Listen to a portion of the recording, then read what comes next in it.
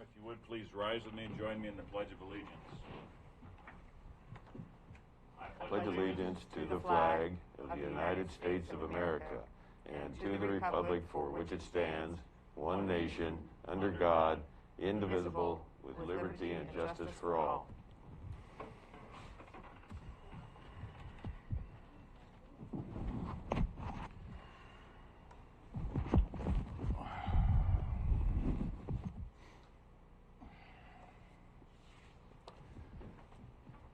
Just a side note, we have, since I've been in office, the largest agenda that we have had since I've been here. So if everyone wouldn't mind to keep their comments to the 3 minutes today, I would appreciate it so we can continue to move the meeting along. We will have a special executive session this morning. We will have to break at 11 o'clock for that executive session, and that could be 15 minutes, it could be 2 hours, I don't know. Once that is complete, I'm sure this meeting may go past the 2 o'clock hour. So at 2 o'clock, we will have the workshop that we have planned, and then this meeting will come back into order if necessary after that workshop. Commissioner Boyce, you have a casualty line of duty report? Thank you, Mr. Chair. I also have a quick side note. Quite an honor to report David Brock Smith just received a National Legislative Recognition Award, Rising Stars. Each December, the Millennial Action Project, acronym MAP, recognizes and honors leaders who have taken the initiative in shepherding bipartisan legislation that addresses priority issues in today's political climate. They select one Republican and one Democrat from the entire country. The legislation that, as you know, that David Brock Smith has worked on for Southern Oregon, especially Curry County, has been quite noteworthy. Never to forget the work that he does on committees. He's on, I won't go through them now, but he's on some very important committees that are very beneficial to our county. So thanks for letting me take that time. Proud moment for Curry County, proud moment for Oregon. And certainly a proud moment for him. Line of duty deaths. Important statistic, less than 1% of our policemen in the United States of America discredit their uniform. Imagine what it would be, what would happen if they weren't here. All the little kids that grew up wanting to follow their examples. They are here to restrain evil, and so far this year, 2,900 almost 3,000 actually have been injured, again, the year 2020. So in California, they are arresting business citizens, good people who obey the law, while at the same time, they're letting criminals out of prison and using COVID as an excuse. And those prisoners are reoffending and even terrorizing some of the citizens. Thank goodness we don't have that here, at least in this part of Oregon yet. So, officer down. Last report was a month ago, November 18th. It is up to 280, which is a 40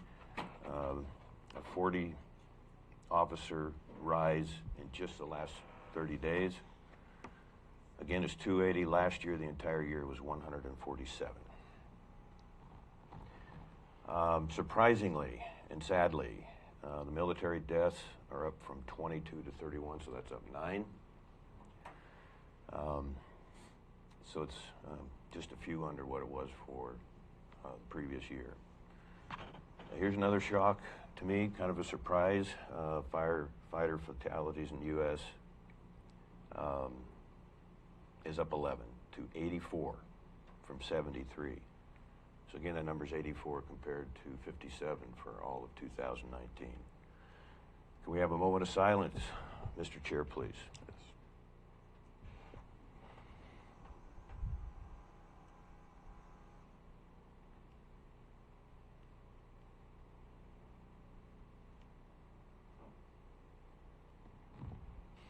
Thank you again, Board. Council? Thanks, Mr. Chair. Are we still on the agenda amendments, or it sounded like we went right into? We haven't done anything yet. This is just a line of duty report. Okay, I thought that happened after we went through that No. stuff. But the question I had is, we have this executive session. It says it's at 11 a.m. I'm just wondering.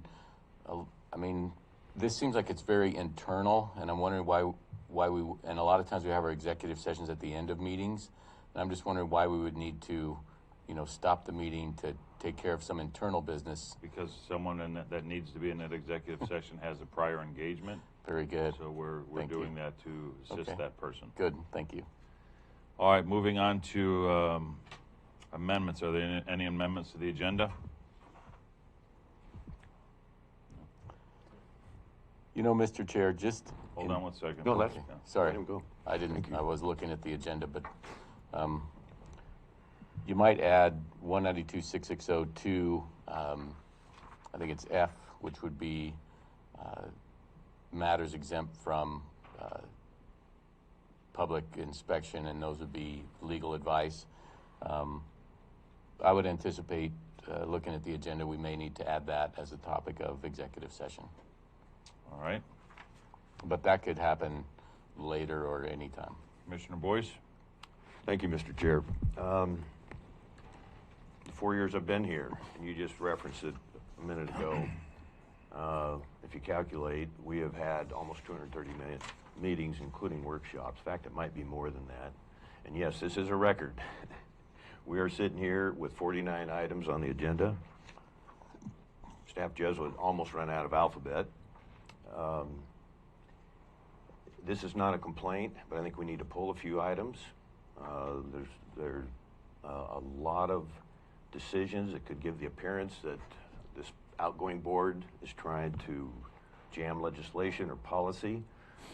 And when it comes to the strategic plan, I don't think that does a lot for public trust. And so I have several amendments that I would like the board to consider. And further, I'm not sure if the 23rd is a good meeting to have or necessary. I think we need to look at the new board convening in January, hitting the ground running. We've also already been a lot of discussion on that and scheduling. So I don't want the public to believe that we're rushing or doing anything that would suggest political. And so if I may recommend my amendments and see what the board has to defer on this or to determine. What are your amendments, sir? Thank you. If we go to first of all, I'd like to have the public comments after our first two presentations here, so that people aren't waiting to get back to work. And I think that's something we need to better schedule in the future, so we don't have people waiting a long time. Those two presentations are years of service from Sheriff Ward, and then service award to Juvenile Director Wendy Lang. So we could have public comments be right after the first two. Would be my recommendation. Can we take a look at that, please? Well, I'm in agreement with that. I don't have a problem with that, but I do know that we have someone with some physical disabilities here. So that person I would like to acknowledge and let her do her presentation or her comments. Prior to that, it would be a 3-minute issue. So other than that, the rest of them, I don't see a problem with. I think I'm fine with that. I think that flexibility shows a real willingness to accommodate the public, and that's wonderful to hear. So on item 5C, the biochar presentation, I want the public to understand that when we submit our agenda items to make deadline on a Friday, we don't have an idea if there's going to be 15 items on the agenda or, as this is, 49. 26 consent agenda items. So I want to pull that and I want to replace it with a quick COVID-19 report and vaccine update. That would take me about 3 minutes. And then if you go to item 6. So hold on. You want to pull 5C. And replace it? Okay, but we'd have to replace it with, it would be 5F to make everything proper. That's fine, or it could be 5C. We also have COVID later on the agenda too. Who does? We do later on the agenda. You might want to talk to when we talk about the Governor Brown executive order. I could, yes, Milk it right into there then. that would be fine. All right, so 5C is stricken. Okay, then we go to 6. Is it I or L? 1 second. Yes, consent agenda 6I. On emergency management, Yes, I just want to have a comment on that. go ahead. And now's okay with you, Mr. Chair? Yes. Thank you. On the 9th of December, the sheriff submitted a letter. Very well done. It gave us plenty of time to review. He was also certainly available for the commissioners. And I just want to hold this up as an example of something that is not rushed. And when you look at some of the action items we have today, it's really, in my view, going to bog us down. And again, as I said earlier, it can be tabled. So I won't read his letter, but I just want to emphasize that I appreciate how this was handled, the rationale behind it, and so we don't have to pull it. We can leave it in consent agenda. The next one, if you'd like me to report, Mr. Chair. Yes. Thank you. So 6P, I just want to have a little discussion on where we're going with that, and I had a couple questions. The intergovernmental agreement with Lane Council of Government, the county GIS system. This is just, if I'm to understand correctly, just a renewal of a contract. Yes, it is a renewal. That's all it But is. it's a little more complicated than that. That would be fine. Well, if you have a question, why don't you go ahead and direct the question? I don't have my question right in front of me. Are we but- pulling it from consent and just taking it as an action item? Is that what you're proposing? You just want to talk about it and take Yes. it off consent? All right, so why don't we make that? I would defer to Mr. Rickard now if he wants to.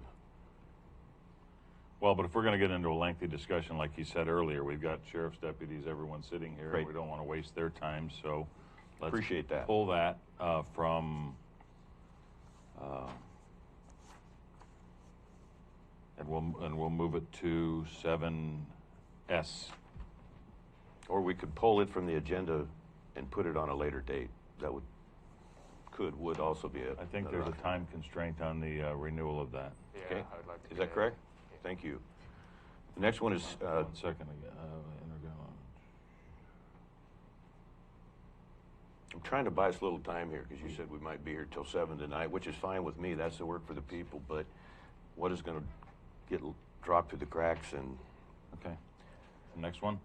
6Z, approving deeds to purchasers on the foreclosure sales. I'd like to spend a little time on that. So we're going to move that to 7T. Q, S2 and then U. 7T will be 6Z. 7C, update on park improvements. I'd like to postpone or table that. You'll notice it's either the 21st of October minutes or the November 4th minutes that I said we might want to combine that with a county forestry program. That's my vision for the long-term future. So again, I'm trying to speed things up, and this could be postponed. And also with some of the parks matters, we need to kind of allow the dust to settle a little bit there. So that would be my preference on that, Mr. Chair. I'm Mr. going to disagree with that simply because a presentation has been put together by this individual. I think they have a right to present it. I say let's leave that on. Next. Okay, move 7J, restaurant environmental health, possible reduction other county fees. If we could, Mr. Chair, I'd like to move that to item 7B1. Former Commissioner Rhodes will be here, and he's going to speak on that. And 7B, big boy. yes, let's just make it B1 so that we can slide it in between B and C. Yes. I have a question, Mr. Chair. Yes. So earlier, when you started, Commissioner Boyce, you said you were thinking that we wouldn't have a meeting on the 23rd. The 23rd has been noticed. Two reasons. One is to consider an exemption from competitive bid for a contract. So we have to have it, and a hearing's been noticed, and also a hearing's been noticed to consider fees. And so I think, number one, we have noticed a meeting, public notice for the 23rd, so we can't change that. And number two, Jay, seems like it would go right into the fee discussion on the 23rd. And I know you said Commissioner Rhodes, former Commissioner Rhodes, is going to be here to talk about something else, but I mean, he can talk about Jay today, but really on the 23rd, we're going to have a comprehensive hearing on fees, so probably be a better time for that. No, and I didn't know that, and I don't recall receiving information on that, but he is coming from Brookings today. He owns a restaurant. He's very familiar with Curry County, so I wouldn't want to turn him back. Yep. And perhaps he might want to do both. Good, okay, but Thank you. I just wanted to make sure we're all operating that information. I think though, let's leave it where it is in the action items. I don't really see a need to move it up. There's other people. He has to travel outside of the county just as soon as he's done here, so we might be able to save him the entire day. Well, how about this? If he gets here earlier, why don't we can always make the change at that time. I'd rather do it now so that we're well organized. He'll be walking in the door, I think, just about any time. It's up to you.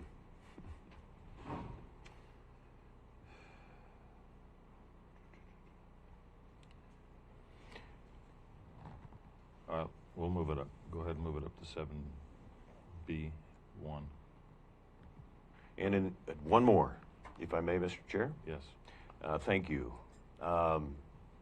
Just in the interest of saving time, I also canceled a 5-minute presentation on Curry County turns 165. So, maybe I can do that after the first of the year, but it's just kind of a fun deal. It's got some fascinating history. And Where's that at? I didn't put it in the agenda. Oh. Because when I saw the amount of items, decided that I could disregard that. In my commissioner comments, I'm sorry. Okay. But there just isn't going to be time. I have one briefly from 6B, October 21st business meetings. I'd like to pull those minutes again. There is some, I've got some emails on some of the language in there that they want to have that looked at again. So let's pull that and make sure that the minutes reflect the conversation that actually occurred. Is there anything further? Do I have a motion, please? I move that we approve the agenda as amended. Second, Mr. Chair. Further discussion? Roll, please. Commissioner Gold, Aye. Vice Chair Boyce, Yes. Chair Pash. Aye. Motion carried unanimously. All right. So we're going to ask Ms. Rowe to come in and make her comments now, and then after that, we're going to have to hold the rest of the public comments for a few minutes after. Good morning. Thank you, Chair Pash, very much. I'm sorry, I'm a little dizzy. I'm Mary Rowe. I'm here today to express some concerns I have about the Housing Committee. For many years, I have worked to help those experiencing homelessness in Curry County. At the VOC Housing Workshop a year and a half ago, I spoke, informing you that senior citizens had waiting lists for subsidized housing that are years longer than the waiting list for other subsidized housing. And then increasingly, I have seen seniors lose their housing and not be able to find new housing, end up homeless, with many then experiencing a worsening of their health, and with some dying in the cold, quietly, politely, in a culture that no longer values our elders. I also urge the BOC to put housing development under our county government in order to best assure transparency, accessibility, accountability, and equitability. Now this housing committee provides the opportunity to do so. However, the application process has gone very quickly. There have been problems, and I am therefore asking you to postpone the appointments for 1 week while you consider each application separately. There was no place to indicate the position applied for. Only 3 of us did indicate a position. Lauren Paulson was rejected due to not indicating a position, but others were not. Director Schmelzer shuffled people around by position in order to cover the most positions. Also, while one person was excluded for heading the Curry County Housing Task Force as the criteria for bids representing an organization, and because this would be a conflict of interest as they will submit projects to the committee, 2 other applicants were not excluded for this reason, one of whom received money for heading it. The applicant for the educational sector was on the Del Norte Homelessness and Housing Task Force until a week ago and states that they are not in the educational sector. Meanwhile, you received an application from a qualified applicant on our school board yesterday. One important requirement is that the applicant is to have been directly impacted by our lack of housing. Perhaps adding a question to ask about this would help. There are 2 applicants with the same last name. Are they both representing their business? Please consider each application separately and vote to appoint next week. Thank you. Thank you. All right, we're going to move into our into number 5A, Years of Service Award from the Sheriff's Office. Sheriff. Good morning, sir. Good morning, Commissioners. Sheriff John Ward, Curry County Sheriff's Office. Today, I have 3 awards for the service awards, 2 of them which are not here, and we'll go over those first real quickly. The first one is Deputy Jordan Rhodes. He's been with us for 5 years. He started out as corrections officer, and just over 4 years he's been a corrections deputy. And from there, we transferred him into the patrol division, which he's at the 16-week academy as we speak. So he's not here to accept his award, but I wanted to recognize him for his 5 years of service. The second one is, which is also not here, is Deputy Joan Allen Steinecke. She is my chief civil deputy, and she's in charge of the entire civil process, CHLs, and every civil that goes out of our department to all over the county comes through her. If she's not here, then we have a couple backups that will step in and take over the place. But she's been here with us 15 years. She's not here today because she's out on a transport to the state hospital with a female person that we have in custody. So she wasn't able to be here. I wanted to recognize her for her 15 years. The last one is a 10-year service award for Sergeant Stacy Aranda. She's my dispatch supervisor. She's been with us, like I say, for 10 years. She started out in dispatch, and she basically is a jack of all trades. She's our LEDS rep. She oversees a lot of the different programs, and I saw the value and the merit of moving her into dispatch so she can control the entire dispatch. She works with a lot of different community partners as far as making sure the communications are up and everything. I am ecstatic that she's one of my admin because she does a phenomenal job, and I couldn't be more proud of her. And for her 10 years of service, I'd like to award her a certificate.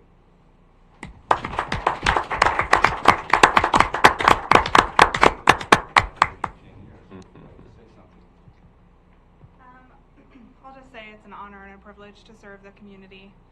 I really am passionate about what I do, and it's really important to me that we serve our citizens and give them the respect that they deserve. So it's, like I said, an honor and a privilege, and I look forward to the next 10. Thank you. Thank you. And that concludes my presentations for this morning. All righty. Short, sweet, and to the point. And did we approve the agenda as amended? And Yes. Thank you. Good. All right. That's not like you. I know. I'm just checking. 5B, Service Award, 15 years, Wendy Lang, Juvenile Director, Ms. Schmelzer. Yes, Wendy is not here today, so we did want to at least recognize her for all the work she's been with us. I think well, clearly for 15 years, she's done a tremendous job in the juvenile department. She's started at the bottom, worked her way up. She's done a phenomenal job. She's a very humble person, so she doesn't want to actually be acknowledged here, and she's also a very busy person, but we do appreciate the work she's done, and she'll be getting a service pin after the meeting. Okay, Can we applaud, Mr. Chair? sure.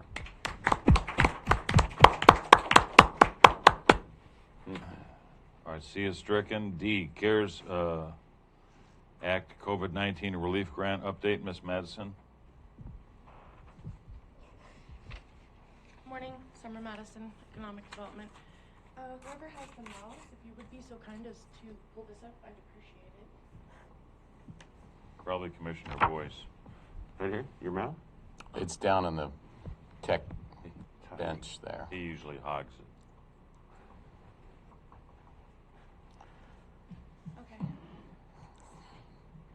Big agenda, so I'm gonna make this quick. CARES Act grant update. Launched December 7th, and we had 124 applications received, with the total ask of $1,641,320. 74 of those applications were either incomplete, ineligible, or not awarded. That was a total of $935,000 and change.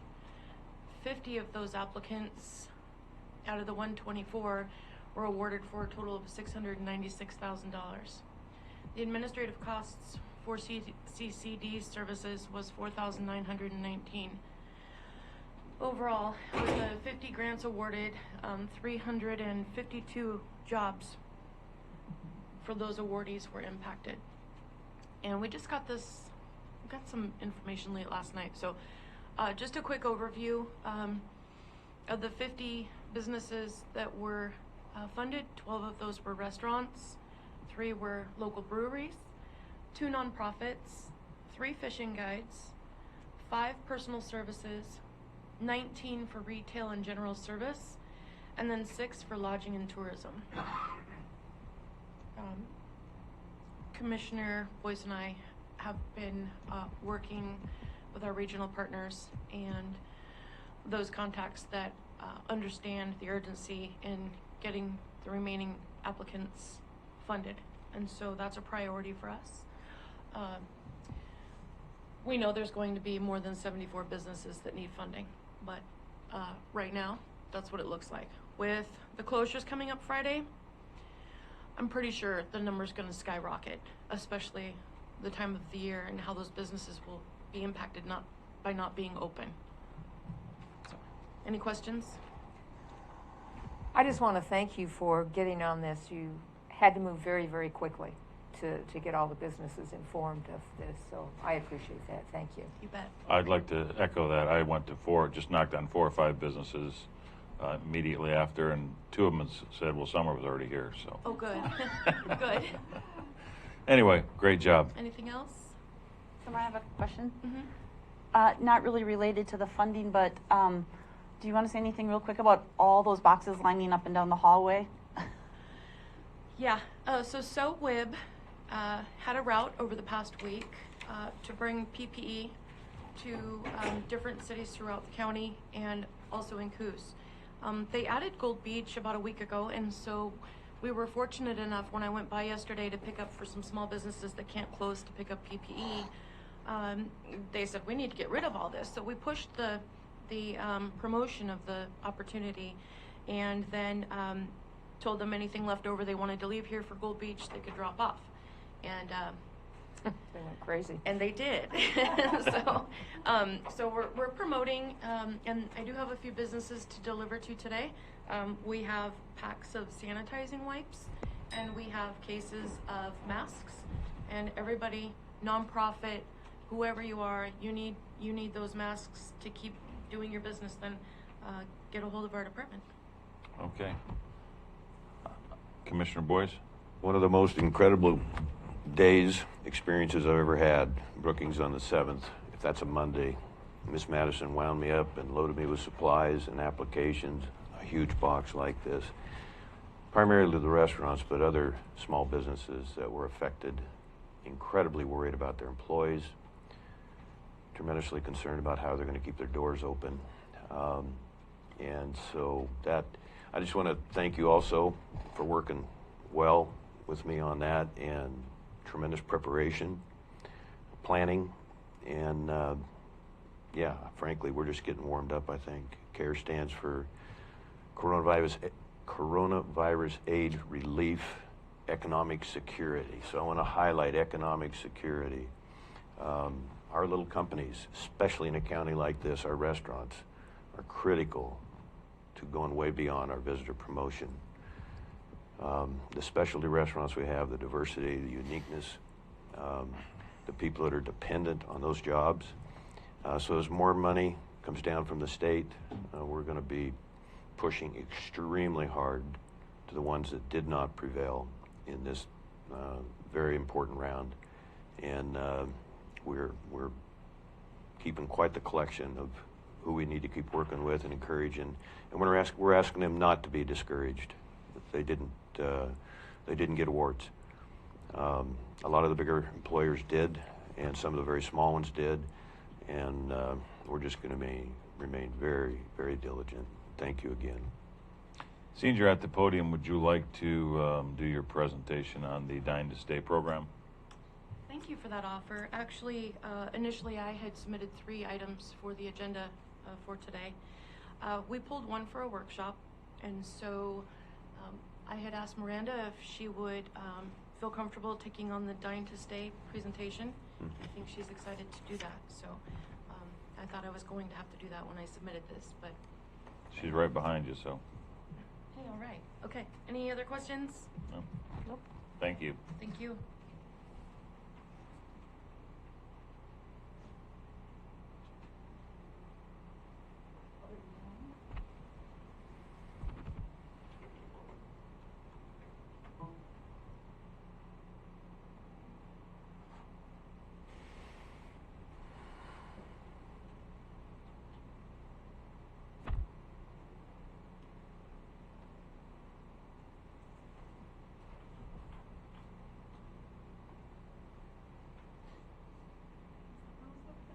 Yes, she took it.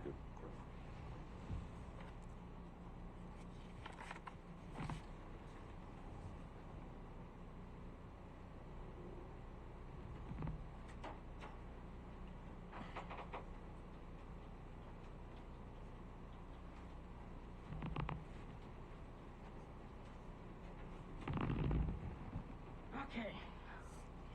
Good morning, Commissioners. Miranda Plagge, Economic Development Assistant.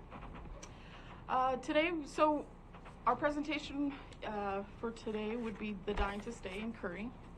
It is a program that we have participated in before, and this round we're calling it 1B, because we do have a plan to also include lodging in a second phase, so this is a 1B. So why are we here? I don't think it's any secret that our restaurants right now are probably the hardest hit, not only in the county but throughout the rest of the country. But these are some local headlines in Oregon. So more than a third of Oregon restaurant owners say that they could close in 6 months. Pandemic closures devastate restaurant industry middle class. Hubbard's Cafe, Portland's oldest restaurant, imperiled by COVID-19 freeze. Cheese Bar is closing in January. What comes next for the shop and the owner, Steve Jones? So these are just some of the headlines. There was just so many that we could have chose. These were some of the more impactful ones. So what's in store for Curry County, and how do we survive COVID-19 with our restaurants? Over 75% of Oregon's 10,456 bars and restaurants are in danger of closing permanently. So on behalf of the 200,000 people that they employ, they're asking for help. So what is Dine to Stay? It's a centralized gift card purchasing program. Like I mentioned before, we did do a first phase of that, and it was really successful. We almost find it extremely imperative that we launch this second, or this 1B phase for the restaurants. Through regional partnerships, community volunteers, along with staff from both Brookings and Curry County, we're pleased to present another round of Dine to Stay. Many lessons were learned in the first phase, including the infrastructure of our small businesses. We are ready to expand. Funds may be reimbursable through the CARES Act, and we'll talk about that It is proposed that Economic Development Department initially fund the program and pursue reimbursement in the next round of reimbursements through the CARES Act. If the full amount cannot be reimbursed, we're asking to use existing TLT revenues. With this opportunity, we'll open up the program to restaurants and eateries in Gold Beach and Port Orford, as we did previously just county restaurants. The program, available countywide, the Economic Development Department expects to kick off Phase 1B of Dine to Stay with an initial investment of $15,000 by December 26, 2020. So how well did Phase 1 do? The first 2 weeks of the Phase 1 program resulted in 3/4 of the generated revenue. The total cards sold were 244 at a face value of $30 for $7,320 in immediate revenue to the restaurants. The funds collected from those purchases were $4,800. The gross out-of-pocket to county was only $2,400. There were 14 restaurants in Phase 1. So if you add the city of Brookings in the total revenue generated, because they also funded their city restaurants, that total was $21,155. So what does a county investment for $15,000 look like? It would be 1,500 gift cards for countywide restaurants. Again, we're wanting to include Gold Beach and Port Orford. So that $20 purchased by the consumer will then, or the gift card, which is a value of $30, $20 is actually purchased by the consumer. They also get a $10 funded by the counties, which brings that total to 30. So 45,000 will be generated into our local restaurant industry. Now, when we're talking about gift cards, some studies say that when using a gift card for a restaurant purchase, consumers spend about 29% more on a typical dining ticket when a gift card is involved. So what would that look like? $30 gift card and a possible $29 increase, or 29% increase is at $8.70.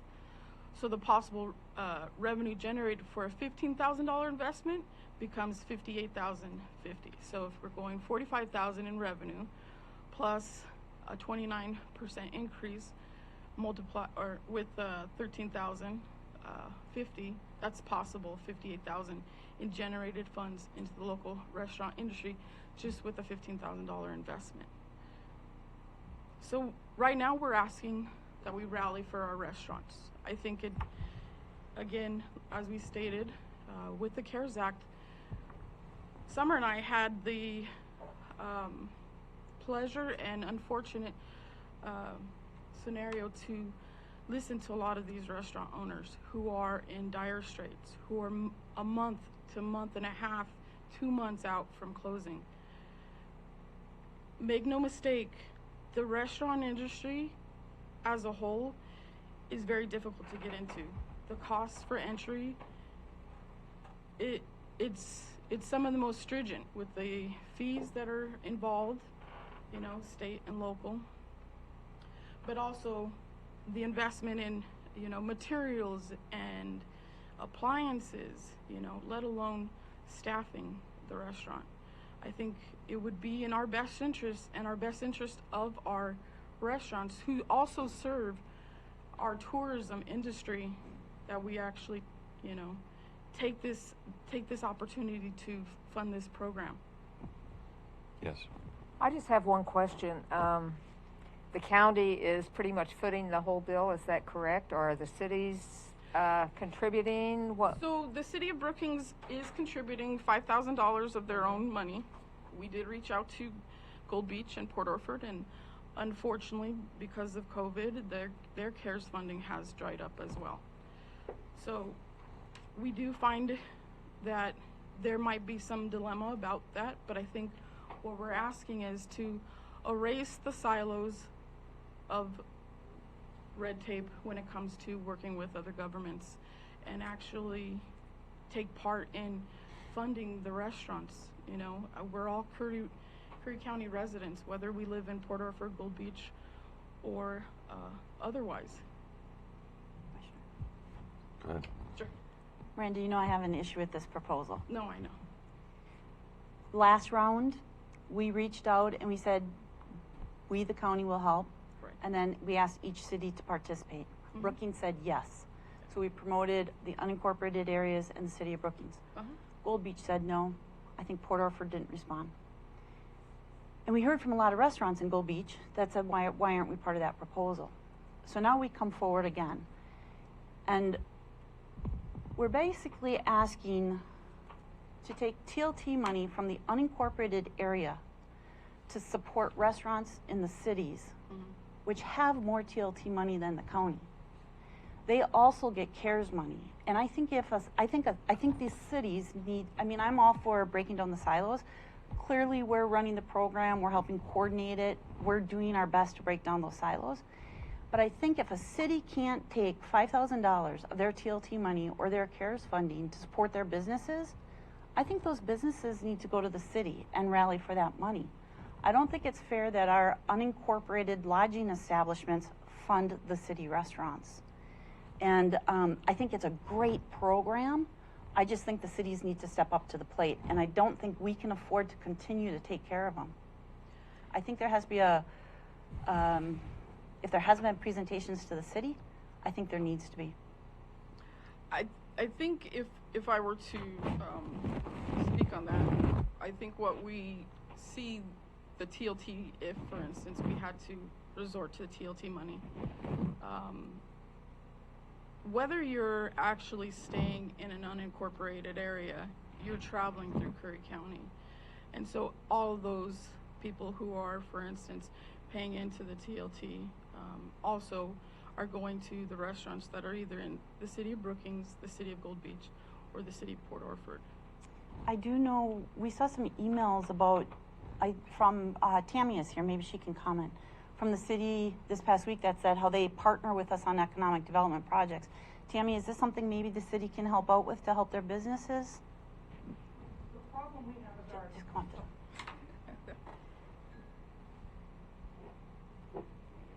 I actually do know the answer.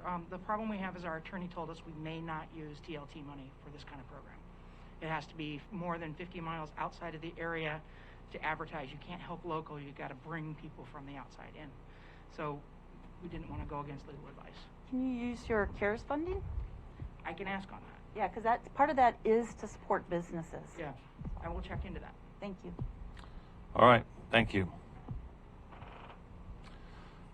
All right, we're going to go into public comments. Again, I would ask that everyone keep their public comments to the 3-minute mark, as we're, as you know, have a very busy agenda today. I have a question about that last presentation. Were you looking, Miranda, for direction from the board to proceed? I mean, it's a $15,000 expense. Where does the $15,000 go? Does it go to the company that prints these cards, or is it going to be a contractor? Will you be bringing something back for approval? We're working with the city of Brookings.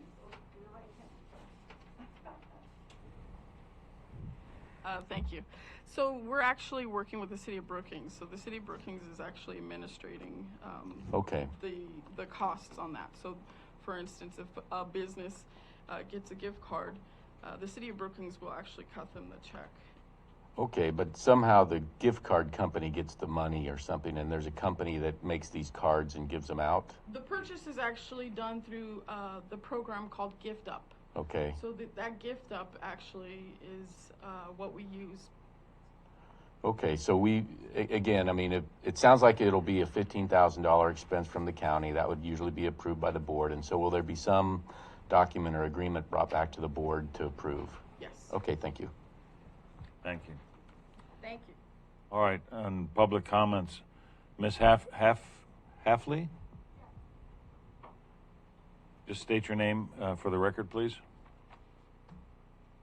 My name is Rebecca Halfley, Haffley. This is to the commissioners for Curry County. My name is Rebecca. I am here because I'm requesting that a noise ordinance be addressed by the board. We do not have one in the harbor area, maybe Brookings, I don't know. I have neighbors that play the music all hours of the day and night as loud as they want with no respect for us as neighbors. The music comes straight from our living room, kitchen, and bedroom. I have written letters to Sue Gold, Mr. Fortman, Mr. Pash, to let them know the situation. I have texted and talks to the owner, doesn't live there. His countless occasions said he would take care of the situation. It's still going on. The people that live there are aware of the absence of a noise ordinance and willfully play the music because nothing can be done. What about our rights as taxpayers and Curry County residents? Do they win? We can't even sit on our deck because of the noise. I know the music can be turned down if need to be. We're reasonable people. It's the boom, boom, boom constant. Deputies will not enforce it because they're not allowed to. They've been good guys. I've called and called and called. I want to apologize to you for that. I'm asking you to reconsider a noise ordinance because of disrespectful people on this planet. We need some rules. You can't see what's happening in the United States because nobody wants to deal with a problem that isn't affecting them personally. We vote you people in this office to represent us in this county.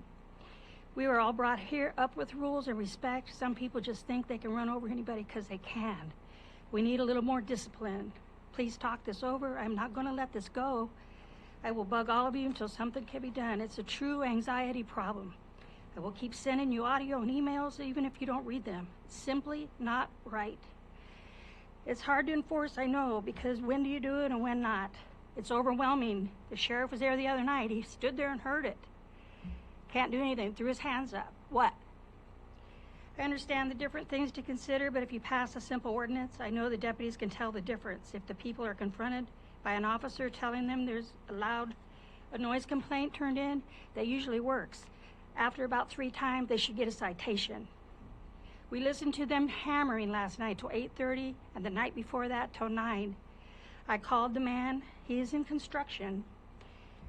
He's a business owner, which is also run out of this residential residence. He informed me that he's allowed to hammer until 10 o'clock at night because there is no noise ordinance. So we have to listen to that, sitting on our couch, trying to watch the news. One more thing. I'm not disturbing the peace as a code. Tell me what's the difference? The deliberately disturbing the peace. I'm not going to let these people run us out of our home. I'll keep fighting. I need your help. They are wrong, and you all know that. Every one of you. Thank you. Thank you. And during our conversation, I had communications yesterday with Ms. Hafley, and I think let's if we could agree on it, to schedule this for a workshop. Let's get code enforcement in and let's talk about it. So if we could move forward with code enforcement and get this on a workshop schedule, it'd be great. Yes. I do have some example noise ordinances too that we could add to that just to further the discussion. Great. Good by me, Mr. Chair. Good. I'm just going to have to say I have been affected by loud, booming music, and it is very disconcerting. So I think it would be well for you to do that. So let's get this on if we could, the next workshop available. Let's do that. All right. Next we have David Barnes. Good morning. Good morning, Chair. Good morning, Commission. I thought this was going to be the last meeting of the year, so I came to say thank you to Commissioner Gold. Thank you. You have served well and admirably during your time. In the face of often unwarranted and undeserved criticism and complaining, you have maintained your grace, which I myself find amazing, as I doubt I would have been as graceful in the face of what you have endured. And I just want to thank you for your service. We weren't always friends. We did not get along, but I must say that I have, until COVID stopped it, I enjoyed our off-site meetings every few weeks where we could talk about things. And I have a lot of respect for you, and I thank you very much for the job that you've done for this county. And Ms. Schmelzer, as you are leaving too, I thank you for your enduring it as well. You know, I remember the April 22nd meeting where all these things came out, and no one should have to put up with what you've put up with to serve in a job. And you've done so admirably, and I thank you for your service. Thank you. Thank you, Dave. Thank you. you. Nancy Sue Rose. Good morning. Good morning. Nancy Sue Rose. I live in Nasika Beach. David Barnes probably said it better than I could. I want to echo his words for Sue Gold. It's been 4 years, I think, since you've served. and I really appreciate all of your hard work and your grace, and just thank you so much for serving. And Julie Schmelzer, I didn't know that you were leaving, so this is just off the cuff, but I haven't always agreed with you, but I do respect you, and I respect a lot of your decisions, and so I thank you for your service too. I think that you have been a real boon to the county, and I don't, wasn't here when you were with the county before, but thank you so much. Thank you, Nancy. And the letter that I read that the commissioners wrote to send to the governor, I was so delighted to read that. The Curry Pilot had put it on Facebook, and I read it and I copied it, and then the link somehow disappeared. And so I'm hoping that the county can put that on the county site so that other people can see it. It was a wonderful letter. I agree with everything that was in it. Thank you so much. Those of you who haven't read it, I'm hoping you'll read it. I'm not going to try to remember all of it on the top of my head. And then my last thing, the Dine to Stay program, I bought 6 of those coupons, and it's a digital coupon. It's not a physical coupon, so it really doesn't cost much. And I bought them all the way from the Spoon down to the Great American Smokehouse, and I have used them all, and it was really neat to be able to spend $20 and get $30. So I was able to go to a fancier restaurant than I normally allow myself to go to in the county, and that was really delightful. So I think it is a great program. Sure. So thank you very much. Thank you very much. I just saw Tony Vowdy go storming the other way, so I don't know if you want to take this. All right, we'll go through the consent agenda. I know he has something he has to discuss with the board, so. Actually, I have his. I do have his comments. Tony just wanted to announce that Addie had passed her VSO certification. So you see she is on the consent agenda for a reclass, but he wanted to let you know that we do have another VSO here with us now. Okay. So, congratulations, Addie. And if he comes back in, I'll let him still give him a couple minutes. So let's go through the consent agenda. A, minutes business meeting for October 7th, 2020. Stricken B. C, business meetings November 4th, 2020. D, minutes business meeting December 2nd, 2020.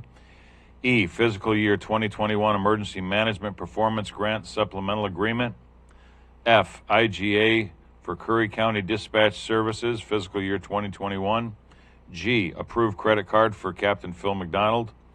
H, 2021 LEA Cooperative Annual Financing Operating Plan for with USFS.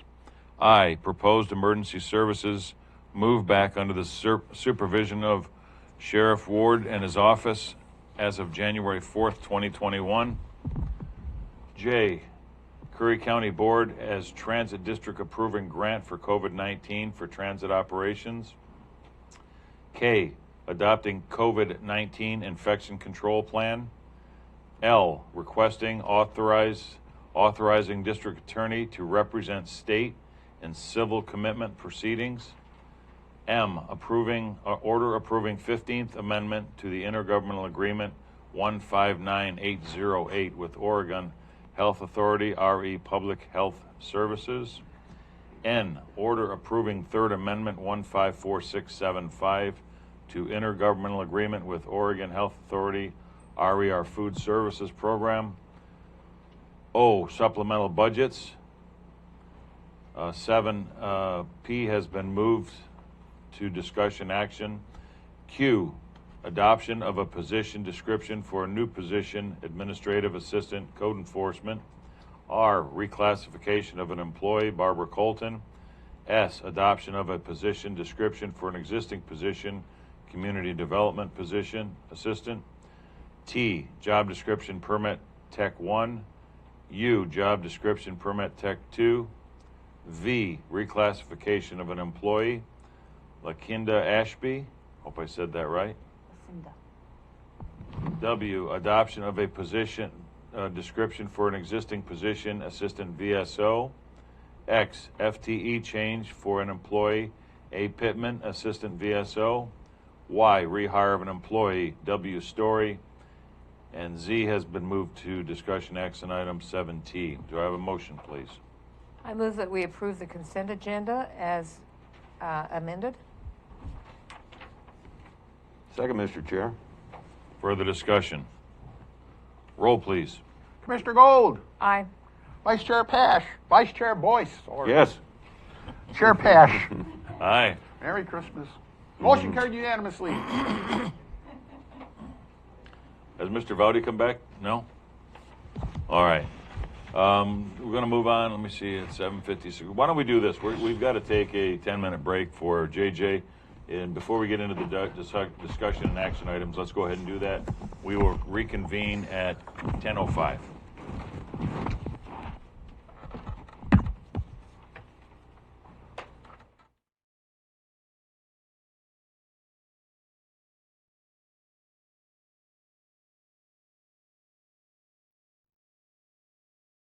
There's something about having land and sea. Never having to choose between digging in or looking out. Here, you can go where the spirit or the wind moves you. To the tops of the trees, along secluded beaches, or into more wild and scenic rivers than anywhere else in the western United States. We're the closest place to the sunset while still keeping your feet dry, and a destination where anyone can begin. We share more than we keep, so you can see more than you imagined. This is a place you have to touch, hold, and feel to believe. The entire shoreline of the West Coast's best coast is open to you, and playgrounds made of forests are waiting for you. Escape to Curry County and don't leave anything out.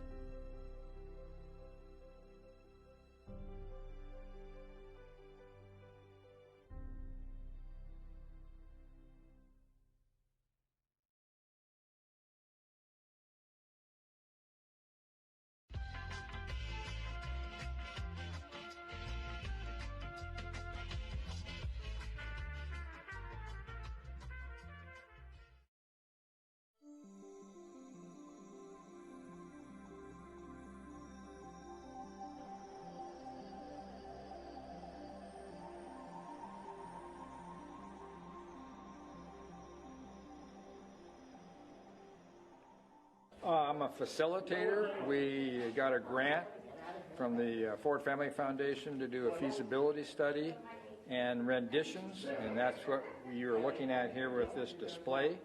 We actually have two buildings. We have the community building that we're in now. This is the American Legion Hall next door, and this is the floor plan for the whole complex. And it is our biggest meeting space. The American Legion Hall has a kitchen that needs to be refurbished, and so far in about 90 days we've generated about $73,000 from our local community, and this project has a budget of about $1.5 million. We're hoping to start construction in 3 years. It's a rehabilitation of existing buildings, and it's important to take care of what we have.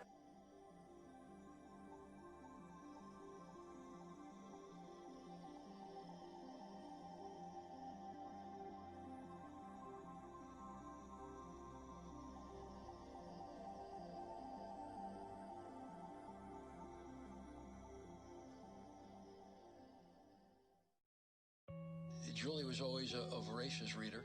She'd carry 2 novels on an airplane because she'd read one on a 3-4 hour ride. And at some point, I began to notice that she would read a page and couldn't remember what she had just read, and she'd have to go back and read it again. I don't remember much these days after I read, but less does for me and I love it.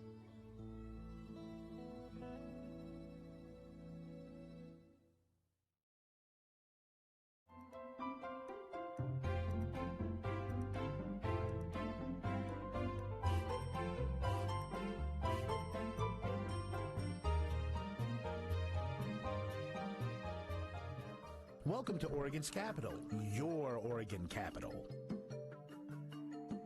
The Capitol is home to the Oregon State Legislature, the Governor, Secretary of State, and the State Treasurer. This is Oregon's third state capitol, the previous two having been destroyed by fires in 1855 and 1935. The current building was designed in 1938 by Francis Keeley, a New York architect. The wings were completed and dedicated in 1977. I'm very pleased to join with all of you this afternoon for the dedication of the new Capitol wings. I welcome all of our many friends and distinguished guests who are able to be with us to share in this proud day. The Senate wing is named after Jason Bowe, who was the Senate president. The House wing is named after Phil Lang, who was the Speaker of the House, both during the 1977 legislative session. Welcome to the Rotunda. The four large murals that grace the walls in the Rotunda represent four events that shaped Oregon's history. They were painted by Frank Schwartz and Barry Faulkner. The first mural, located on the southeast wall, depicts Captain Robert Gray's discovery of the Columbia River in 1792. Gray, an American explorer, named the river after his ship, the Columbia Rediviva. Because Gray was an American, his discovery laid the foundation to the United States' claim to the Pacific Northwest. This opened up important trade relations with the natives. The second mural on the southwest wall shows Meriwether Lewis and William Clark, two of our nation's most famous explorers. Lewis and Clark were appointed by President Thomas Jefferson to lead an expedition west across the continent. The expedition, named Corps of Discovery, left St. Louis, Missouri with a contingency of experienced frontiersmen in the spring of 1804 and arrived 19 months later at the Pacific coast in 1805. The mural depicts the expedition portaging Celilo Falls near the Dalles, Oregon. The two other historical people in the mural, Sacagawea, an 18-year-old Shoshone Native American with her baby, who was the only woman on the journey, and York, the first African American to come to the Pacific Northwest. The presence of Sacagawea and her baby served to allay the suspicions of the native tribes that the expedition encountered during their long journey.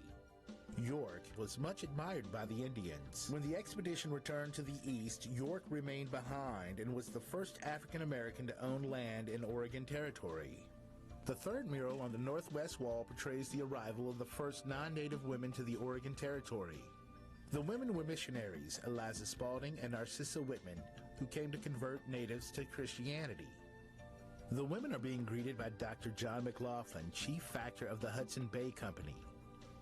Because of his generous support of the settlers, McLaughlin is considered to be the father of Oregon. The fourth mural on the northeast wall depicts the Great Wagon Train Migration of 1843.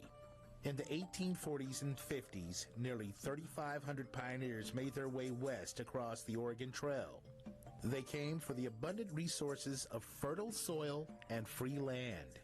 There were 900 people in the first wagon train migration. Nearly 600 were children. In the mural, the pioneers are shown resting at the Dalles before making the arduous journey down the Columbia River.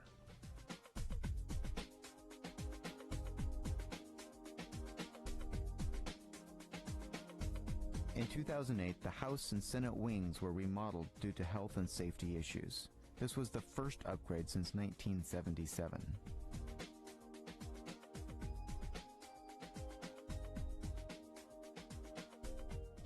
The centerpiece of the Capitol Rotunda is the bronze replica of the Oregon seal sculpted by Ulrich Ullerhusen.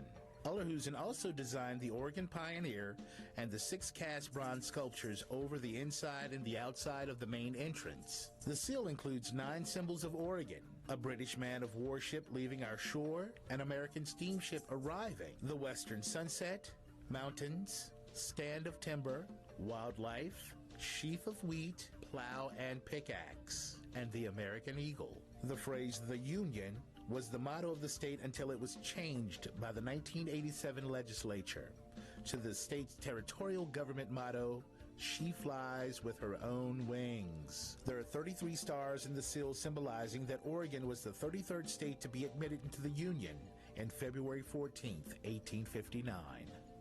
The rotunda rises 106 feet from the floor to the ceiling. Directly overhead, you can see elements of the seal lining the walls of the rotunda. The Capitol's exterior is faced with white marble from the Danby Quarry in Vermont. The walls inside the Capitol are lined with rose travertine marble from Gardner, Montana. Floors and staircases utilize large squares of Phoenix Napoleon gray marble from Carthage, Missouri, with Art Deco borders of black radial marble from Vermont.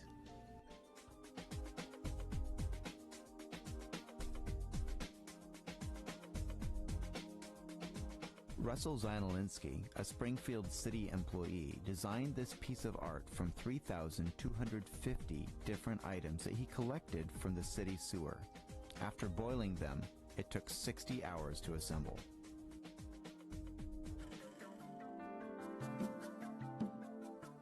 The governor's formal or ceremonial office is... All right, we are back in session. It is 10:07 on December 16th, 2020, 10:07 a.m. We have one more public comment, sir, if you'd like to go ahead. Hi, my name's Brian Thompson, and I'm want some indication that you guys can hear me okay? Yes, we can. Okay, 1 second here.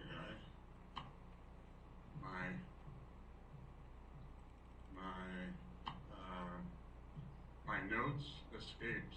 There we go. No, it's not it.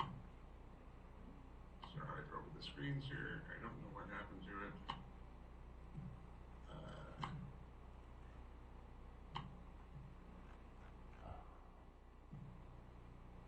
Okay, here we go. My name is Brian Thompson, and I've been coming to Curry County and Forest Lake for 25 years. I was raised in the Northwest and schooled in Oregon and Washington. We own a home on Forest Lake a few blocks from the boat ramp at the end of Lakeshore. I didn't make it to the workshop because I thought the issue was a non-starter. I didn't believe that restricting the public's access to a public waterway would ever happen. Then I heard that a result of the workshop were plans for a gate. I still don't believe it, and I remain a bit flabbergasted. As a member of our Curry County community, one of the prizes of living here is the access to our remarkable waterways. Should the landowners adjacent to the public roadways be allowed to landscape this already narrow access and restrict the parking? I would hope that as commissioners, that the preservation of public's access to our waterways is a given, and that the public's access is sacrosanct. At present, the private property owners near the access have taken over much of the public right-of-way with landscaping, which has essentially blocked dozens of public parking spaces. The map provided by our roadmaster shows that even now the right-of-way has private fencing on it. Somebody this year even put a gate across the access, which thankfully has been removed. Preservation of access is in the best interests of our community. That access should be protected and have the landscaping removed and the parking restored. This is a public lake to be enjoyed by our community. I've used the ramp on multiple occasions, backing my 14-foot drift boat into the water and parking on the road to the lake. Whoever was maintaining the road and foliage stopped, and in recent years has become overgrown, which has led to there being some confusion about parking in the ramp. As in its current state, it's masked by brush. It is a boat launch area, and it has been for much of the past 100 years. Are we to say now that since adjacent property owners have landscaped the public right-of-way, that the public can no longer park there? Is that a priority? Is that a precedent that we as county and county commissioners want to enforce? Landscape the right-of-way and soon you can eliminate public parking and maybe even access? We've read the letters of the people in favor of restricting access and been told stories of misbehavior. These letters didn't mention the vast majority of persons who use the launch area and are respectful of nature and the people who live there. These letters, like the news, speak of 1% of outliers and do not represent the overwhelming abundance of law-abiding, nature-loving citizens. Let us as a county participate in the joy of sharing. Exclusion is a cold path that leads to bitterness. I would hope that we as a county embrace sharing and shun efforts to the contrary, that we think as a community and not serve private, non-community oriented interests. Sharing is caring. Thank you, commissioners. Thank you very much.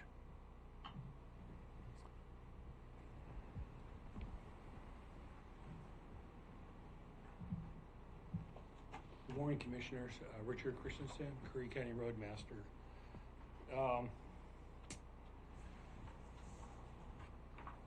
Yes, this is a difficult project, and since we had our Port Orford meeting, I've had further impact or customer contact where these concerns have been expressed to me, and also major support for the project.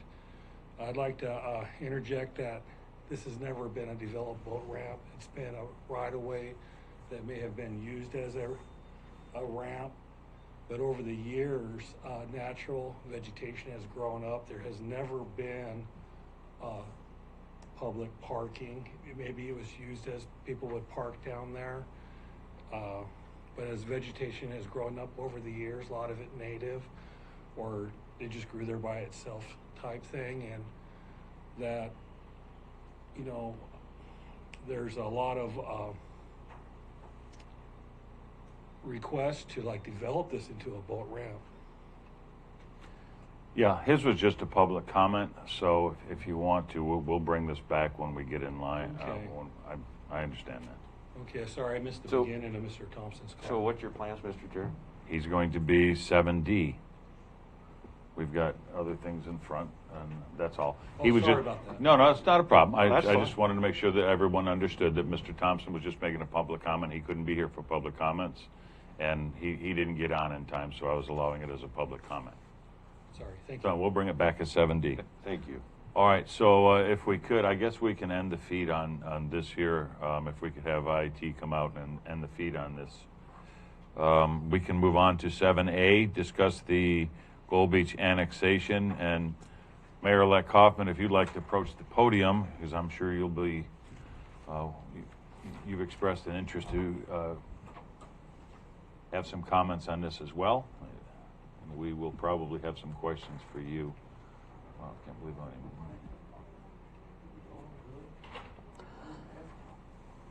So for the record, Mr. Chair, this is a matter that is being considered by the City of Gold Beach to make a decision on, and they've had a public hearing. The comments that we make today are not going to be part of their public hearing record. So if we may develop something from today that we want to put into their public hearing record. Okay. They would have to put this meeting minutes into their public hearing for it to be part of their decision making. Commissioner. Oops.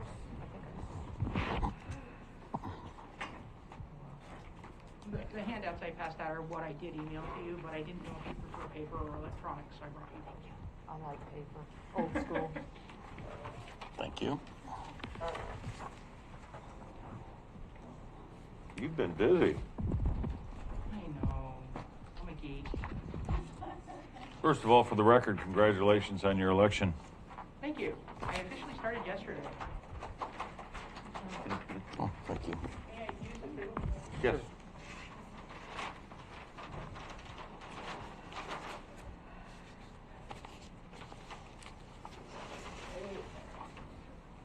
So if anybody wants to look at the original big size zoning map, it's a lot easier to read than the one in the ordinance.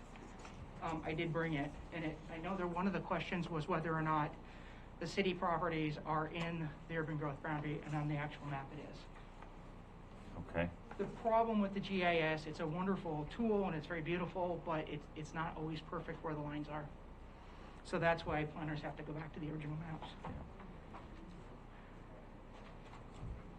I mostly just wanted to be available to answer questions. I'm really not understanding what the concerns are other than the technical issues that you brought up. We've tried to address those by removing the annexation. But the big thing that I want to make sure the community hears is that we're all in favor of economic development. We want to assist business owners and property owners and their private property rights and move things forward. So I'm here to answer questions or try to look stuff up if I can. Okay. Well, as you and I have commented through emails in this past week, I believe I'm in full agreement that this board is in full agreement. We'd like to see economic development as long as it's wisely done and well planned, of course, as I'm sure Gold Beach wants to see. Some of the concerns that I had on this were, first of all, it's a cherry stem annexation. I was concerned about that because I'm just not a big fan of cherry stem annexations. And to be honest, for the record, I don't know a lot about annexations, but I do know a little bit about cherry stems and how unfavorably they're looked at. So, there was some issues as to fire on this, and I made a comment to you in my emails. They could be annexed into the Gold Beach fire district and or the Wedderburn fire district. So that would handle their fire problems for their insurance, as you made a couple of comments about. And I got an email, I think it was this morning, a conversation between you and a local insurance company. So, as far as the fire district issues and those kind of things, I think they could be addressed through a different type of annexation. To annex this from the county, I guess probably my biggest concern is, here's something that is going to be a possible moneymaker for the county, and we're going to lose that. And as I said to you in my letter to you, it just seems like every time we get an opportunity to do something good, something happens and we can't complete it. So I don't want to ramble on. I just have some concerns about it. Council and I have spoken about it. We were waiting to see what the city was going to do. We were a little surprised of the way that the city brought it. We thought we'd be notified. We have tried to have that relationship with Gold Beach, as we've spoken about. Once I was elected, we tried to have that monthly meeting, or a couple of months, every quarter, I think it was. The county summit type meeting with the incorporated cities. So we just feel like we were being left out of this a little bit as well. And then again with the cherry stem, with the issues, what I felt were non-issues with the fire districts. And I think there were some comments made, if you'll give me just 1 second.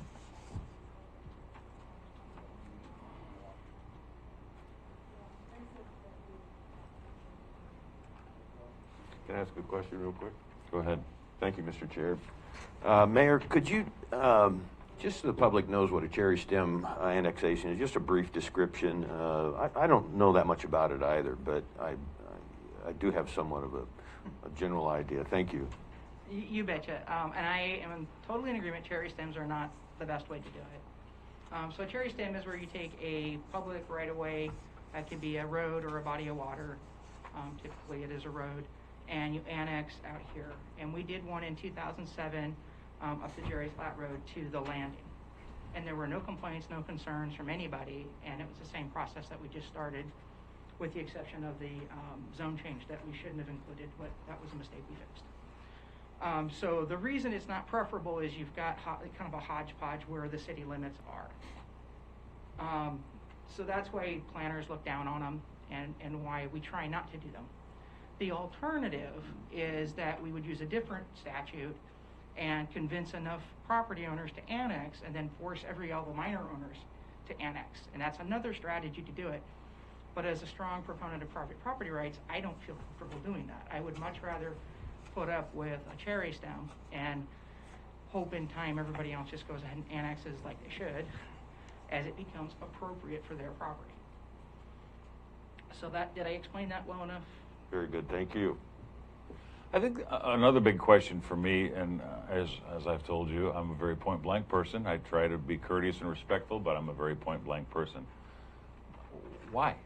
What is the big benefit to the city to annex this, other than I understand the city has a relationship with the landowner, and they're trying to move that relationship forward, but I don't really see a huge benefit to to the landowner to annex this into the city. And I see it as it hurts the county. So I just don't understand why the city would want to annex a piece of property that they know will probably damage the county. Yeah, I've listened to real estate taxes are going to go up because of development. As we all know, the county gets about 6% of those because of the wonderful special districts that we have in this county. So I don't see a lot of benefit for the city to do that. So the city is planning on annexing the 3 properties next door to this property, and I don't think anybody has a problem with that. Is that correct? Okay, so if there's no problem with that, and then the owners came to us one day and said, we'd really like to annex to the city. We've worked with the city for years. We own several properties in the city. Can we annex? And our administrator said, we're annexing our 3 properties. It should be easy. It's not a problem if you want to sign off on it. We can do that. There was another property owner next door that wanted to do it at the same time. That owner decided not to. So we thought it was no big deal if they wanted to develop under city rules. It might be more simple for them. They're actually more familiar with how we do things because they have worked in the city before. But they get a discount on their water because we have a different rate for inside and outside city water rates. They're going to gain the fire district and additional police force. They'll still have the sheriff office. If the sheriff wants to go out there, he can send his personnel out there, or he can send the city out there. So they get the benefit of that as well. And it's my understanding that right now the concept is an RV park. I was told 50 spaces. Commissioner Boyce told me he heard 150 spaces. We don't know until they do the engineering because, like you said, there's a lot of environmental and water hazards because it's in the floodplain. So we don't know what's really going to get built there. I checked with your economic development department, and they said the average RV park is about $1,200 a quarter. So you're looking at about $4,800 a year, and I don't see that being enough to be worth arguing over. I think we may disagree on what we don't even know how many spaces there are going to be yet, but as far as, again, I think the fire department's a moot issue because they can annex into the fire district without annexing into the city. So I had to do that with my ranch. I actually annexed into the Gold Beach Wedderburn Fire District on my ranch to make sure. If that would also be a cherry stem? Because I couldn't tell where their line was. I don't believe it would be, though. I couldn't figure it out, but they do have some cherry stems. I think Sheriff wanted to interject something, and then Commissioner Gold wanted to ask something as well. Sheriff Ward, since you brought up the issue of the sheriff can, well, I tell you, anything that goes on in the city, it's a city jurisdiction police force. And I don't know if the city's going to, the citizens would appreciate that their law enforcement officers are going to go out 10 minutes out of the way and leave the city unprotected for somebody that bought some property out there in the old mill site. And it's our jurisdiction. We have a lot of people who come out and recreate there, go out and dump their boats in, do some fishing and all that. What I understand, that's still going to be available. But I don't know how the city police is going to protect, and why would they just go out for one resident who bought some property out there, who owns a lot of property in the cities and pays a lot of money to the city. And I think this just doesn't sound reasonable to me. And when you talk about TLT taxes, if they're going to put in 150 plates, which I was told by the person who owned that's what he plans on doing. That's quite a bit of money coming into the county. Why would the county give that up? Right. So thank you. And it is my jurisdiction out there at this point, and if the city takes that over, we're not going to go respond out there. We're going to be calling the city officers to go respond, and they're going to be coming from the city out through county property to get to their running code, whatever. We have a lot more resources. I have 10 road deputies, 2 detectives. I've got a forest deputy. I've got a marine deputy. we have a lot more opportunity and resources to provide that service out there. Thank you, sir. Commissioner Gold?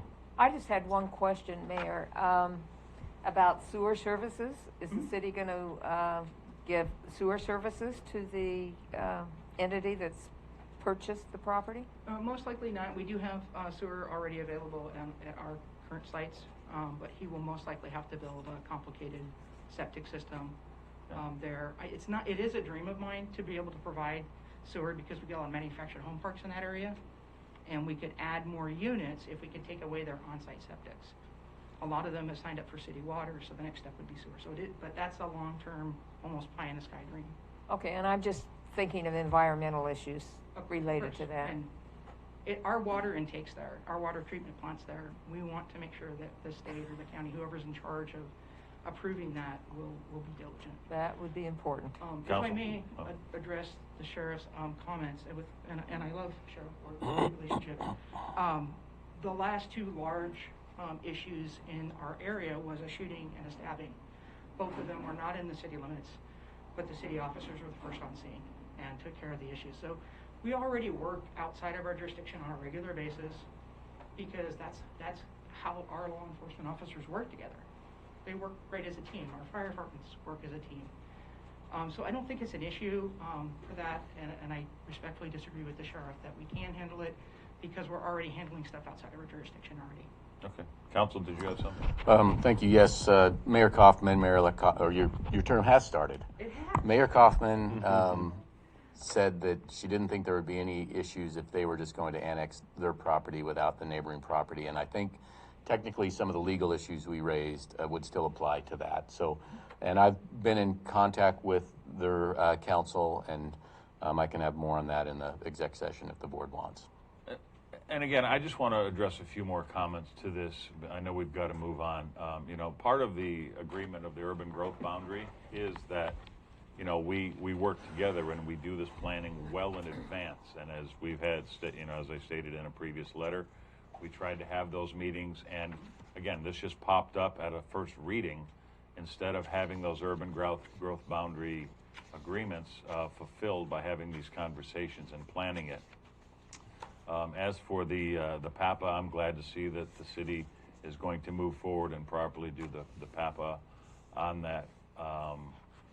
And I'm just, for code enforcement and those kind of things, this is something that I think we're going to really need to work together to plan, because this again, you're going to have the sheriff's department. He's going to need to know, if we do have a major event out there, can he cover that if Gold Beach can't?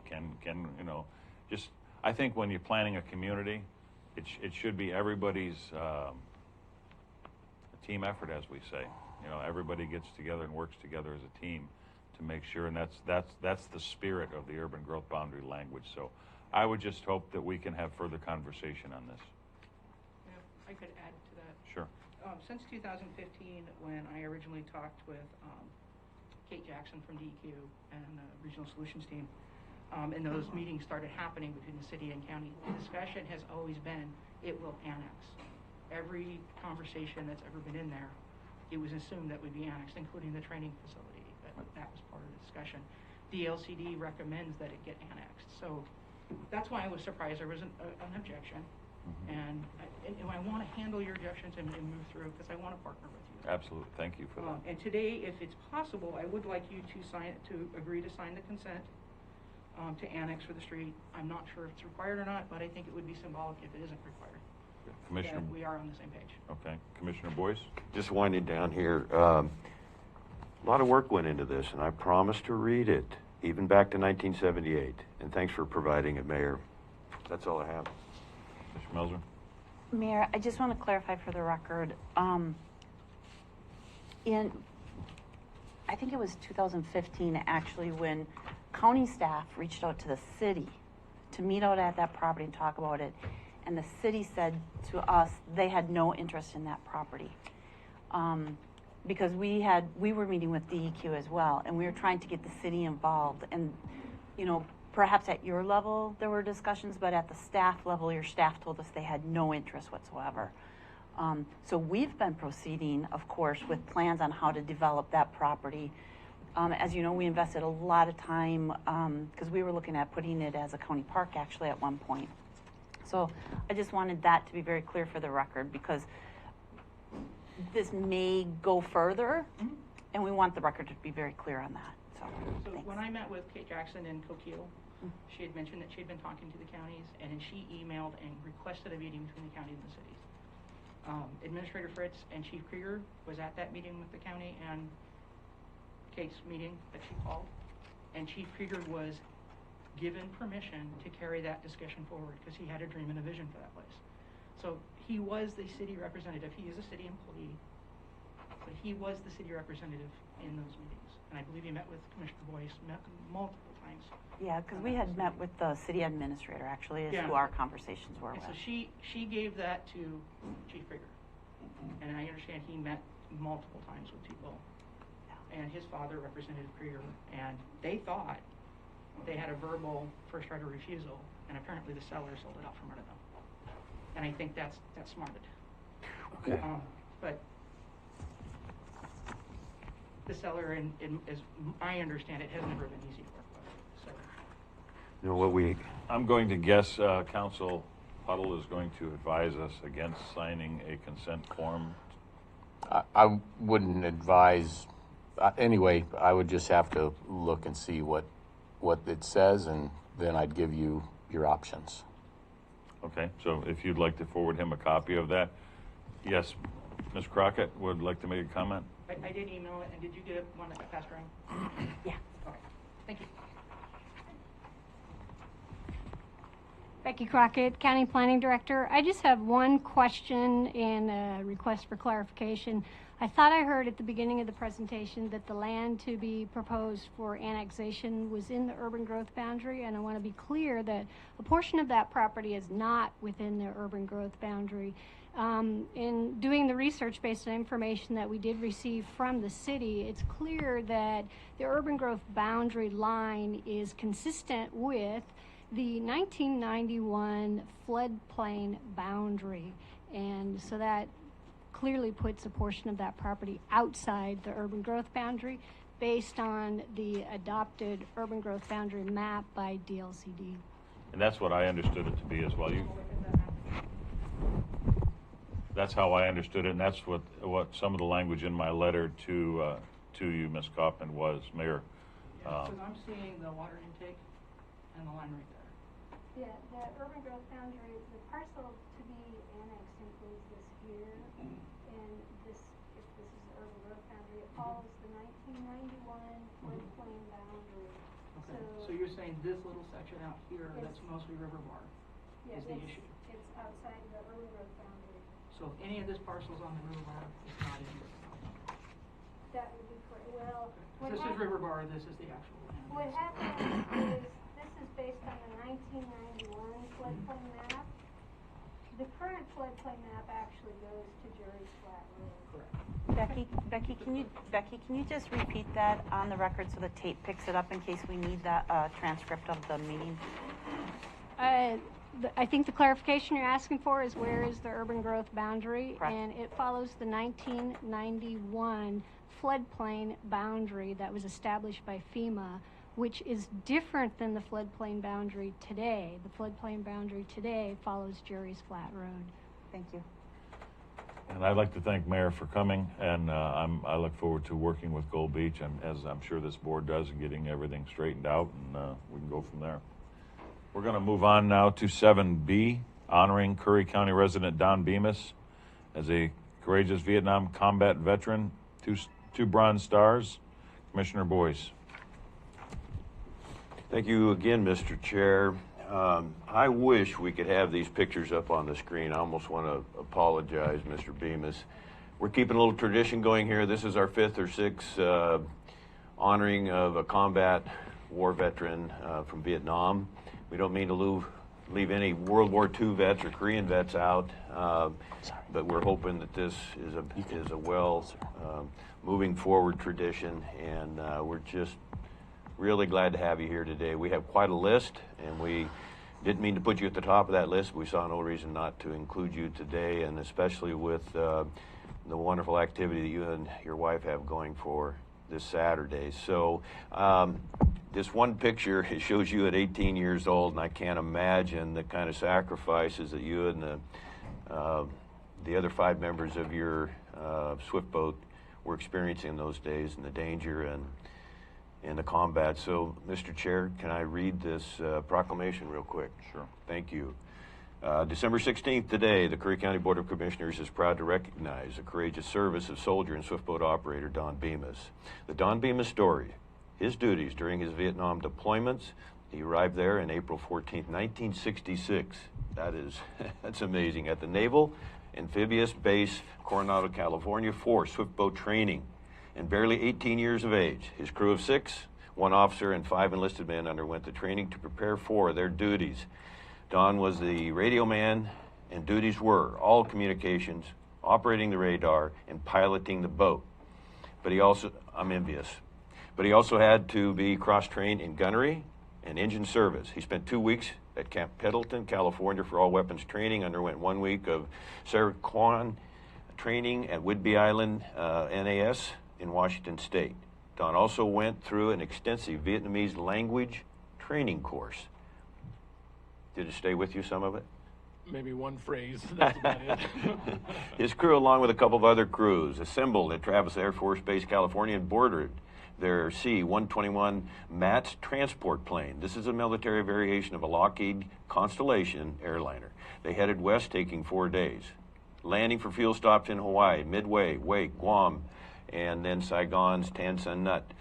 Finally flown to the Cam Ranh Bay Navy Base, where they were assigned in mid-August 1966 to the PCF Division 104. The swift boat was 50 feet in length with a beam of 13 feet, constructed of aluminum 1/4 inch thick. That's exactly what we use now for our bigger boats. With no NO armor plating. Please tell me what NO stands for so everyone knows. There was no armor plating at all. No armor plating. It's not an acronym. I'm sorry. For weapons, they carried twin 50 caliber machine guns atop the pilot house, a single 50 caliber mounted on top of, and an 81 millimeter mortar at the end of the boat. Don's patrol duties were to board and search fishing boats, sampans, junks, and cargo vessels, where he would interview the Vietnamese on board, check for proper identification, licenses, paperwork, or manifests of cargo loaded aboard, and to search for any contraband. He was not allowed to carry any firearms while searching those vessels, but did usually carry a hidden knife, and was not allowed to be out of sight. I like this part, scary, was not allowed to be out of sight of his crew for more than 2 minutes. During one patrol, Don took a 6-man Army team transferred to small outboard skiffs to a beach at Hon Hale Peninsula. He and his boat officer waited in the pitch dark all night on the beach for them to return to the skiffs. He found out some years later that this was a long-range recon patrol where he inserted his heavily armed 6-member Army team were on a LRRP probe into enemy-held territory. Thankfully, all 6 soldiers returned safely before dawn. For his second trip and third tour, I want to say that again, his second trip and third tour to Vietnam, March of 1968, Don was assigned to the Assault Craft Unit 1 for training again at the amphibious base in Coronado, California. In June, he was transferred to Subic Bay, Philippines for additional landing craft training, and then flown to Da Nang for duty aboard an LCU 1539 hauling ammunition up the Da Nang River. However, after only 3 days of being in the country, Don was asked into the office and told that a radio man was needed in Okinawa, so his orders were changed. He spent his last 3 months of his enlistment at White Beach Naval Base, Okinawa. He was discharged at the amphibious base Coronado, California on Friday, October 1968, and just 2 days before his 21st birthday. On behalf of the Curry County Board of Commissioners, we wish to express our incredible admiration for your tremendous courage and service. It is with great privilege we offer this proclamation in honor of Don Bemis. Thank you. Thank you. I'm listening.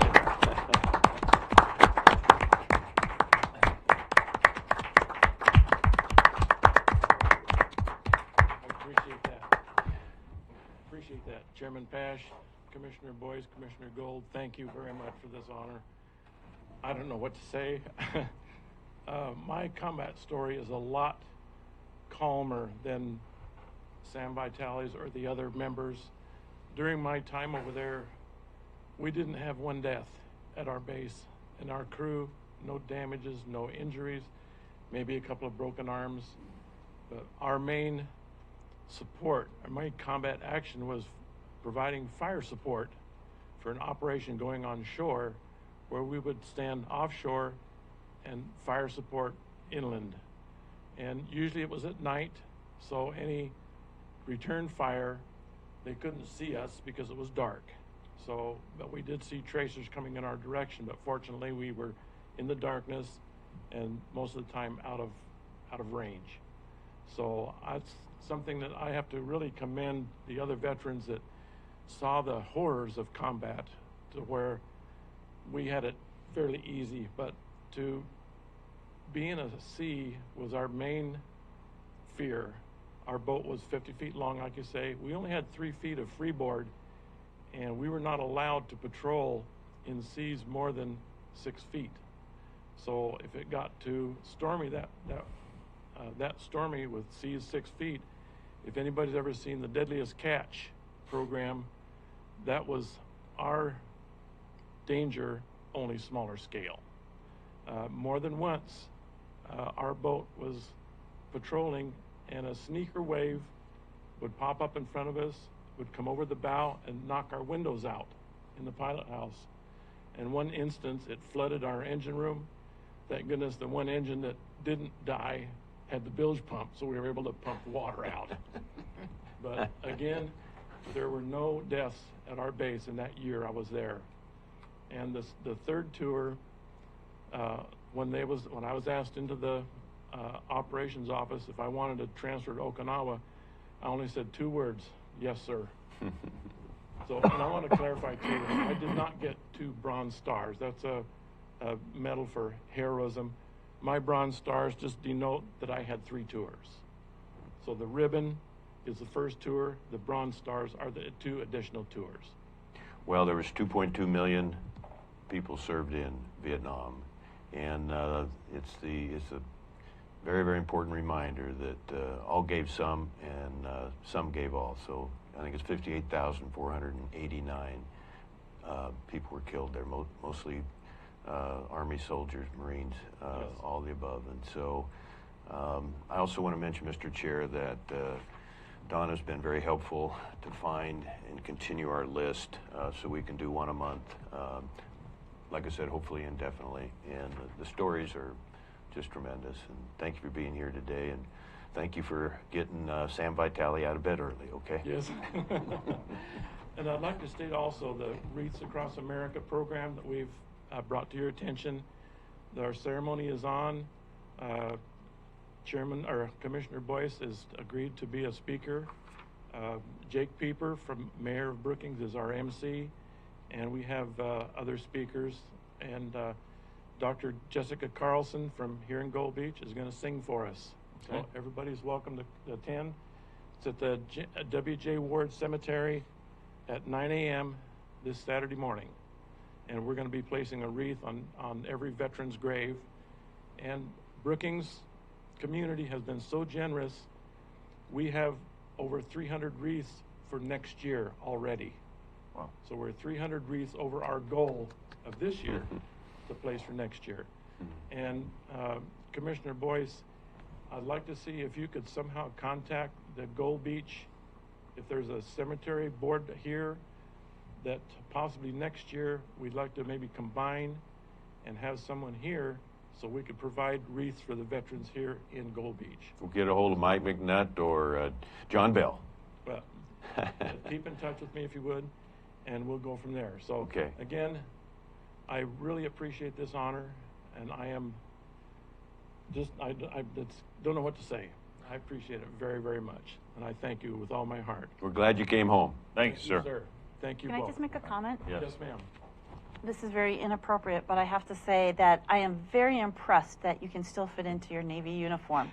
Well, no, I can either lie to you and say this is my original, but it is not. Oh, okay. That may not be inappropriate. Yes. When we lived in near Carson City, Nevada, there's a Fallon Naval Air Station there. So I went down and said, I bought a set of blues. I got 2 sets of whites. So and I plan to attend the parades. I've walked in the parades here before, and any chance I get to wear it, I'm in it, because we were told not to wear them when we came home from Vietnam. Yeah. So, but thank you again, folks. I appreciate it very much. Thank you, sir. All right. All right, so we've moved up to 7. J will be moved to 7B1, I guess. Restaurant and environmental health, Curry reduction of inspection and county fees. Commissioner Boyce. Welcome, Mr. Former Commissioner Rhodes. Thanks for coming here today. I'm going to read a couple real quick paragraphs for the public. The Curry County Board of Commissioners is responsible to examine and consider updating, amending fees on a biannual basis, and I just learned earlier today that we're going to do that. I think it's scheduled for the 23rd, which I'm glad to hear. Curry County restaurants, lodging establishment, and local businesses have been through a great deal, especially related to the COVID-19 pandemic. These small companies and hardworking employers, I believe, need help. Our county and communities need to understand there are important ways we can be sensitive to their struggles and assist them. You heard a lot of comments earlier today, particularly on our restaurants, but all of our small businesses. A viable and committed support system for Curry businesses during these very difficult times.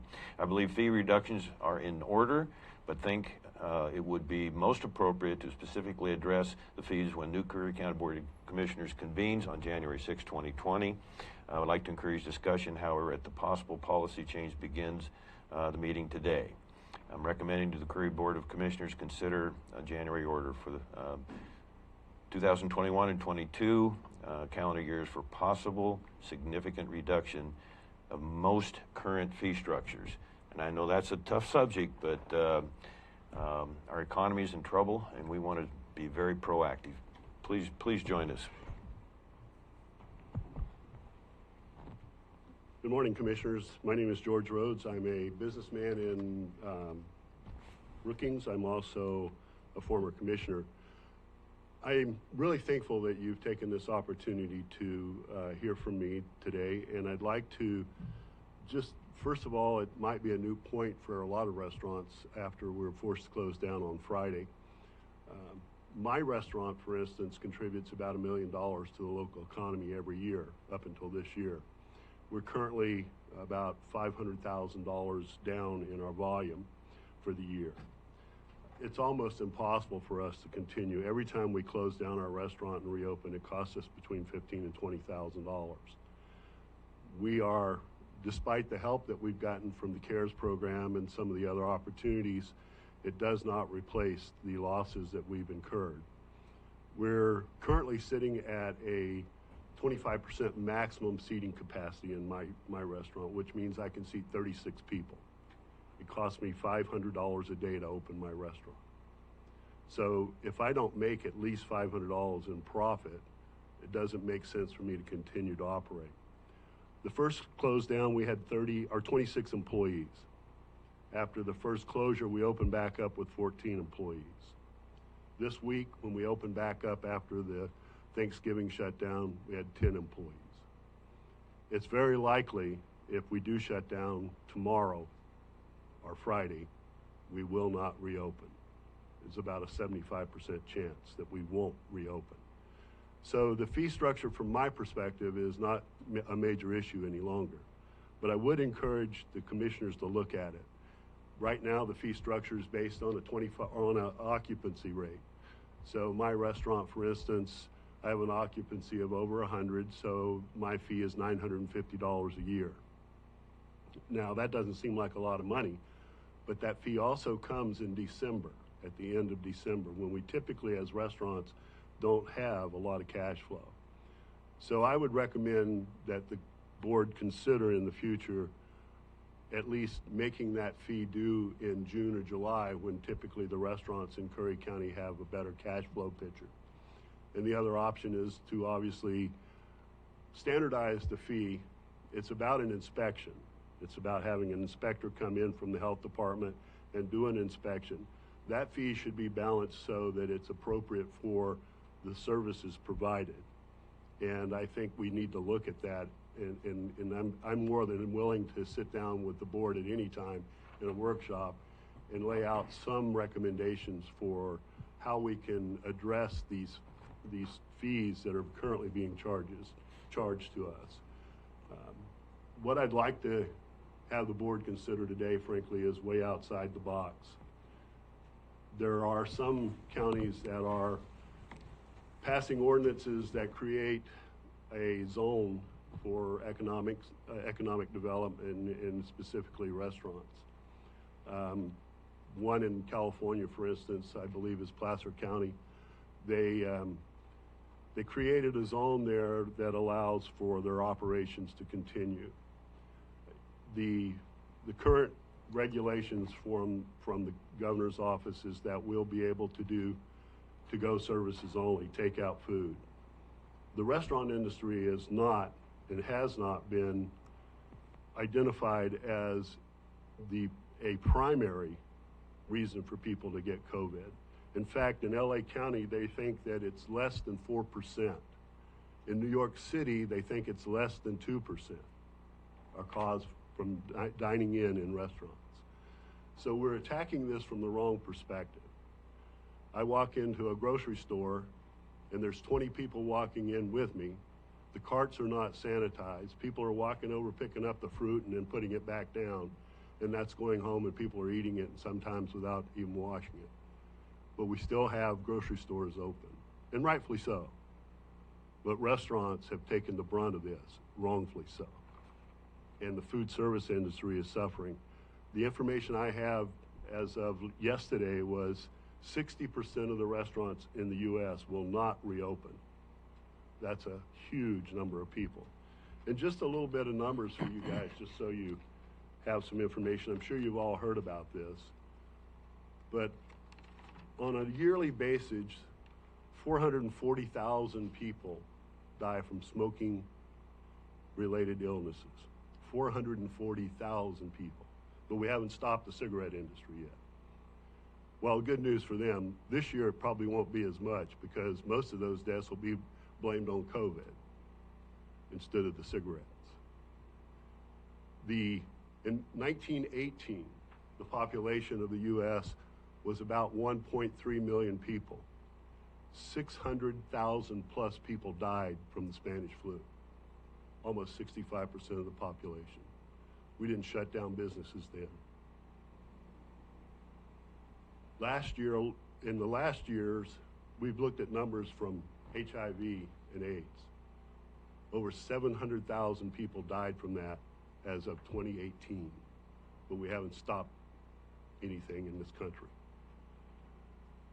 Car wrecks, responsible for 4.4 million injuries a year. Over 40,000 people die every year from car injuries, but we haven't stopped manufacturing automobiles. We're taking the wrong turn here, folks. We need to look at this and make better decisions to protect not only our businesses, but our citizens. Thank you. George, if you wouldn't mind staying there for just a minute. I know you got to get on the road here.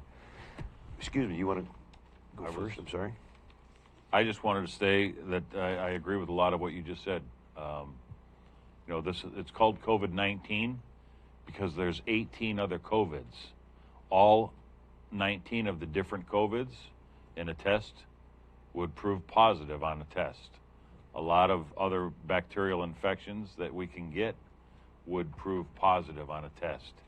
And from what I understand, a lot of the rapid tests are false negatives, or are false positives, I mean. So I agree with a lot of what you just said. Does Curry County want to reach out and be that bold? I don't know. That's something for us to talk about and consider. But I just want to let you know I concur with a gentleman up here before me that was that bold. He stood up and did his duty. It's time for us to stand up and do our duty and make decisions that protect our citizens and protect our businesses. It's not an easy decision. You know, sometimes it's easier to be the victim than it is to be the hero. I see our Ms. Ward, did you want to make comment, or are you just listening? I actually was making a comment. Go ahead, come on up. Thank you, Commissioner. Thank you. I was hoping you could stay.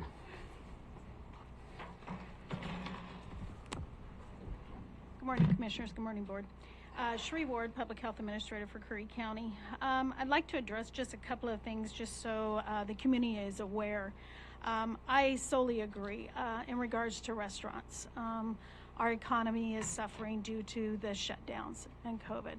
But I would like to also let you know that our Environmental Health Department under Public Health here had one of our responsibilities is getting the licenses out and registrations out. And I will tell you, we are seeing returns back. Unfortunately, I have not heard of anybody, and I have already pulled our Environmental Health Department just to find out if they heard of any complaints of anybody struggling with the fees or struggling with what we're, our licensings. And we haven't gotten any feedback but one that I'm aware of. And I will tell you at this point in juncture, and I know this for a fact of the fees coming in because I am actually accepting those fees and calculating those in, and then I give them to staff to go ahead and put it into house space. So currently, as of last night at 4/24, 29.8% of all residents have paid, restaurants have paid their facility fees. 30.8% of mobile food units had paid their restaurant fees. 41.1% of lodging facilities paid their fees. 29.4% of RV parks paid their fees, and 58.3% of all pools have already paid their licenses for upcoming year. That was last night. Went to my mailbox this morning, and we've already calculated this in already.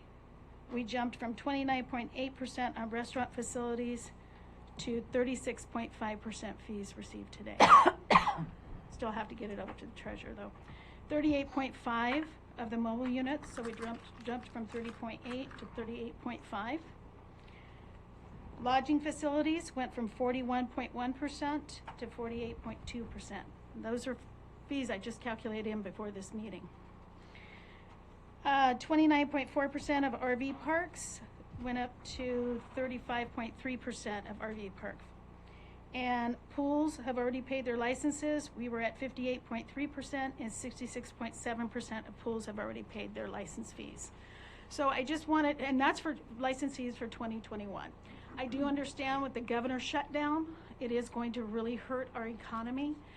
That is a board decision on how you want to handle that. But I will tell you, it is going to be, we have been already invoicing out to individuals, and we are not hearing back anybody suffering in regards to paying those fees. After this meeting, we might hear more, I don't know. But in regards to the fee schedule, that is going to be up to the board. I do know that occupancy is really hit with the COVID-19 shutdown. I see that restaurants are viable. But I did want to at least kind of let you guys know where we stood in regards to fees coming in for the environmental health program. Go ahead. I just have one question on occupancy. Since the restaurants are limited in the amount of people that can come in, like 25% or whatever, are we adjusting our fees relative to that? We have not currently, and like I said, in regards to what is going to happen and with the literally shutdown, that's going to be a decision we all need to talk about, I guess, at the fee schedule meeting and how we want to approach that. But at this point, no, they have not been adjusted. They have been paying their normal fees. Thank you. I want to ask you before you comment, is it possible for you to get me or this board that language from that? Absolutely. I would like to see that. What they've done is created a sanctuary.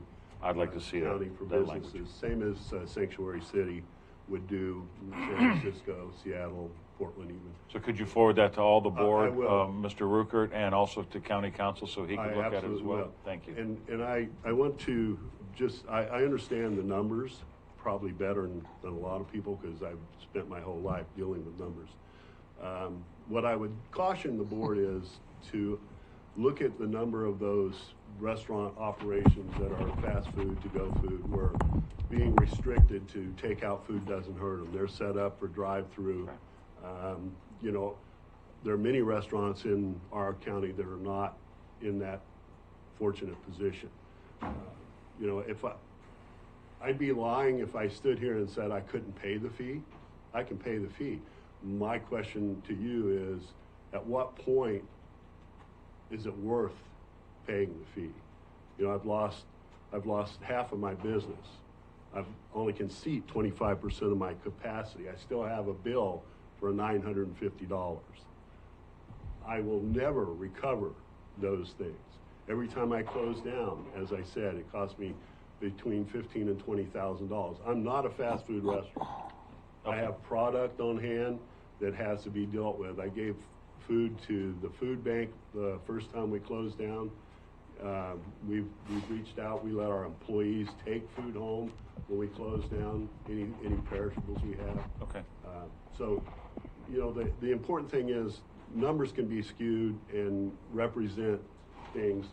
The RV parks haven't been affected very much, nor has fast food. Okay. Commissioner, you had a question? Yes, thank you. I know it's 11 o'clock, Mr. Chair. This is very important.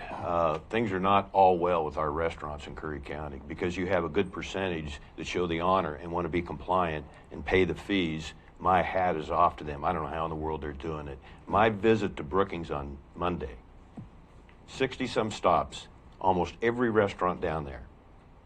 They are, one employer laid off Sunday afternoon, which would have been the 6th, 32 people.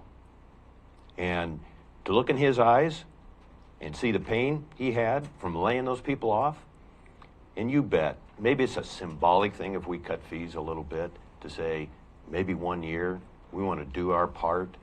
And a lot of those restaurants did not succeed in any CARES relief funding. And that's also painful. So you look around Southwest Oregon, Douglas County, I mean, they're getting on their horse and they're saying, we're not going to comply with the governor's shutdown for Friday. And one more thing related to that, the way I feel at this moment right now is if the governor follows through with that, there better be that $800 million that's targeted for coming back to the citizens. Start with small business, because that's how we battle poverty. That's how we confront poverty, is through the small businesses that employ a half a dozen people, give or take. So thank you for coming today. Thanks, Mr. Chair, for letting me express that. I'm extremely concerned, and I'm going to be on the trail every day until I figure out the odds of closing little businesses, because it's coming. And as you said very well, they're not going to open back up. Thank you. Well, Commissioner, and I know you're pressed for time. One last comment. It's not only the fees. We had an increase. My liquor license, for instance, this year went from $400 to $800, double the fee. There was no... Any warning? No warning. No. It just happened. Every aspect of doing business is costing more. Our unemployment tax just went up. It increased by 2% in my business. 2%. Those people didn't get laid off because I wanted to lay them off. I understand. Thank you so much for your time. I would ask, because I am much more interested or not much more interested, but I am very interested in the language of that, getting that to us, and then if we could schedule this on the meeting for the 23rd, to possibly be able to bring forward an order on that day. Thank you, Mr. Chair. Quickly, one more thing. What is the title of that program? I think you said a sanctuary. It's a sanctuary city economic for businesses. Okay, thank you. All right, with that, it is past 11 o'clock. We have an executive session scheduled at 11 o'clock. So we unfortunately have to apologize to people waiting in the hallway to speak. This executive session could go 15 minutes. It could go 2 hours. We will also be up against lunch in 55 minutes.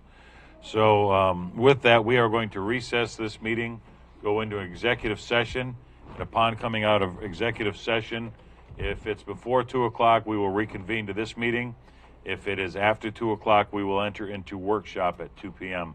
With that, this meeting is in recess.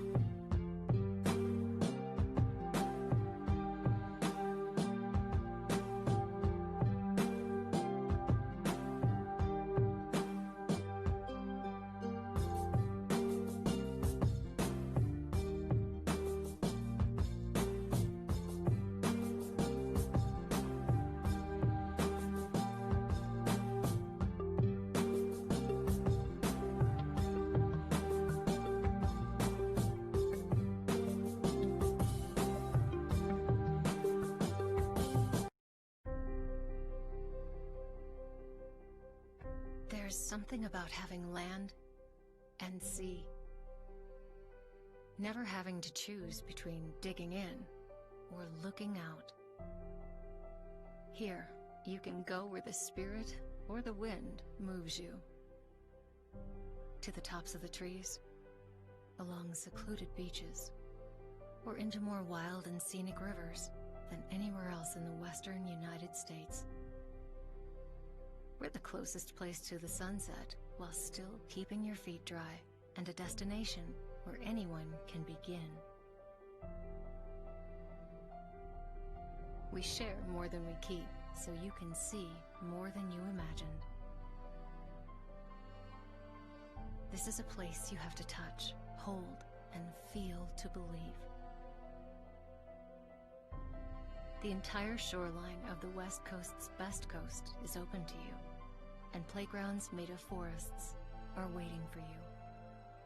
Escape to Curry County and don't leave anything out.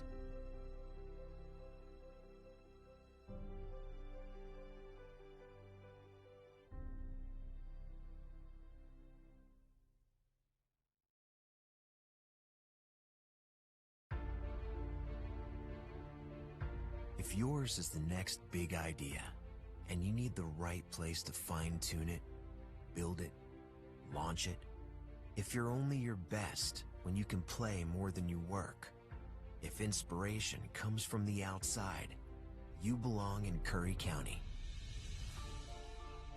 The westernmost point of the land you love, and the edge between familiar and uncharted. Break the pattern.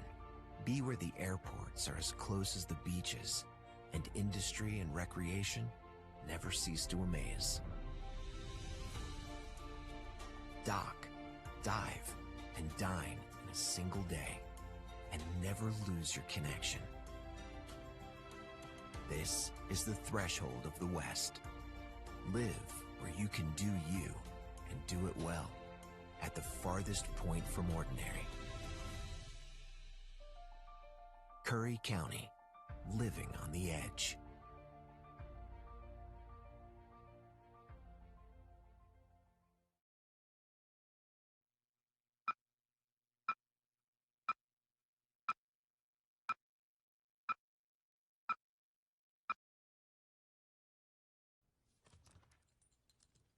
There's a shelter pet who wants to meet you. Meet one today.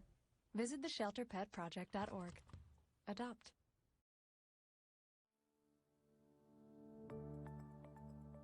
Wildfire, as everyone knows, has emerged as one of the big major issues affecting Oregon and, for that matter, all western states.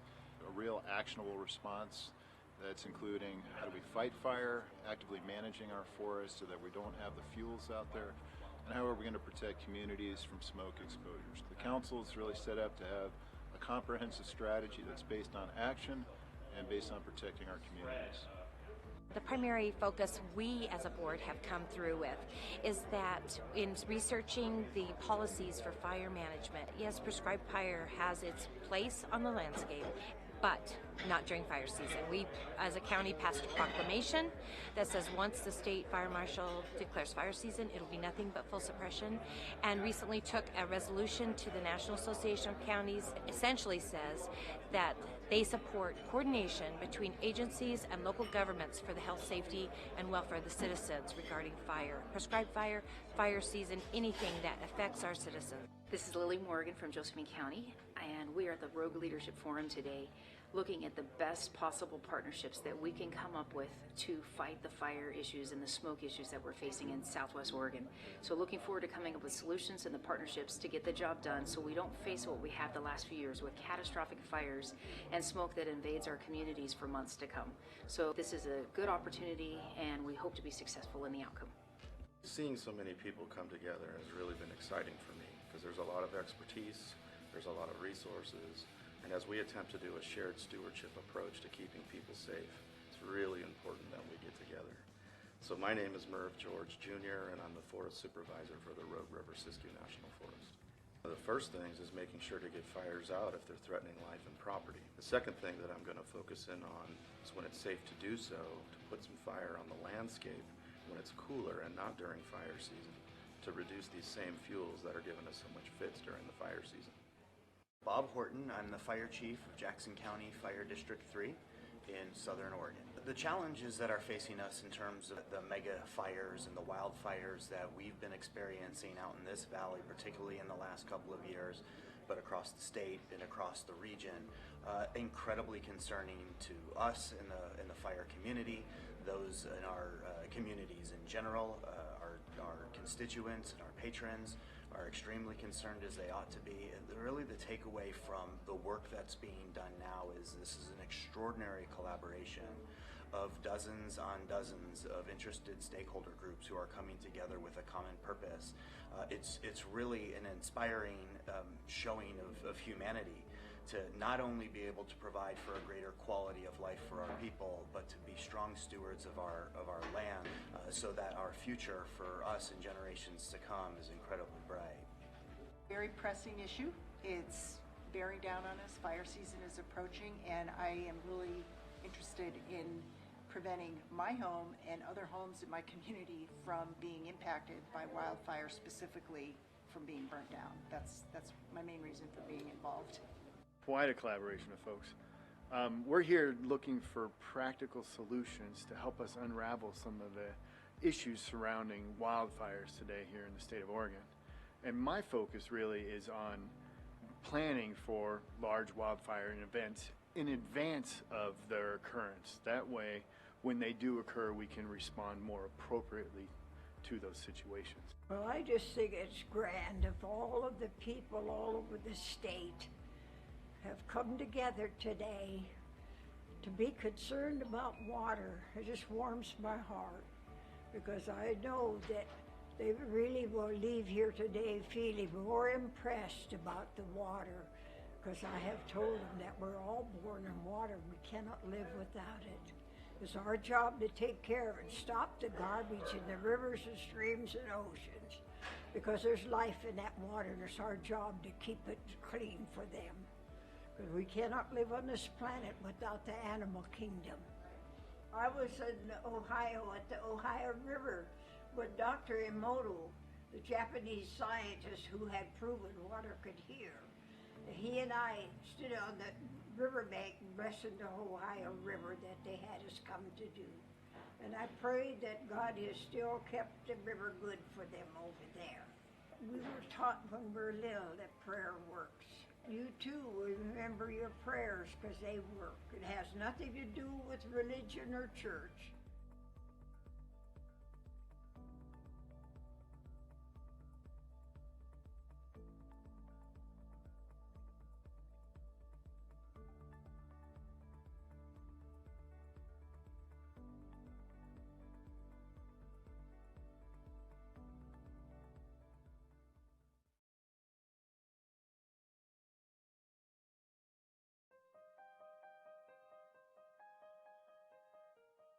Why do counties matter? Simple. Counties provide the services we all depend on. If you're concerned about crime, get a regular flu shot. Drive to work. Take public transportation. Or experience a natural disaster in your community. Chances are you benefit from county services. That's why counties matter. With America's system of federalism, counties are a key level of government, serving the people directly. So, do you vote? Had a recent hospital stay? Know someone in a nursing home? More reasons why counties matter. There are 3,069 counties across the country, with populations big and small. Most of us live and work in one. Even the nation's capital is considered a county. These county governments ensure that the food you eat in restaurants is safe. They care for the mentally ill, run court systems, build local economies, and operate 911 emergency systems. They manage parks and recreation facilities, and the list goes on. Thing is, counties serve the American people in so many ways, keeping our communities healthy, vibrant, safe, and fiscally sound. That's why counties matter.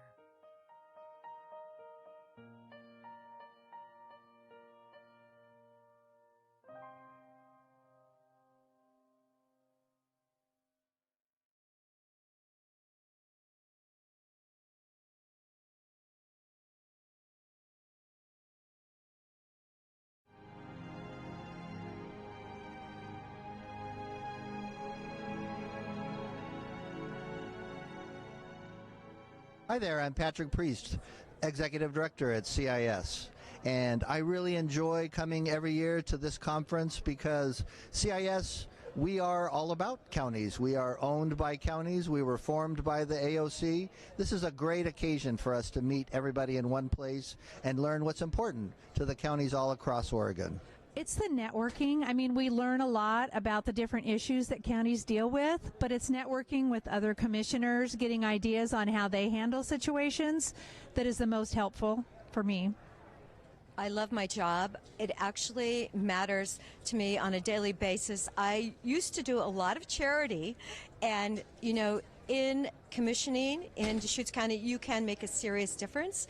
Lots of things have happened since I've been in office, and I feel like it's important to represent the people. I grew up in Eastern Oregon, and I love the residents of Eastern Oregon. The architect of our first house actually had Doris Day as a dear friend and a client, and he would bring Doris Day up the mountains in Malibu to our house as it was being built. This is my 4th conference at AOC.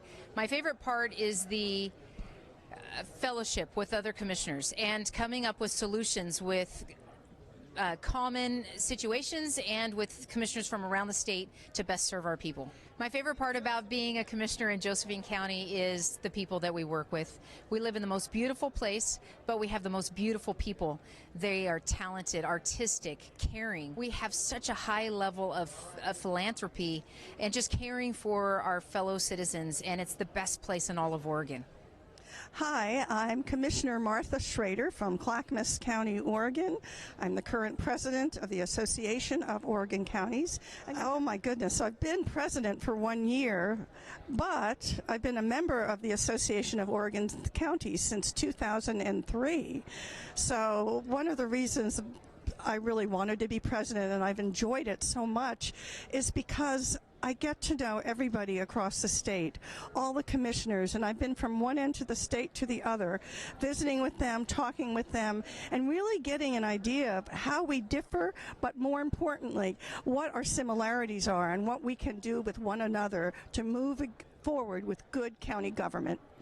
I've been coming to AOC now for 4 years. My favorite part of serving as commissioner is trying to bring positive effects for our community and our county. This is my 2nd year at AOC, and the camaraderie that I've found in my Eastern Oregon partners and just the camaraderie of AOC has really blessed my life.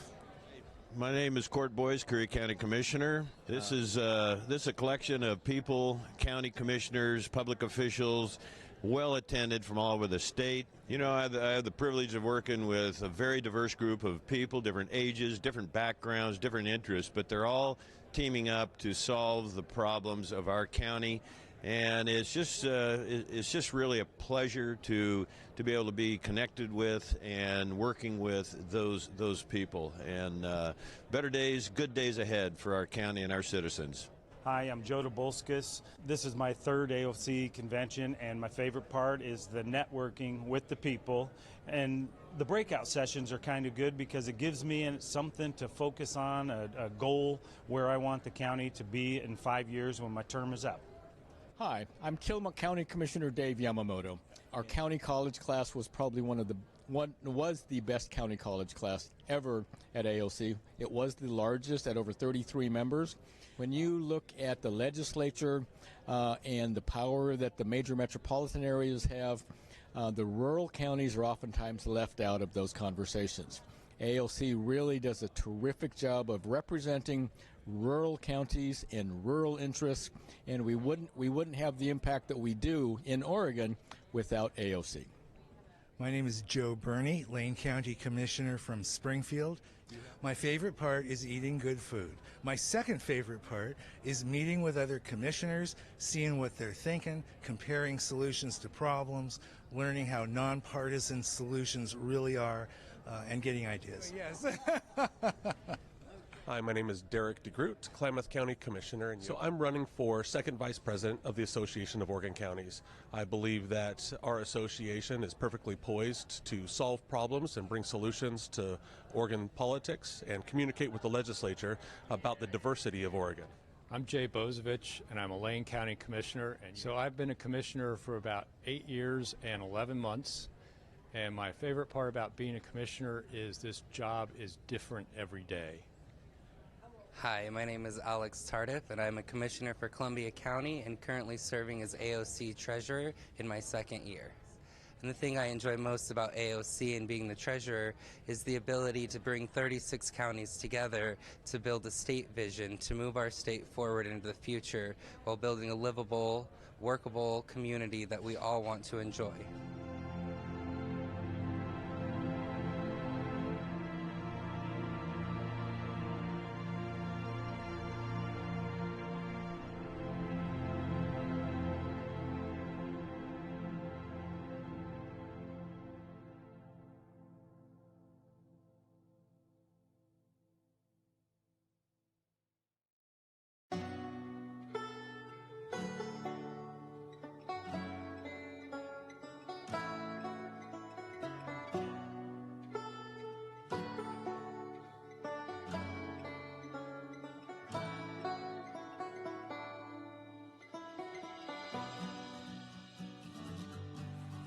One of the things I really appreciate about our entire region is that we embrace who we are, and I think that's what unifies us.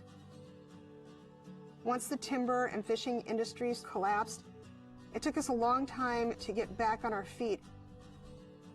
People didn't quite grasp the idea that once these jobs left, they weren't going to get other family wage jobs, and it crippled us.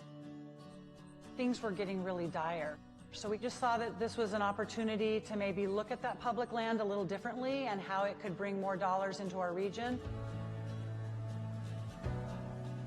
The Wild Rivers Coast is so unique because there are more wild and scenic rivers here than anywhere else in the lower 48 states. The scenic beauty is just amazing. There's so many different places to go, from the national forest down to the protected ocean, and it's just a really special place. I guess I didn't really know how special it was, though, until I moved away to Portland and came back and saw all the potential here. We're uncrowded, we're unspoiled, and we're a little difficult to get to, but my God, once you come here, you fall in love. We just thought if we could pull people to come into this Wild Rivers Coast and stay longer and explore a little farther into our backcountry, there was a lot of opportunities for them to experience. I think our whole future is at stake here. This area is ready to go. We just need to give it a little kick in the butt. I'm going to be honest, when the Rural Tourism Studio came here, I was skeptical because I didn't see far enough ahead that we actually could collaborate regionally, and I'm pleasantly surprised. It's been amazing.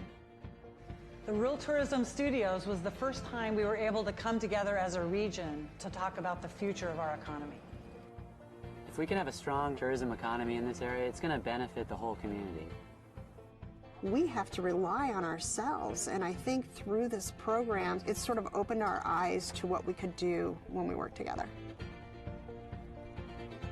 Community leaders really focused on 3 areas: outdoor recreation, food and agricultural tourism, and really building community relationships. In our area, a lot of the food that's grown all gets shipped away. And so now we're realizing that we can capture some of that local food that's grown here. The Eat Fresh and Local Action Team has hosted a series of networking events bringing together the area growers with the area vendors so that we could have more local food available to the visitors to our area. And now we're seeing more local food in our grocery stores, in our restaurants, and we have a new local food co-op. We created a farm trail from Bandon to Port Orford. We did 9 U-Pick farms, And it just gained traction and people loved it. Langlois is less than 500 people. It's very small. So we have to bring in tourists. And being on the farm trail, even though it's just beginning, has really helped do that. We really want to make it a destination for anybody. My mom and I began Dragonfly Farm just 3 years ago. When I found out that I could grow a seed and turn that into food, it was like, oh my gosh, why wouldn't you do this? I just quit my day job and I just signed the paper to be an official co-owner of the farm. This is what I want to do for the rest of my life and grow with the community. Out of the Outdoor Recreation Action Team, we came up with a series of maps that show where the best places to go recreate are.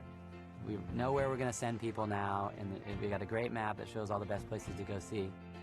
For us to get a mapping project done to this extent is pretty impressive. We're patting ourselves on the back. I don't know if anybody else is, but we're doing it.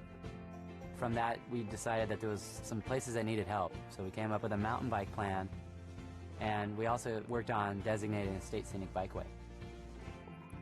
The Outdoor Recreation Action Team was also looking at how we can make scuba diving better in this area.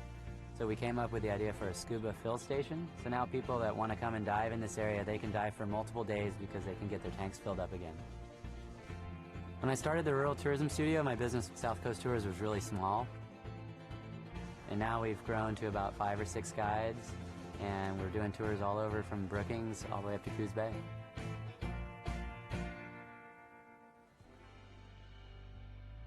Overall, tourism is on the rise here. We've had a bang up last 2 years, and it's like a breath of fresh air down here. My hope for the area is that we still keep that sense of place.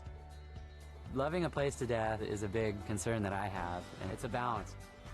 We're going to promote tourism, but we want to do it in a sustainable way. One of the biggest reasons that this area has been so successful since the Tourism Studio is the people that are involved. We have a lot of great, motivated, smart people who understand the need to promote tourism in the right way, and it's really all about the people. When you live in a rural community like we do, from Bandon down to Brookings, and you're strapped for cash, relationships are crucial. As a community, I think you need to come together and find out what your mission and goals are collectively. Then you can work into smaller groups, knowing that you have the backing of the whole community behind you. As long as everybody's just super excited about it and passionate about what they're doing and they can work together, then anything's possible. Own what you have and don't try to be something that you're not. It's going to be hard. It's going to take a long time. So roll up your sleeves and just dig in with an open mind.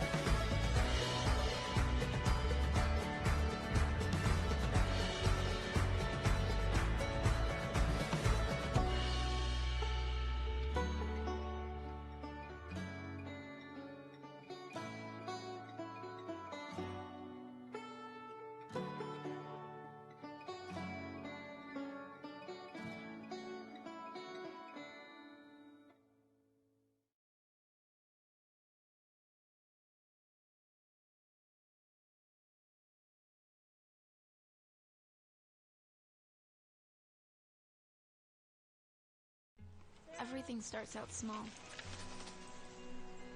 The things that hurt us, they all start from somewhere.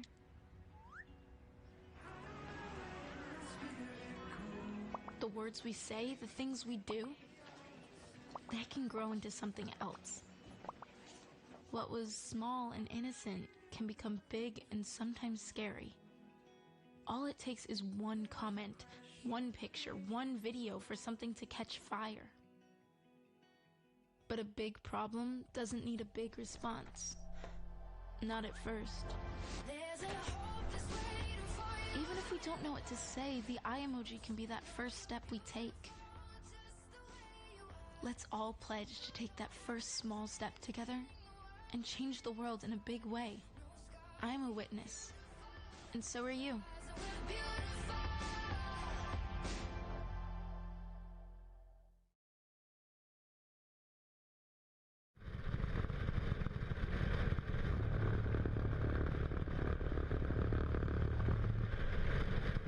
Roadway departure fatalities are a serious and often preventable problem in the United States.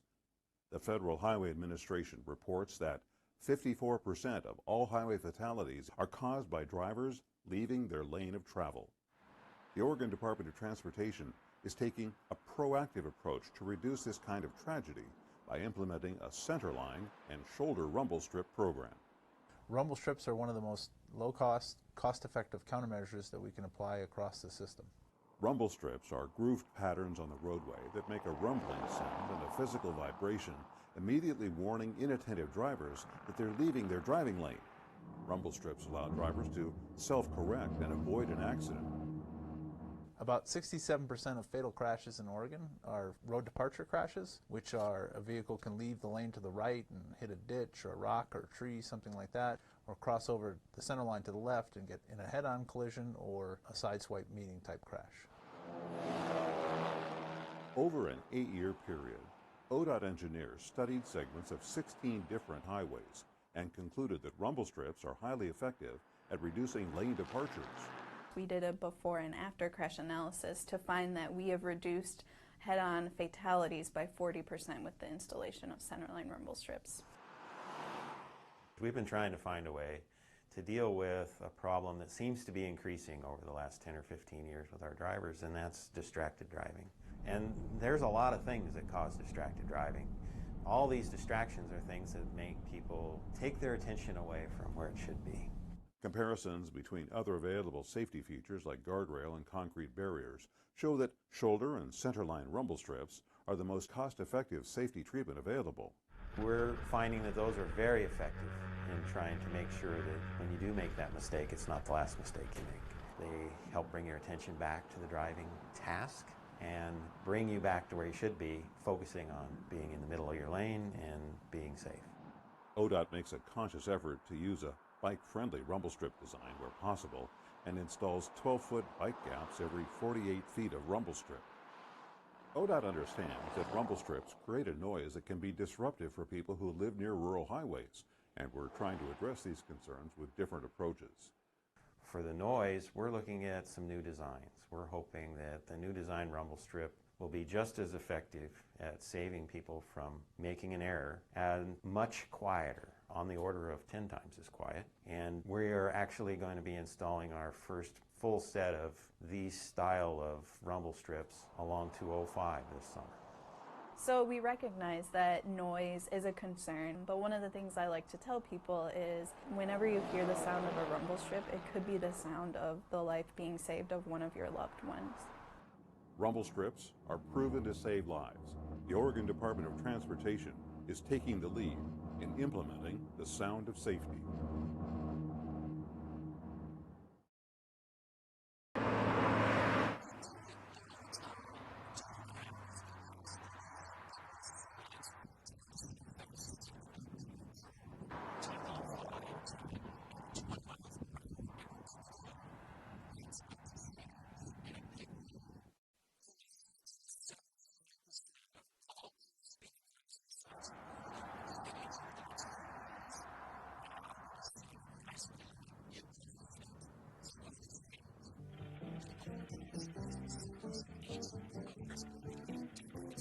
Sign that doesn't have a rider on it, so we take our first test at this posted speed limit of 50 miles per hour. Highly billed and are seeing more than their share of curvy roads these days.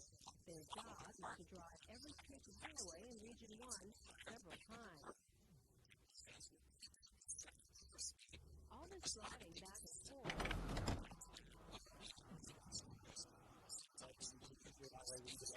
All right, sounds good. The old limits were set back in the 1930s and 40s and were changed very little until just recently. So now our limits are taking into account newer vehicles, a little bit more aggressive driving style, and so those limits are going up. And going up in a big way.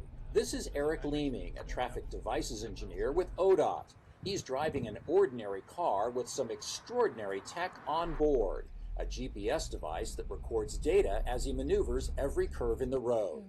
Back at his office, Eric can upload the data recorded in the car, and special software determines exactly the right speed for every curve, every time. Most speeds will increase by 5 to 10 miles per hour, but in some special cases, it's much higher. The state has a deadline of 2019 from the Federal Highway Administration, but with 8,000 miles of roads to investigate and potentially thousands of signs to change, they're not wasting any time. They're getting out there right now. Then we're going to the W113.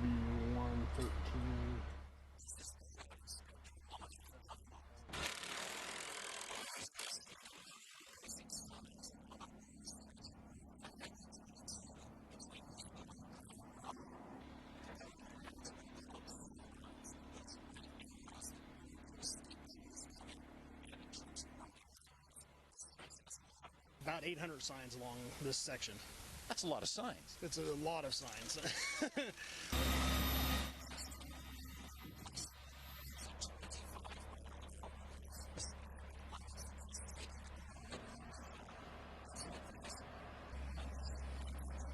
it's a 35-mile-an-hour corner, you should be taking it at 35 miles an hour.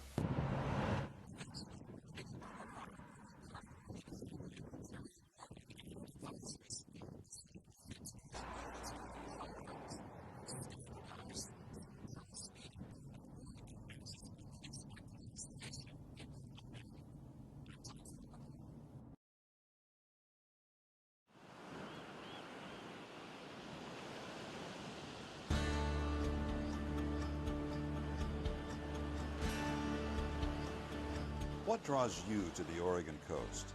Is it the green and blue surf on a brilliant sunny day, or angry, boiling waves during a raging winter storm?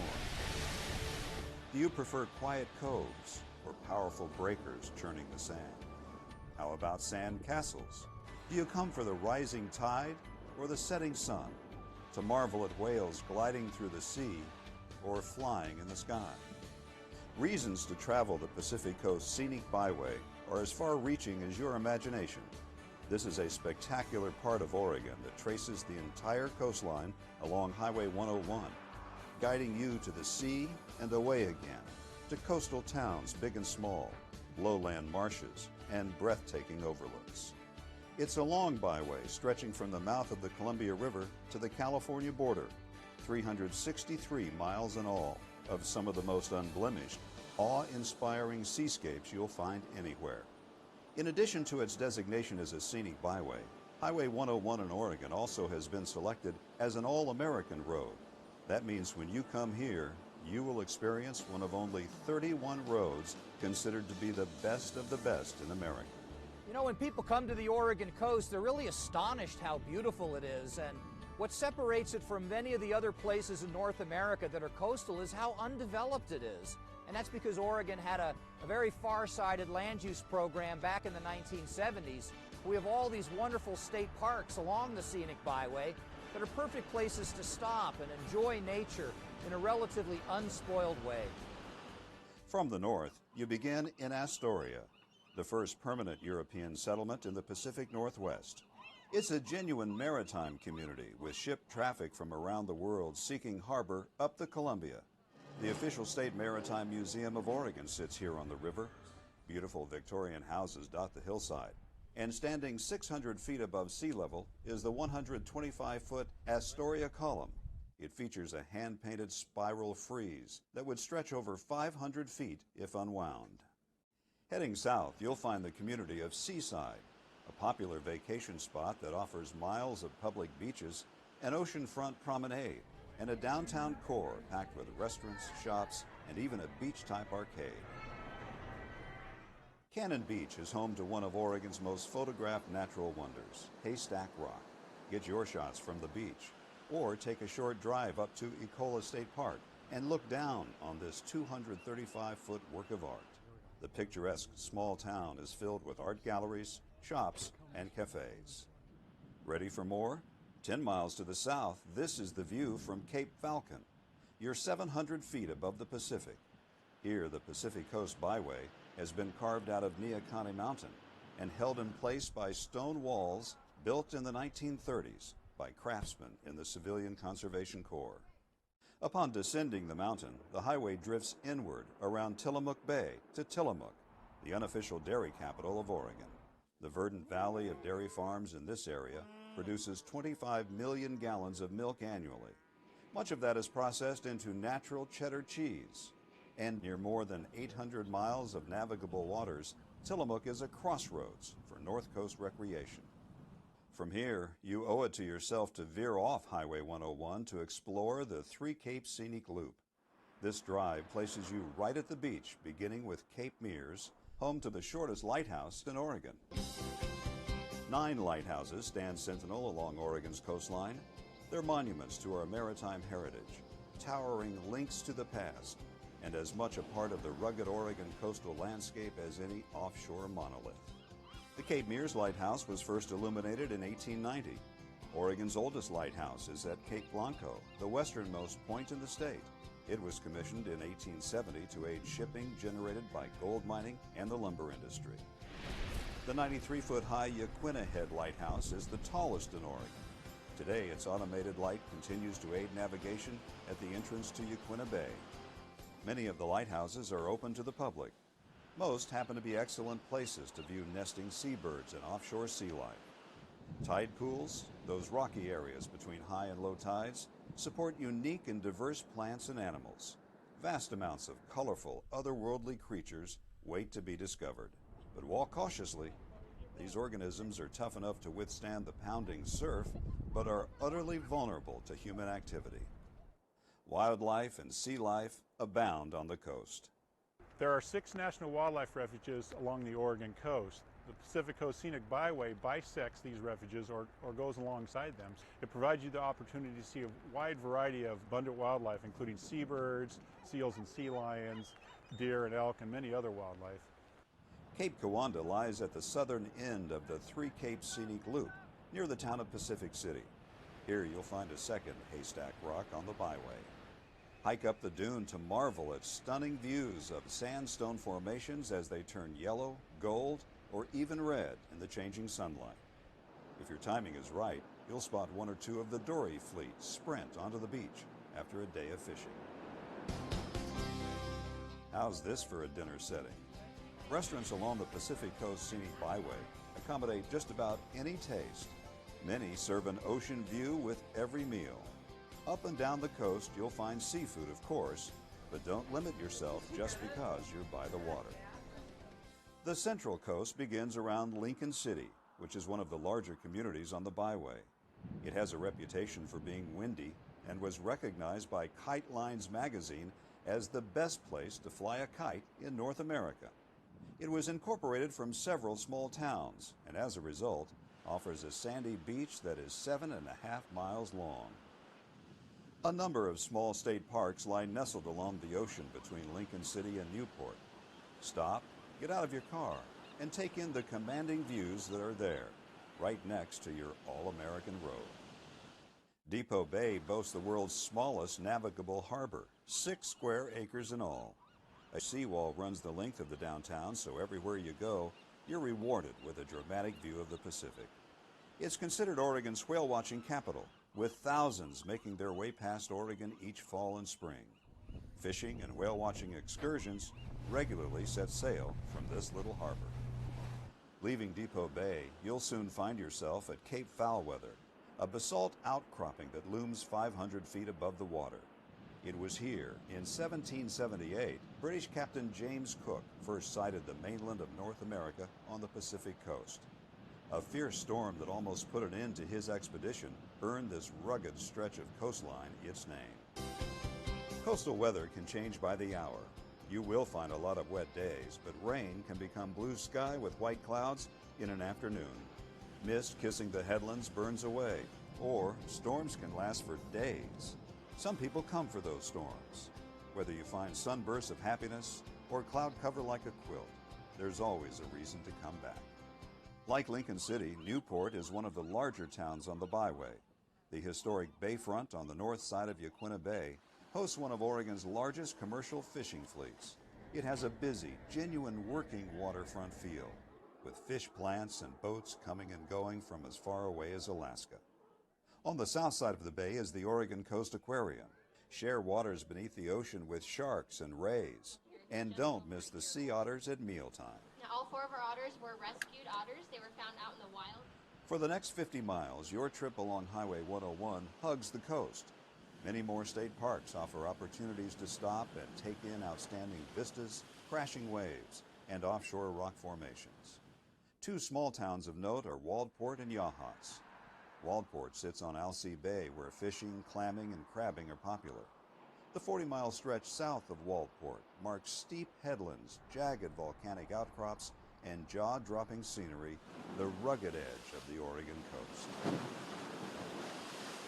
Yachats is a quiet, unhurried artist town just a couple of miles north of Cape Perpetua. Drive to the top of this bluff, and you'll be 800 feet above the water. On a clear day, you can see 70 miles of Oregon coastline. Drive past Heceta Head Lighthouse to the Sea Lion Caves. A quick elevator ride 200 feet down puts you in America's largest sea cave, the year-round home of wild stellar sea lions. Rugged cliffs give way to graceful beaches as you approach Florence. In the spring, be on the lookout for wild rhododendrons along the roadsides. Similar to Newport, you'll find an historic Old Town commercial district along the Siuslaw River. Florence is the gateway to the Oregon Dunes National Recreation Area, a 47-mile sandbox of wind-sculpted sand dunes towering 500 feet above sea level. These are the largest expanse of coastal sand dunes in North America. Reedsport is at the center of the Oregon Dunes, but you can do more than ride a dune buggy or motorcycle. A short 3 miles east of town on Highway 38, more than 100 Roosevelt elk reside at the Dean Creek Elk Viewing Area. Early mornings or just before dusk are the best times to photograph the herd.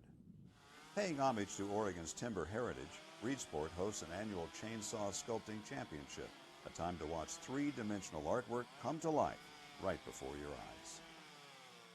Mountains of sand continue at Winchester Bay. You'll also find an active marina here. It's a great place to try your hand at crabbing or take a charter for salmon or bottom fishing. The dunes end and you enter the coast's largest urban area at Coos Bay. It has the deepest natural harbor between Seattle and San Francisco. Foreign vessels sail under the massive McCullough Bridge. You may have noticed, dotted along the Pacific Coast Scenic Byway are many beautiful and iconic bridges. The Megler Bridge in Astoria, Yaquina Bay Bridge in Newport, Alsea Bay Bridge in Waldport, Siuslaw River Bridge in Florence, and the magnificent McCullough Bridge in Coos Bay are works of art in their own right. Charleston is slightly off the byway at the mouth of the bay. It was once an old waterfront fishing village and has become a commercial and sport fishing center. From here, the Charleston to Bandon tour route offers another side trip off the byway. It's a wonderful way to explore a variety of natural Pacific Coast beauty in a number of settings: beaches, vistas, gardens, and more. Giant sea stacks, a tiny lighthouse, and an old town await you in Bandon. Do you like to golf? This remote area on the Oregon coast has not one, but 3 of the most stunning and challenging golf courses in the world. As you drive south of town, look for brilliant red bogs in the fall. You're passing through the cranberry capital of Oregon. After a trek through forests and farmlands, you'll reach Port Orford. The wild coast has begun. You're in the most westerly city in the continental United States, and you've reached some of the most awesome scenery on the byway. Here you can watch a fishing fleet launched by crane in one of only 6 dolly ports in the world. Port Orford covers less than 2 square miles. It's similar to many communities that call this all-American road home. Small in size, still with a lot to offer. Like Manzanita, with a vibrant business district and beautiful setting at the base of Neahkahnie Mountain. You can board a fishing charter out of Garibaldi, swim in freshwater lakes near Dune City, catch world-class windsurfing at Pistol River. There is little development from Port Orford to Gold Beach, outlet for the renowned Rogue River. Feel like going for a ride? Jet boat excursions run from May into October up this wild and scenic river. Or maybe a midday walk on an uncrowded beach is more your speed. The last dozen miles of the Pacific Coast Byway leading into Brookings save some of the best for last. Treat yourself to frequent stops along the Samuel H. Boardman Scenic Corridor. Short hikes reward you with the best views in this shining stretch of coastline. Walk, relax, and be amazed along the coves in the crashing surf. The world's northernmost redwood grove is 8 miles from the mouth of the Chetco River in Brookings. So, you've toured nature's finest art museum. You've dined elegantly, hung out with sea lions, unwound like you wish you could every day. What else is there to do? Step back in history near Astoria. Ride a horse along the waves near Florence. Pet a baby tiger near Bandon. Hike a trail, sample gourmet cheese. Eat fresh-caught crab. Watch a sunset. When you come to the Oregon coast and walk on the beaches or go to the headlands and go to the small coastal towns, you really can commune with nature, and you don't have huge numbers of people, but you're also able to take in one of America's last great unspoiled seascapes. So what draws you to the Oregon coast? What favorite places lure you back again and again? Each visit is different. The ocean, the sky, the light, and the experience always continue to amaze. Shouldn't you be there?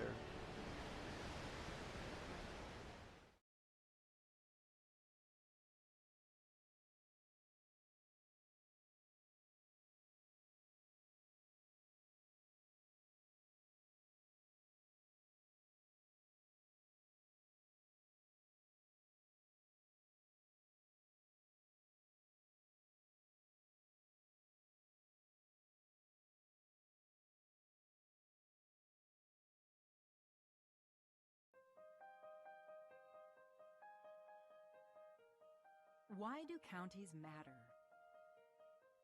Simple. Counties provide the services we all depend on. If you're concerned about crime,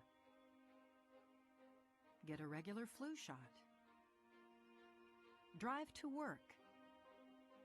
Take public transportation. Or experience a natural disaster in your community. Chances are you benefit from county services. That's why counties matter. With America's system of federalism, counties are a key level of government, serving the people directly. So, do you vote? Had a recent hospital stay? Know someone in a nursing home? More reasons why counties matter. There are 3,069 counties across the country, with populations big and small. Most of us live and work in one. Even the nation's capital is considered a county. These county governments ensure that the food you eat in restaurants is safe. They care for the mentally ill, run court systems, build local economies, and operate 911 emergency systems. They manage parks and recreation facilities. And the list goes on. Thing is, counties serve the American people in so many ways, keeping our communities healthy, vibrant, safe, and fiscally sound. That's why counties matter.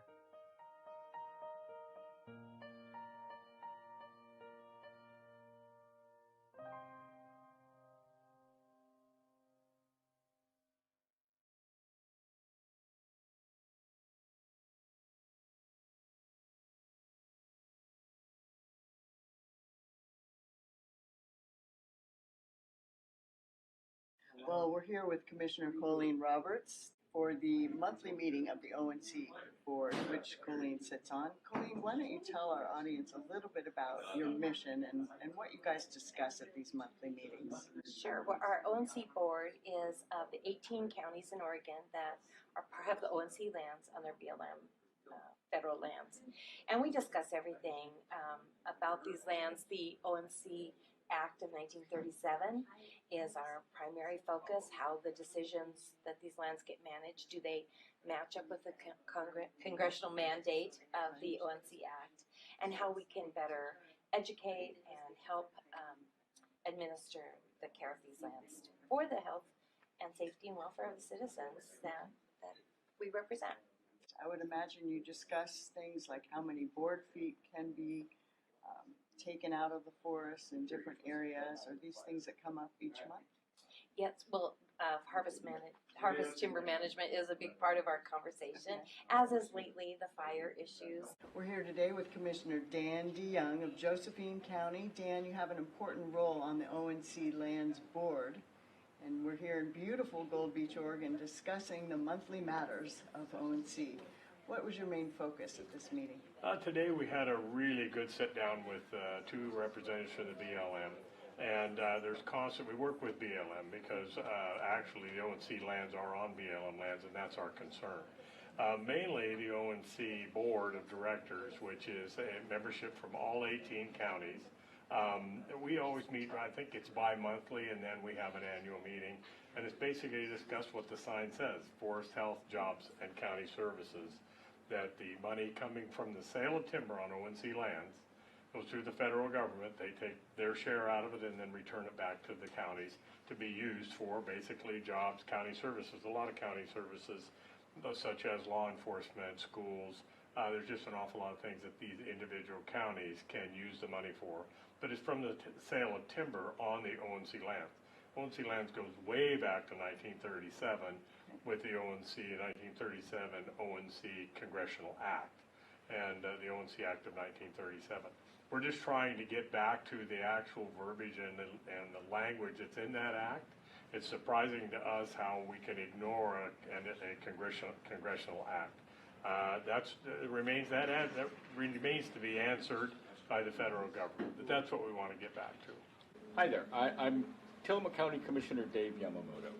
I'm a member of the ONC board and also the chair of the Council of Forest Trust Land Counties. And in Tillamook County, it's very important that we consider natural resource-based economies. So in Tillamook County, we have lots of dairy. I'm sure you're familiar with Tillamook Creamery, but also lots of state and federal timberlands. When it comes to federal timberlands in particular, everyone thinks that we're looking at timber revenue, and that's very important. But one side of the coin that people don't consider are the family wage jobs that come with all timber. It's not just the timber receipts that we get. These are family wage jobs. These are fully benefited jobs. Whereas on the tourism side, the income is about a third of what we would consider a family wage job, and there are also no benefits with those. So timber receipts are very important, but it's the family wage jobs that they create at the same time, which are very important to counties like Tillamook. Perfect. Keeping it real for families in Tillamook County. Absolutely. All right. Thank you, Mr. Yamamoto. Thank you very much. All right. We are here with County Commissioner Bob Main from Coos County, Oregon. And we've had the monthly meeting of ONC lands here. And Mr. Main, Commissioner Main, I should say, tell us what your role is, Bob, on the ONC Lands Board. I am the Vice President of the ONC Association of Oregon Sea Counties. Okay. Consists of 18 ONC counties, Western Oregon counties. Okay. And we make sure that the counties receive their payments from those ONC lands that Congress designated for the sole purpose of those 18 ONC counties. For no other reason, Congress decided that when they took back the lands and took them off the tax roll, that the county should benefit from the harvest of those lands. Without that, the tax rates, like in my county, would be 2 to 3 times higher. Oh, okay. So you help keep the tax rates down in your county by utilizing the full function of this congressional act. Absolutely. Yes. Okay, wonderful. Thank you. Well, thank you for your service. Thank you. Thank you. We are here with Oregon Curry County Commissioner Court Boyce. Thank you so much for taking a moment to speak with us. Well, thank you. With the natural resource base that this state has, I've spent or spending better than half of my time as a county commissioner on those issues: fire management, public lands management, certainly natural resources, all of those.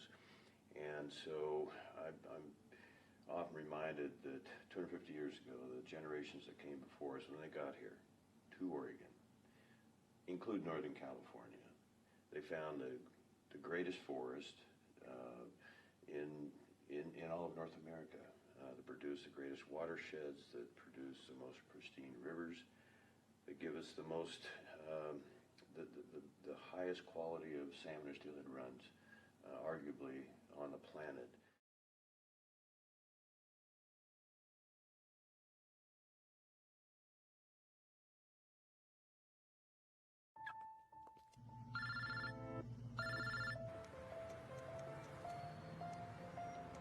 Yeah, I just picked her up. We should be there in 20 minutes. Who is it? Oh, it's him. Where is he? I know. Yeah, I know.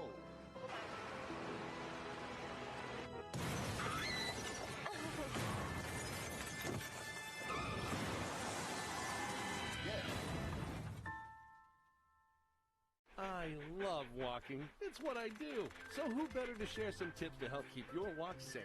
Wait for the signal. Take in the sights and smells till you get the go-ahead to cross. Use intersections to cross, but when you can't, remember your training. Always look left, right, left.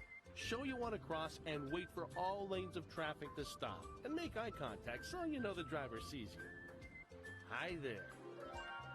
Good human. You get a treat when we get home. How many letters? 5 letters.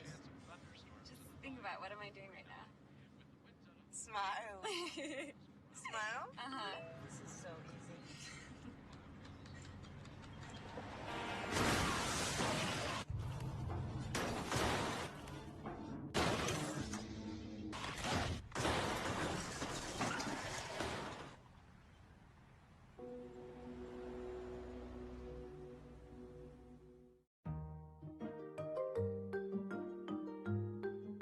My name is Judy Miles, and I'm the program director for Ready, Set, Learn. Ready, Set, Learn is a program that Carol Hackerell and I developed several years ago, coming from a site council meeting at our local school district. We were problem solving, something we could do to just help students have a better transition into the school system from the community and from their preschool classrooms. So Ready, Set, Learn was developed, and the focus of it is for children to just have an opportunity to come to the place that they'll be going to school and get comfortable with the setting. They get to have lunch and breakfast in the cafeteria and see how it works and how food is going to occur in their school. They also get to see the classrooms and meet some of the staff that they'll be seeing at the school when they start kindergarten in the fall. We provide transportation for them so that the students who live a further distance away still have access to the program and can still come and attend, and they also get to ride the school bus and find out what that is like when they're going to start school the following fall.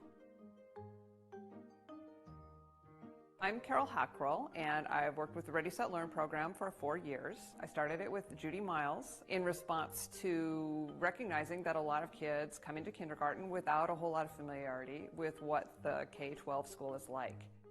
We came up with the idea for this program and worked with the superintendent at that time to build something that was available to the community at no charge, to come in, have a chance to practice school skills, get familiar with school staff and school routines, keep the chance to keep learning over the summer and get ready so that when you come into school, you are comfortable and familiar and happy with your surroundings and the teachers and the chance to learn. We're open to any child in the grades that we serve, which right now is K through 3, and we have a lot of children coming from Bandon as well as from the local community. During the Ready, Set, Learn program, kids come in and we start the day with a breakfast, free breakfast. And then they come into the classroom and spend a little time together as a community and during circle time. And then they rotate through a series of activities which are all designed to be fun and engaging for them and to help them get some learning, solidify some learning that will give them a leg up on the next school year.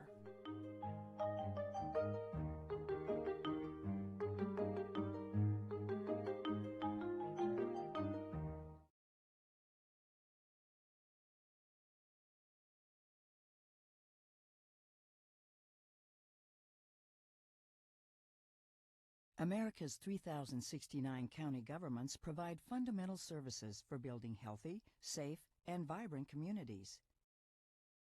We are an intergovernmental partner, implementing federal and state policies at the local level, often under strict rules and funding constraints. County governments, through the National Association of Counties, engage federal policymakers on a range of issues like transportation, infrastructure, healthcare, public safety, and public lands management. All of these issues are vital to our nation's quality of life and our long-term prosperity. Decisions made by the White House, Congress, and federal courts have a major cascading impact on our ability to lead our communities and pursue a better future. Let's look at why federal policies matter to county government and why county government matters to America. Counties provide vital services that keep our communities thriving and secure. We own and maintain 45% of roads and 4 out of 10 bridges. We own more than a third of the airports and hundreds of hospitals and thousands of courthouses, jails, 911 call centers, and libraries. We play a critical role during emergencies like hurricanes, floods, and snowstorms. What if you called 911 and no one answered? What if you couldn't reach your medical facility because roads and bridges were in disrepair or never built? County governments are an indispensable part of the infrastructure and services that keep residents safe and connected. But with very limited revenue options under most state constitutions and laws, counties must make every penny count in order to fulfill federal and state mandates and required responsibilities. Nothing is more basic in our society than essential public facilities like schools, hospitals, airports, jails, bridges, and other infrastructure. Yet proposals have surfaced to eliminate or scale back tax-exempt municipal bonds. For over a century, municipal bonds have been the lifeblood for our nation's public infrastructure, helping finance more than $3.7 trillion in essential projects. If tax-exempt municipal bonds were eliminated or scaled back, county governments and our residents would face billions in new costs when financing vital facilities. Additionally, counties rely on MAP 21 and the Federal Highway Trust Fund to complement local transportation financing resources. With growing demands and mounting costs, we need a reliable federal partner to invest with us in our nation's economic growth and competitiveness. We need a long-term legislative solution with increased funding to ensure continued success in operating our nation's transportation system. Counties face further revenue losses each year because billions of dollars in e-commerce sales tax revenue isn't collected. The Marketplace Fairness Act would enable states and localities to collect existing, already owed taxes. It would also level the playing field between many internet retailers who don't collect sales taxes and Main Street businesses that do. County governments provide support services to federal public lands, touching 700 million annual visitors. We lead search and rescue operations, fight fires, protect the public's health, and maintain roads. Federal lands cover nearly 1/3 of the U.S. and impact 69% of counties. Because federal land is exempt from local property taxes, counties depend on PILT, the Payment in Lieu of Taxes program, to provide essential services. The Secure Rural Schools program provides assistance to rural counties and school districts affected by the decline in revenue from timber harvests on federal land. Decisions to cut or delay funding both programs undermine our ability to provide services and maintain public lands. Our intergovernmental partnerships don't end with legislation because counties also implement and comply with federal and state regulations. When considering environmental protections, we know our communities and care deeply about the environment. We need a stronger voice in shaping common sense regulations that protect communities while also promoting economic growth. This is why NACO secured significant improvements to FEMA's flood insurance program and is pushing back on the waters of the U.S. proposed rule. Our message: federal policies matter to county government, and county government matters to America. Every level of government must work together to shape policies that improve the quality of life for all Americans. Whether it's building and maintaining infrastructure, providing essential services, or fostering economic growth, counties are on the front line serving their citizens. NACO stands ready to work with the administration and Congress to make our nation's communities healthier, safer, and more vibrant places to live and work.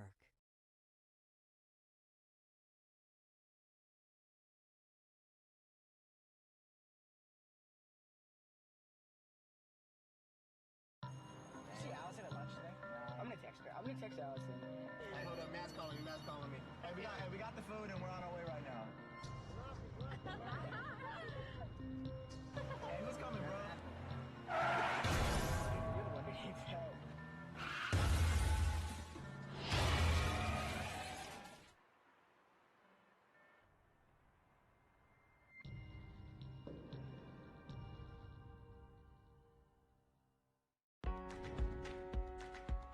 Counties matter.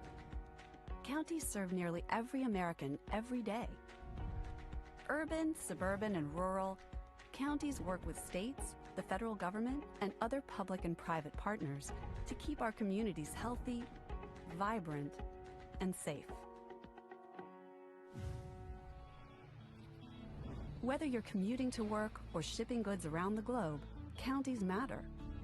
Counties own and maintain 45% of the nation's roads and 4 out of 10 bridges. And we're involved in nearly a third of public airports and transit systems. Counties matter when Americans need us the most. Counties matter because we support smart, fair, and effective criminal justice systems. We help fund police and sheriff's departments. We own and operate local jails, 911 call centers, and mental health facilities. Counties create healthy communities. We invest more than $80 billion in hospitals and medical services each year. Counties matter because we invest in the lives of residents of all ages, improving their quality of life where they live and work. Counties are the building blocks of state, regional, and national economies. We support housing, recreation, and economic development. And we do so much more. From issuing birth certificates to administering elections, counties employ more than 3.5 million people. In total, we invest more than $500 billion in our residents and our communities every year. Counties provide essential services we all depend on every day. That's why counties matter.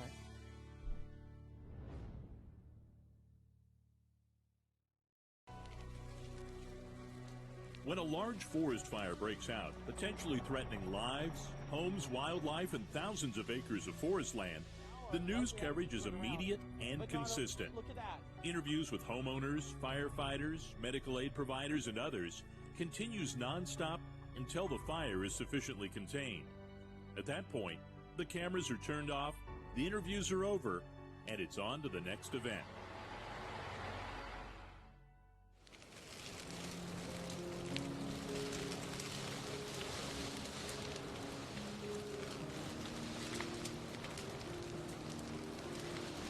The images of catastrophic wildfire, with its ferocity and devastating impact on the land, hold the interest and attention of the public. However, there is an equally important story occurring on that same landscape after the fire is contained mopped up, and finally declared out that the public seldom sees. The frequency and size of these mega fires on federal forest land has increased significantly over the last few decades. All too often, what is left in their wake is a vast sea of dead, charred trees. Unfortunately, because of a maze of confusing and often contradictory rules and regulations, very little rehabilitation or reforestation occurs after these fires. The result of this neglect in many cases is as devastating as the fire itself. Here's why. Even in the hottest, severe fires, most of the dead trees remain standing, the wood not damaged by the fire, still suitable and valuable for lumber. But as the insects move in, within months, the dead and dying trees begin to deteriorate and decompose. Eventually, all of the economic value is lost. What is not removed will decay, add fuel to an even greater future fire threat, and in the process, release the greenhouse gases that the trees gathered and stored during the centuries they were alive. When all of the trees across the tens of thousands of acres burned in each of these megafires are left to rot, millions of tons of destructive greenhouse gases are released into the upper atmosphere. These are the same volatile organic compounds that have been identified as some of the most damaging elements we can put into our air. In contrast, trees harvested soon after the fire is out drive the economic engine that employs people, provides revenue for the critical restoration and reforestation, and can provide dollars for local government services such as schools, public safety, health and social services, libraries, and good roads. When the harvested trees are made into lumber for homes, construction, and furniture, the carbon remains in storage instead of going up into the atmosphere. Dead and dying timber becomes a magnet for insect infestation.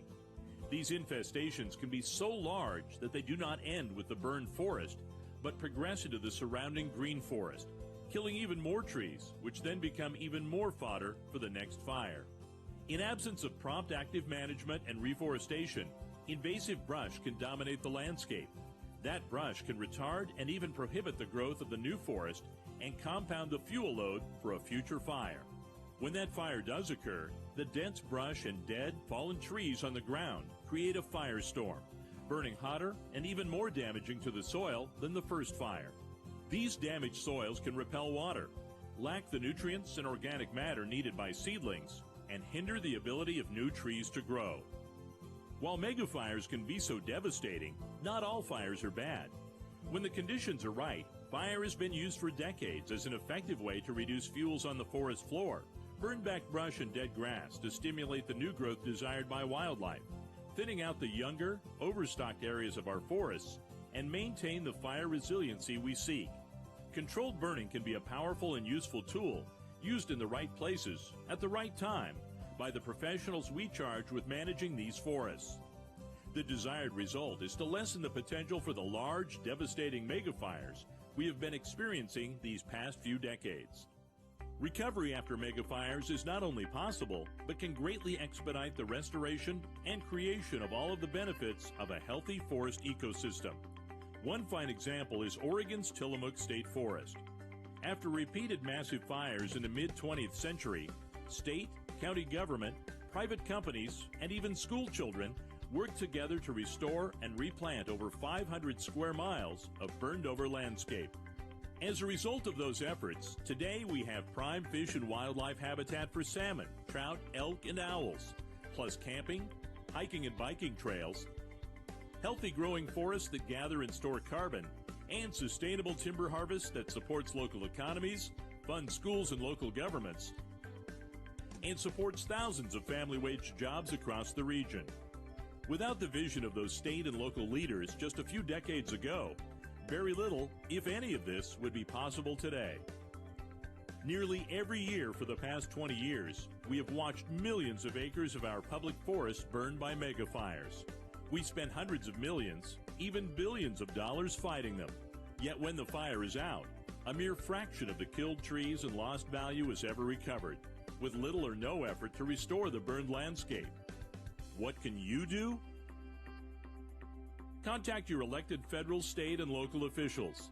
Tell them these federal lands and once treasured forests are too valuable to simply walk away. Future generations are depending upon you to take action. For more information, visit us on Facebook at Communities for Healthy Forests.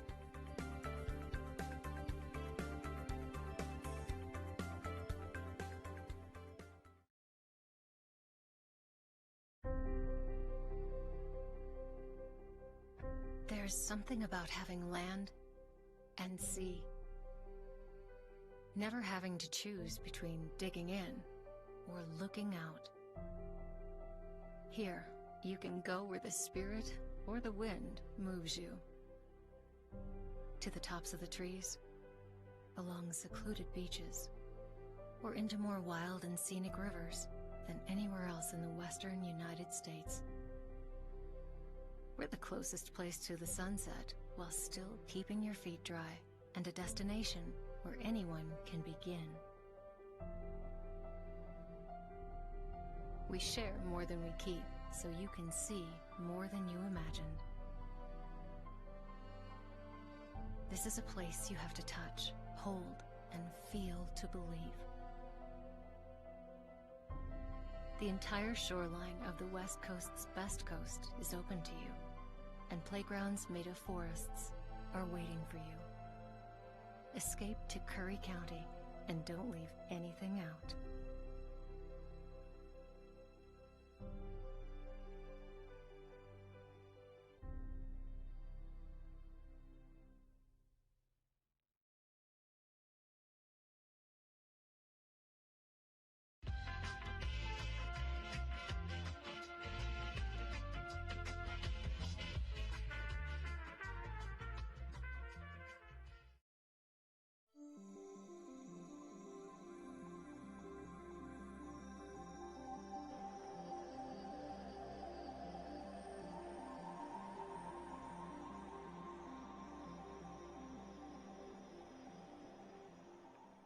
I'm a facilitator. We got a grant from the Ford Family Foundation to do a feasibility study and renditions, and that's what you're looking at here with this display.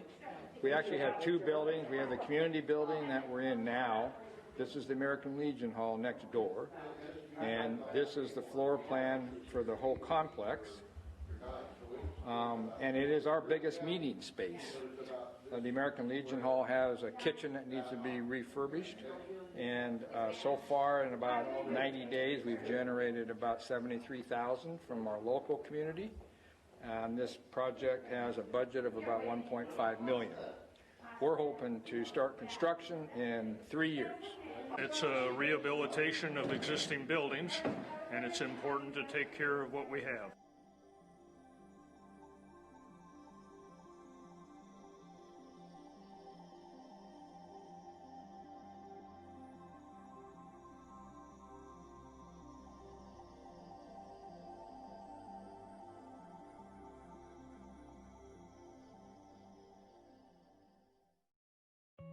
Julie was always a voracious reader. She'd carry 2 novels on an airplane because she'd read one on a 3-4 hour ride.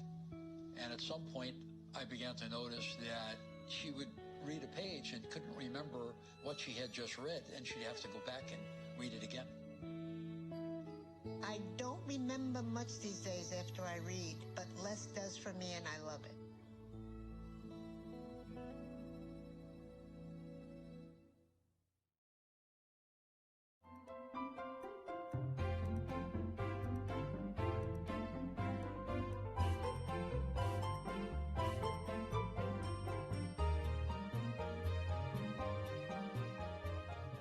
Welcome to Oregon's capital, your Oregon capital. The Capitol is home to the Oregon State Legislature, the Governor, Secretary of State, and the State Treasurer. This is Oregon's third state capitol, the previous two having been destroyed by fires in 1855 and 1935. The current building was designed in 1938 by Francis Keeley, a New York architect. The wings were completed and dedicated in 1977. I'm very pleased to join with all of you this afternoon for the dedication of the new Capitol wings. I welcome all of our many friends and distinguished guests who are able to be with us to share in this proud day. The Senate wing is named after Jason Bowe, who was the Senate president. The House wing is named after Phil Lang, who was the Speaker of the House, both during the 1977 legislative session. Welcome to the Rotunda. The 4 large murals that grace the walls in the Rotunda represent 4 events that shaped Oregon's history. They were painted by Frank Schwartz and Barry Faulkner. The first mural, located on the southeast wall, depicts Captain Robert Gray's discovery of the Columbia River in 1792. Gray, an American explorer, named the river after his ship, the Columbia Rediviva. Because Gray was an American, his discovery laid the foundation to the United States' claim to the Pacific Northwest. This opened up important trade relations with the natives. The second mural on the southwest wall shows Meriwether Lewis and William Clark, 2 of our nation's most famous explorers. Lewis and Clark were appointed by President Thomas Jefferson to lead an expedition west across the continent. The expedition, named Corps of Discovery, left St. Louis, Missouri with a contingency of experienced frontiersmen in the spring of 1804 and arrived 19 months later at the Pacific coast in 1805. The mural depicts the expedition portaging Celilo Falls near the Dalles, Oregon. The 2 other historical people in the mural, Sacagawea, an 18-year-old Shoshone Native American with her baby, who was the only woman on the journey, and York, the first African American to come to the Pacific Northwest. The presence of Sacagawea and her baby served to allay the suspicions of the native tribes that the expedition encountered during their long journey. York was much admired by the Indians. When the expedition returned to the east, York remained behind and was the first African American to own land in Oregon Territory. The third mural on the northwest wall portrays the arrival of the first non-native women to the Oregon Territory. The women were missionaries, Eliza Spalding and Narcissa Whitman, who came to convert natives to Christianity. The women are being greeted by Dr. John McLaughlin, chief factor of the Hudson Bay Company. Because of his generous support of the settlers, McLaughlin is considered to be the father of Oregon. The fourth mural on the northeast wall depicts the Great Wagon Train Migration of 1843. In the 1840s and 50s, nearly 3,500 pioneers made their way west across the Oregon Trail. They came for the abundant resources of fertile soil and free land. There were 900 people in the first wagon train migration. Nearly 600 were children. In the mural, the pioneers are shown resting at the Dalles before making the arduous journey down the Columbia River.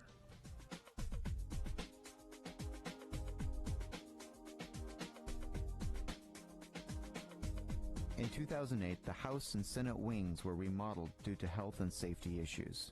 This was the first upgrade since 1977.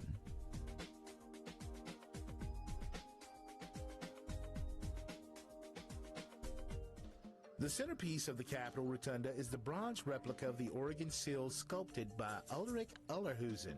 Ullerhusen also designed the Oregon Pioneer and the 6 cast bronze sculptures over the inside and the outside of the main entrance. The seal includes 9 symbols of Oregon: a British man of war ship leaving our shore, an American steamship arriving, the western sunset, mountains, stand of timber, wildlife, sheaf of wheat, plow and pickaxe, and the American eagle. The phrase "the Union" was the motto of the state until it was changed by the 1987 legislature to the state's territorial government motto, "She flies with her own wings." There are 33 stars in the seal, symbolizing that Oregon was the 33rd state to be admitted into the Union in February 14th, 1859. The rotunda rises 106 feet from the floor to the ceiling. Directly overhead, you can see elements of the seal lining the walls of the rotunda. The Capitol's exterior is faced with white marble from the Danby Quarry in Vermont. The walls inside the Capitol are lined with rose travertine marble from Gardner, Montana. Floors and staircases utilize large squares of Phoenix Napoleon gray marble from Carthage, Missouri, with Art Deco borders of black radial marble from Vermont.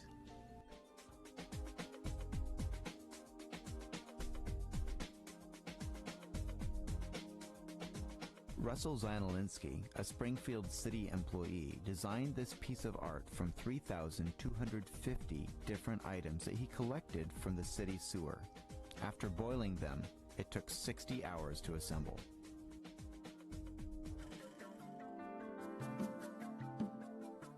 The governor's formal or ceremonial office is home to the sitting governor of Oregon. The governor's reception area table was a gift from Francis Keeley, architect of the present Capitol. The ceremonial office is where the governor holds press conferences, bill signings, and other special events. Above the fireplace is a hand-painted map of Oregon, which was painstakingly restored after the fire of 2008. This is the governor's ceremonial desk and chair. Most of the furniture in the office was designed by the architect and has been in the building since 1938. With the exception of the smaller slanted top desk, the desk was used by legislators in both the House and the Senate chambers of the previous Capitol building.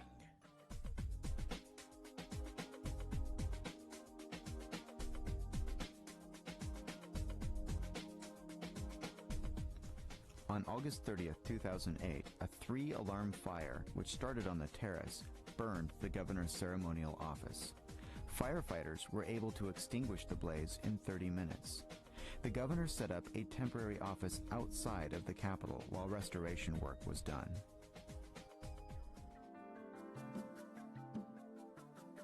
Welcome to the House of Representatives. Golden oak paneling and furniture decorate Oregon's House of Representatives. The distinctive carpet features a repeat pattern of Oregon's state tree, the Douglas fir, which also signifies Oregon's timber industry. The House consists of 60 members who serve 2-year terms. Behind the rostrum, where the Speaker of the House presides, is a mural showing the historic vote at the Champoeg Settlement, which created a provisional government to the Oregon Territory in 1843. On that day, 100 men had gathered. They represented the 2 groups of settlers that resided in the Oregon Territory. At first, the vote was a tie. Then a fur trapper by the name of Joe Meek emerged from the group, drew a line in the dirt saying, "Who's for the divide? All in favor of the report and the organization follow me." Meek was indeed a persuasive man. 2 French-Canadian trappers changed their minds and switched to support the provisional government. With Joe Meek's encouragement, the 50-50 vote was changed to 52-48. If you look above the chambers, you can find the names of 158 people who helped with the development of Oregon.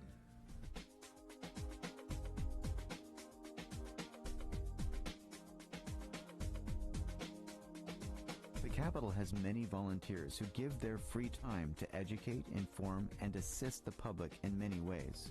Their broad knowledge and investment of their personal time is a priceless resource for the Oregon State Capitol and its visitors.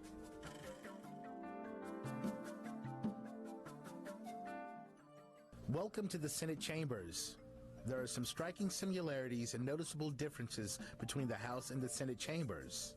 The Senate chamber is finished in matching black walnut.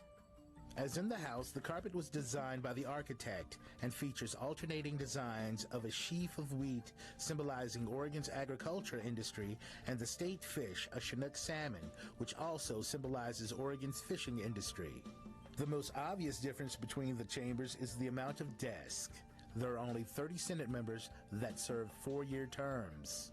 The mural behind the Senate President's podium illustrates a scene in Salem on St. Patrick's Day in 1859 when the news of Oregon statehood finally arrived in Salem.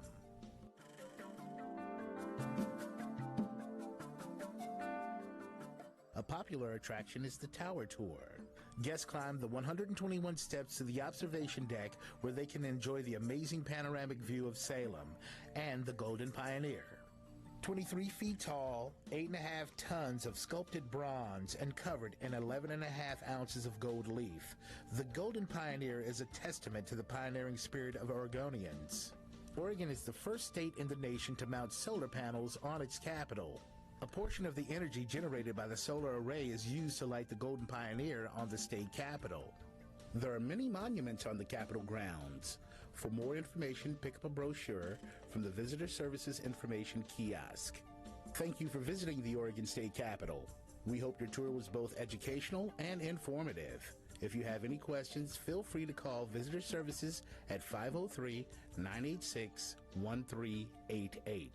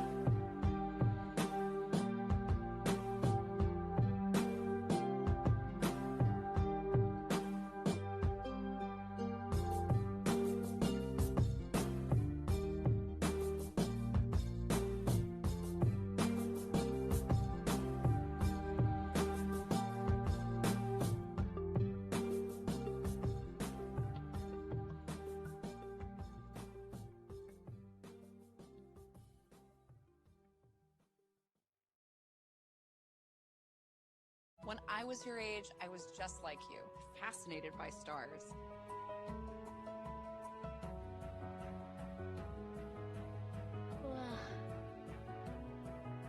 But now I get to search for life in the universe. And who knows? Maybe life is looking for us too. So we're like aliens to them? Yeah. Does anyone want to be a scientist now? I do. Awesome. We need more girls in STEM. Maybe we can find aliens. Okay, Dad. 1, 2, 3.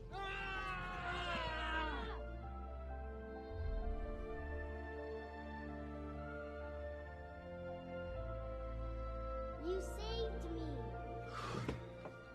Dad? Are you okay? I'm fine, dear.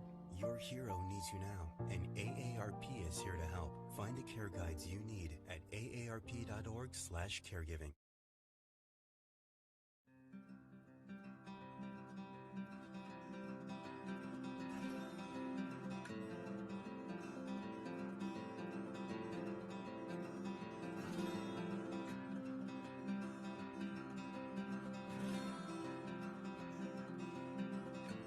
The 23-foot-tall, 8.5-ton Golden Pioneer, which adorns the Capitol Dome, is a symbol of Oregon's pioneering spirit.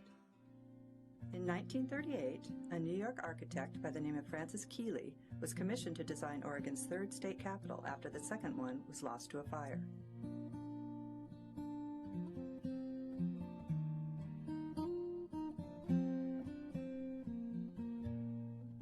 Keeley commissioned a New Jersey artist, Ulrich Ellerhusen, to sculpt and cast a monument for the new Capitol building. At his workshop in New Jersey, Ellerhusen sculpted 5 models out of plaster before settling on the design we see today. Due to the nature and size of this project, Ellerhusen had special doors put in his workshop. His friend Aileen Eveleth Hammond described it this way. It was a very large piece of sculpture, and he had to have a door built in his studio so he could roll it outside and see it in the daylight, because he knew that that pioneer was going to stand on your Capitol in the sunshine, and he wanted to make sure that it was a beautiful piece. Ulrich Ellerhusen, a German-born sculptor who studied at the Art Institute of Chicago, is also known for accomplishments that include ornamental designs that adorn the outside of the Louisiana State Capitol, weeping figures on the colonnade of the San Francisco Palace of Fine Arts, additions to the tympanum over the entrance of the Oriental Institute in Chicago. When finished, the final Golden Pioneer was sculpted of bronze. After work was completed in 1938, the Golden Pioneer was loaded on a steamship and traveled via the Panama Canal to Oregon. Upon arriving in Oregon, the Golden Pioneer was loaded on a flatbed truck and transported to the new state capitol. There were a whole bunch of us, and my older cousin was much more adventuresome. And he was even, when they weren't looking and it was off the truck but on the ground, he was even climbing up into it. Times were more relaxed back then, and people weren't so worried about lawsuits, and kids could get into a lot more trouble.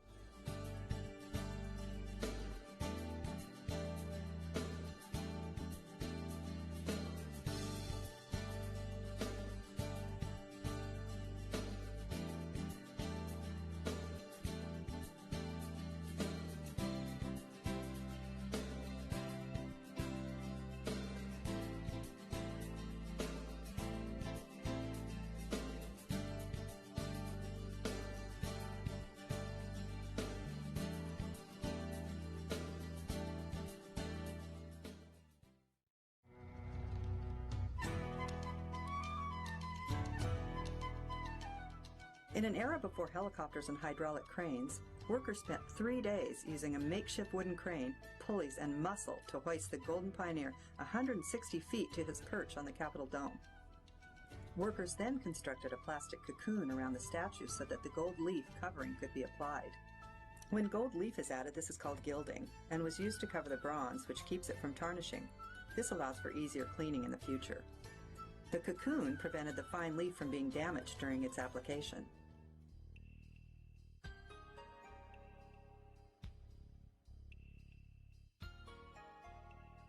Every 20 to 25 years, the Golden Pioneer has been re-gilded to repair damage brought on by years of oxidation and weather.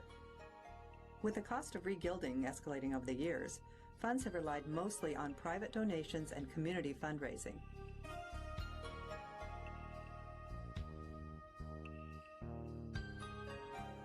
In 1984, Oregon school children raised more than $37,000 in coins, mostly dimes, which cover the cost of re-gilding the statue.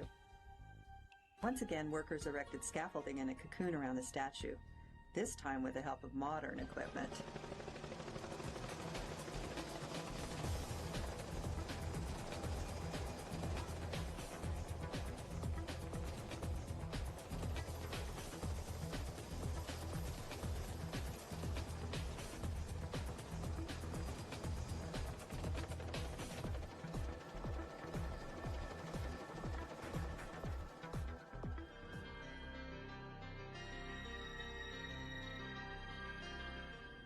Oregon Pioneer statue. He actually completely broke free and rotated up on its pedestal.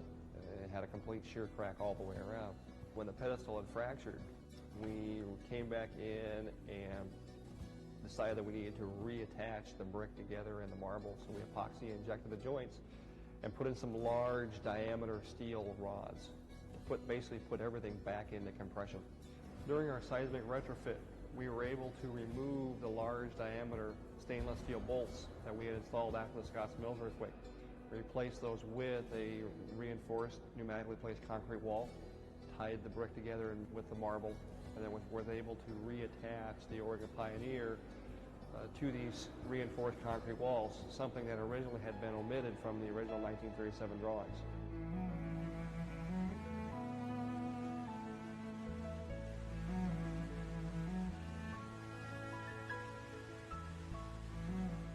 In 2000, the state capitol was in the process of being recalked due to leakage in the exterior marble.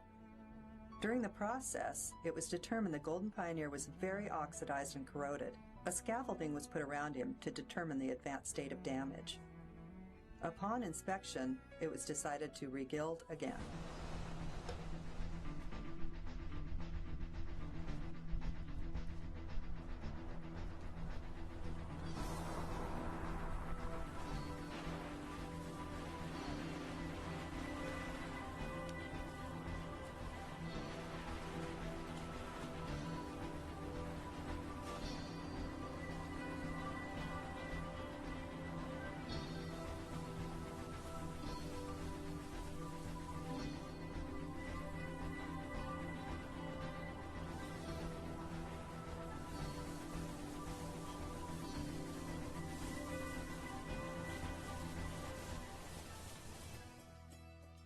This magnificent monument that graces the top of the Oregon State Capitol building reflects the courage and pioneering spirit of Oregonians.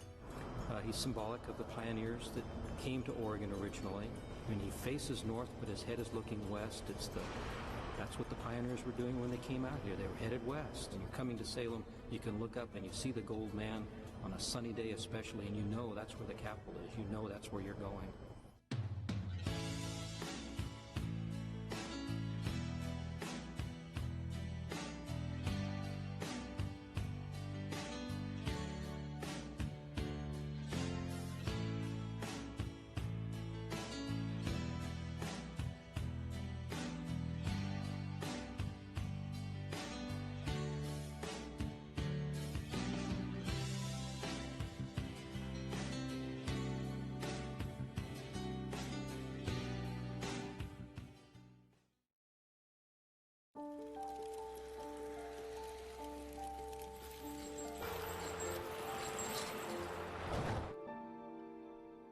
Did you know dragging chains can spark a wildfire? Only you can prevent wildfires. When I was in foster care, I never knew when I would have to move, so I always had my suitcase ready to go. Then one day, I was adopted. My new parents opened their hearts and home to me. My parents cook my favorite breakfast for me every morning. My parents take me on trips I never thought I would go on. They gave me a home and an even better reason to use that suitcase. My parents aren't perfect, but they're perfect for me.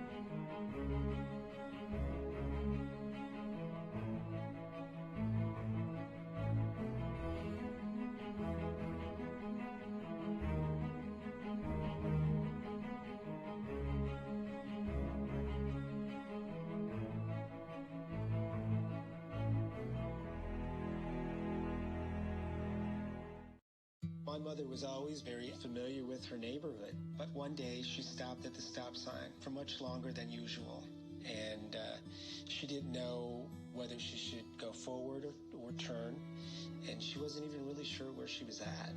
It was very unsettling for her. I felt so much better after my son told me, Mom, I don't want you to worry or be afraid. I'll be there for you, and we'll figure it out.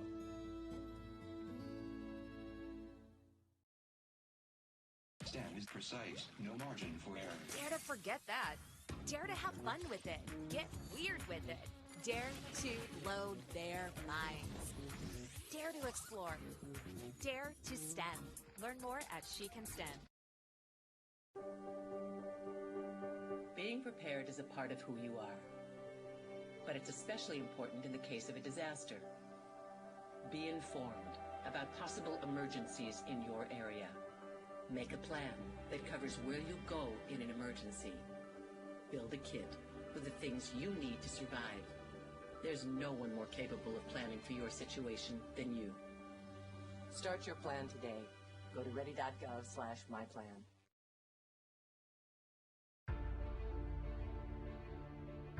If yours is the next big idea, and you need the right place to fine-tune it, build it, launch it, if you're only your best when you can play more than you work, if inspiration comes from the outside, you belong in Curry County.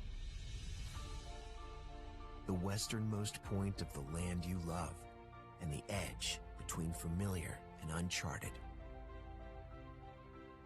Break the pattern. Be where the airports are as close as the beaches, and industry and recreation never cease to amaze. Dock, dive, and dine in a single day, and never lose your connection. This is the threshold of the West.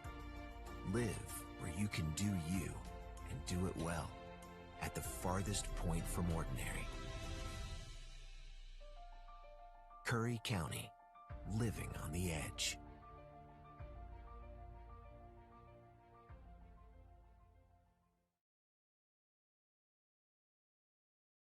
Today I'm going to talk to you about physics. Come on in, girls. Let's go. This is the first rocket to get humans to Mars. Really tall.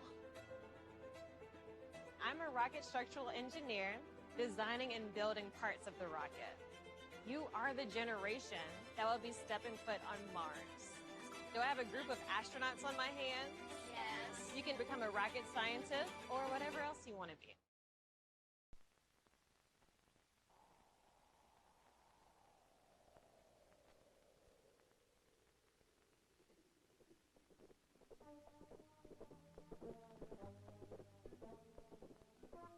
The Northwest is filled with mountains, lakes, trees, and traditions. Wood carving is an old Northwest tradition. There's so many things in nature here that inspire an artist. I do consider myself a Northwest artist and a traditional artist to boot. I'm Ed Quigley, wood carver and painter, but carving has been more or less of a hobby for me. It's fun to take a square block and start carving and make a figure develop out of it that seems to have life. I've done a lot of carving commercially, but mostly for fun. Mother said when I was a little kid in my high chair, they'd give me a cookie and I'd bite a horse out of it. Some affection there from the very beginning. I love to be around a good horse. I like to smell them. I like to go out and take care of them. I've carved so much in sugar pine, which is a nice wood to carve. It's a good uniform grain. It's fairly soft.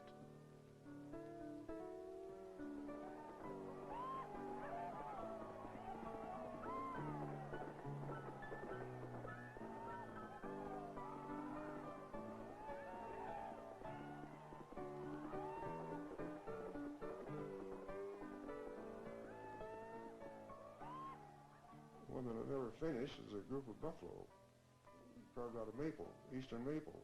I think there's about 5 buffalo and a calf in that. It's a nice design, nice composition, but I never did quite finish it.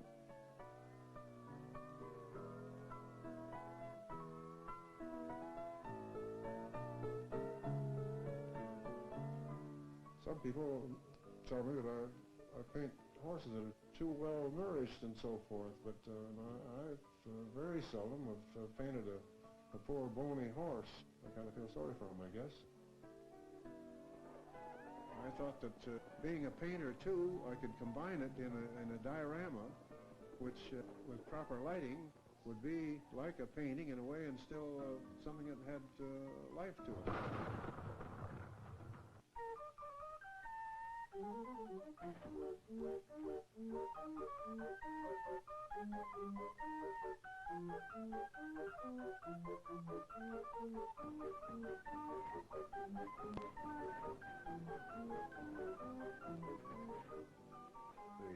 The wagons probably took about a month apiece, or a little bit better.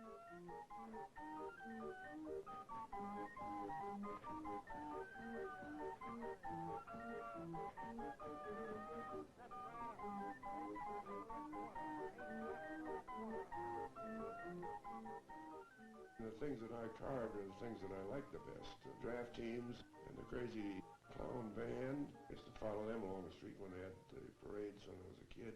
All those circus horses down there are 4 inches thick, sugar pine. I would draw my elevation of the horse and the attitude I wanted on that one side of that. Then I could draw a line on the back of the spine, center, all the way around the horse.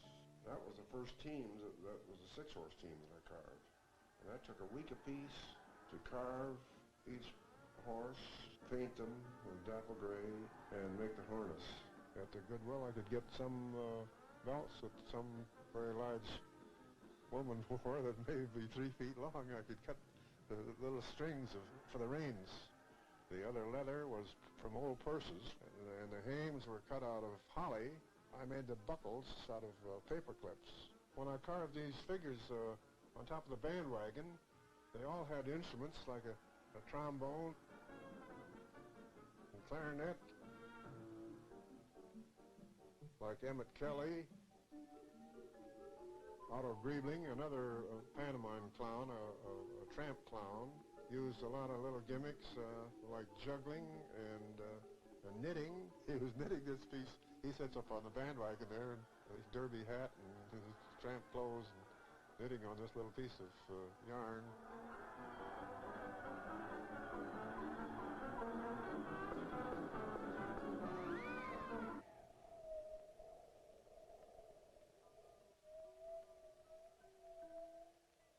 There's all the trees out there and the Columbia Gorge and the streams going by, and that at least the air is still fairly breathable. I go to San Francisco or back east somewhere, well, my God, it might be nice to go to one of the big fancy restaurants or the theater or something like that for a few days, but as far as living there, I couldn't imagine living anywhere but in Oregon. Well, I don't like having to be completely involved with the world. I'd rather have my own little world, and if I have to go out and cope with the rest of it, okay, you know, sometimes I want to, but it's nice to be able to be completely enclosed by nothing other than your own interests. I'm Douglas McGregor. I live and work in the privacy that I can find in Corbett, Oregon. I restore carousel animals and make real and mythical creatures. The first animal that I made was an Oregon leopard frog. And I went through a few other various ideas for animals and came up with frogs. No one had ever particularly made a frog, at least not one like mine. Found a picture of a frog sitting that I liked, so I took that photograph and blew the body up to the size that I wanted. From there, it's just a matter of changing your drawing into a wooden animal. Frog is hollow, and so is his head. Just make a square box and round off the corners. The legs are either just glued or glued and nailed or glued and pegged. carousel animals were generally made out of whatever was the soft carving wood that grew in that area. I use basswood. I just like the wood. And also it's compatible with the repairs that I make. A lot of my work is just matching what the original carver did, which can really be kind of hard sometimes because there were so many different carvers and so many different styles. You look at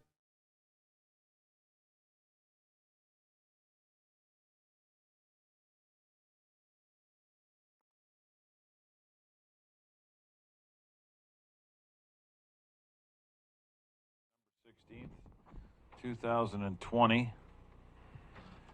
We're gonna, Ms. Schmelzer has a prior engagement, so she's going to have to leave here shortly. So we're gonna let her run through her things pretty quickly here. Hunter Creek land sale. Okay, so if you remember, we put some property on the sheriff's sale, and there was one parcel that did not sell. It was worth, the minimum bid on it was $44,000. So at the last meeting, we decided to offer it to, to have a realtor list it. In the meantime, the man who bid on and is purchasing the adjacent lot, he came back and he said, okay, I'm willing to give you the minimum bid.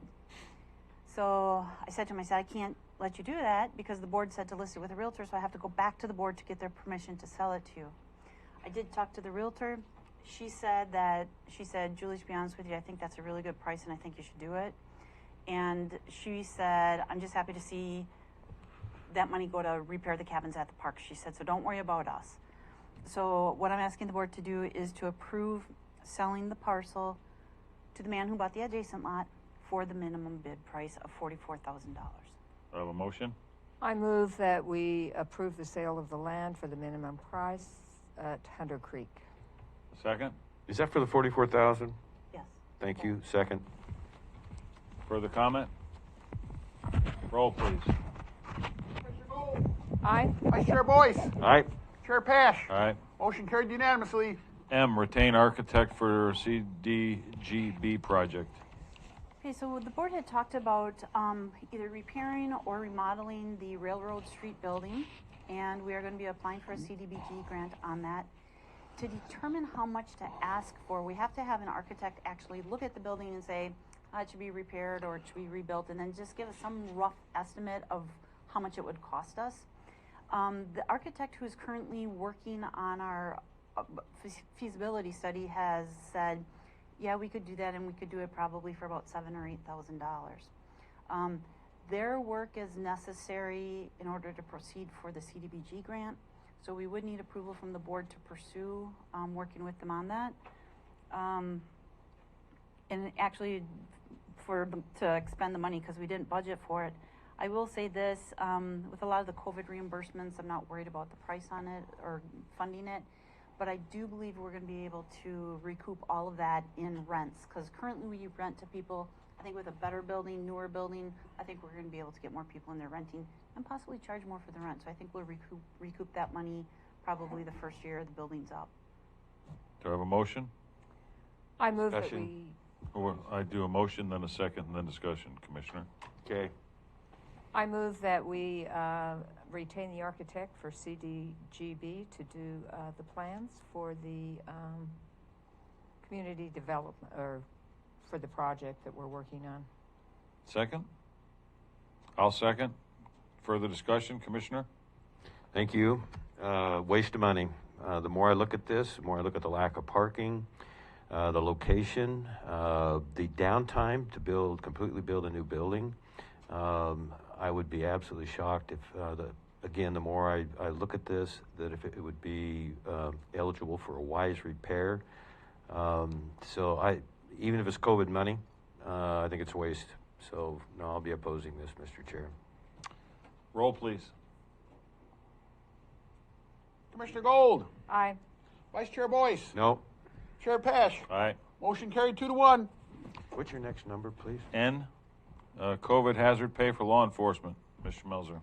So our last order for the COPE for the hazard pay said it would go to the end of the year or extended by the governor. Right now, we don't have an extension. The governor hasn't officially extended it. It just says it's through her order says it's through the winter months. We don't have a deadline on that. So I need to know from the board, are we going to extend it beyond December 31st? And then something to consider too is, should that be applying to other people that are doing code enforcement type work, such as Dave Fortman and his group? Commissioner Boyce? I'm gonna oppose this as well, at least for maybe a month or so till we see how things go. I'm always asking the board to look out into the future and see as best we can to see where we're headed and what's. I mean, there's just so many unknowns, and yeah, I mean, we may have to seriously come back to this and look at, I don't know, all of our departments at some point in time. And if all the counties do that, all the cities in the state, it'll break the bank. So I was very happy to support it prior, and probably will in the future. But right now, I think we need to just let it go for at least a month, preferably 2 months. I just have a hunch that's the way it's going to end up. Is that your motion? You know, the question is, do we want to support it? Yeah, I guess it could be a general motion, yes. So Commissioner, your motion would be that the hazard pay not extend beyond December 31st? That's correct. Okay. Do I have a second? I'll second that. Further discussion? Roll, please. Commissioner Gold. Aye. Vice Chair Boyce. Yes. Chair Pash. No. Motion carried unanimously. No, it didn't. I said no. I'm sorry. I'm sorry. No, I just want to clear for the record. Okay. I said no. Motion carried 2-1. Right. I think it should be extended. Fee waiver request, Silver Cypress Resorts, Ms. Schmelzer. So in the Nasika Beach area, we have a gentleman who's doing an RV park, and he's been working on the project for about 3 years. He did receive a permit from the planning department last year, and now he has to do more work to actually get the project going, and he has asked for a fee waiver.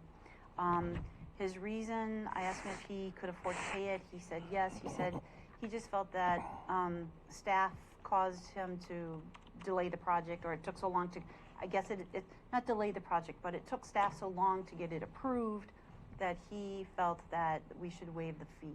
It's a $2,000 fee for the lot line adjustment. Yeah, I read the whole packet on that.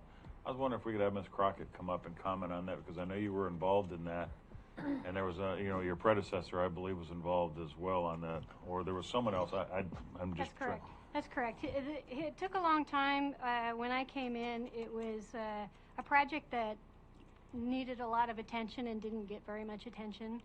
And I requested him to withdraw his application and start over again, because that was the fastest way to get some of the issues resolved. It was headed to LUBA on appeal, and so we worked through several issues that were of concern by adjacent property owners, and essentially came to a conclusion with conditions for getting it approved, and it was not appealed. The problem is the conditions were extensive.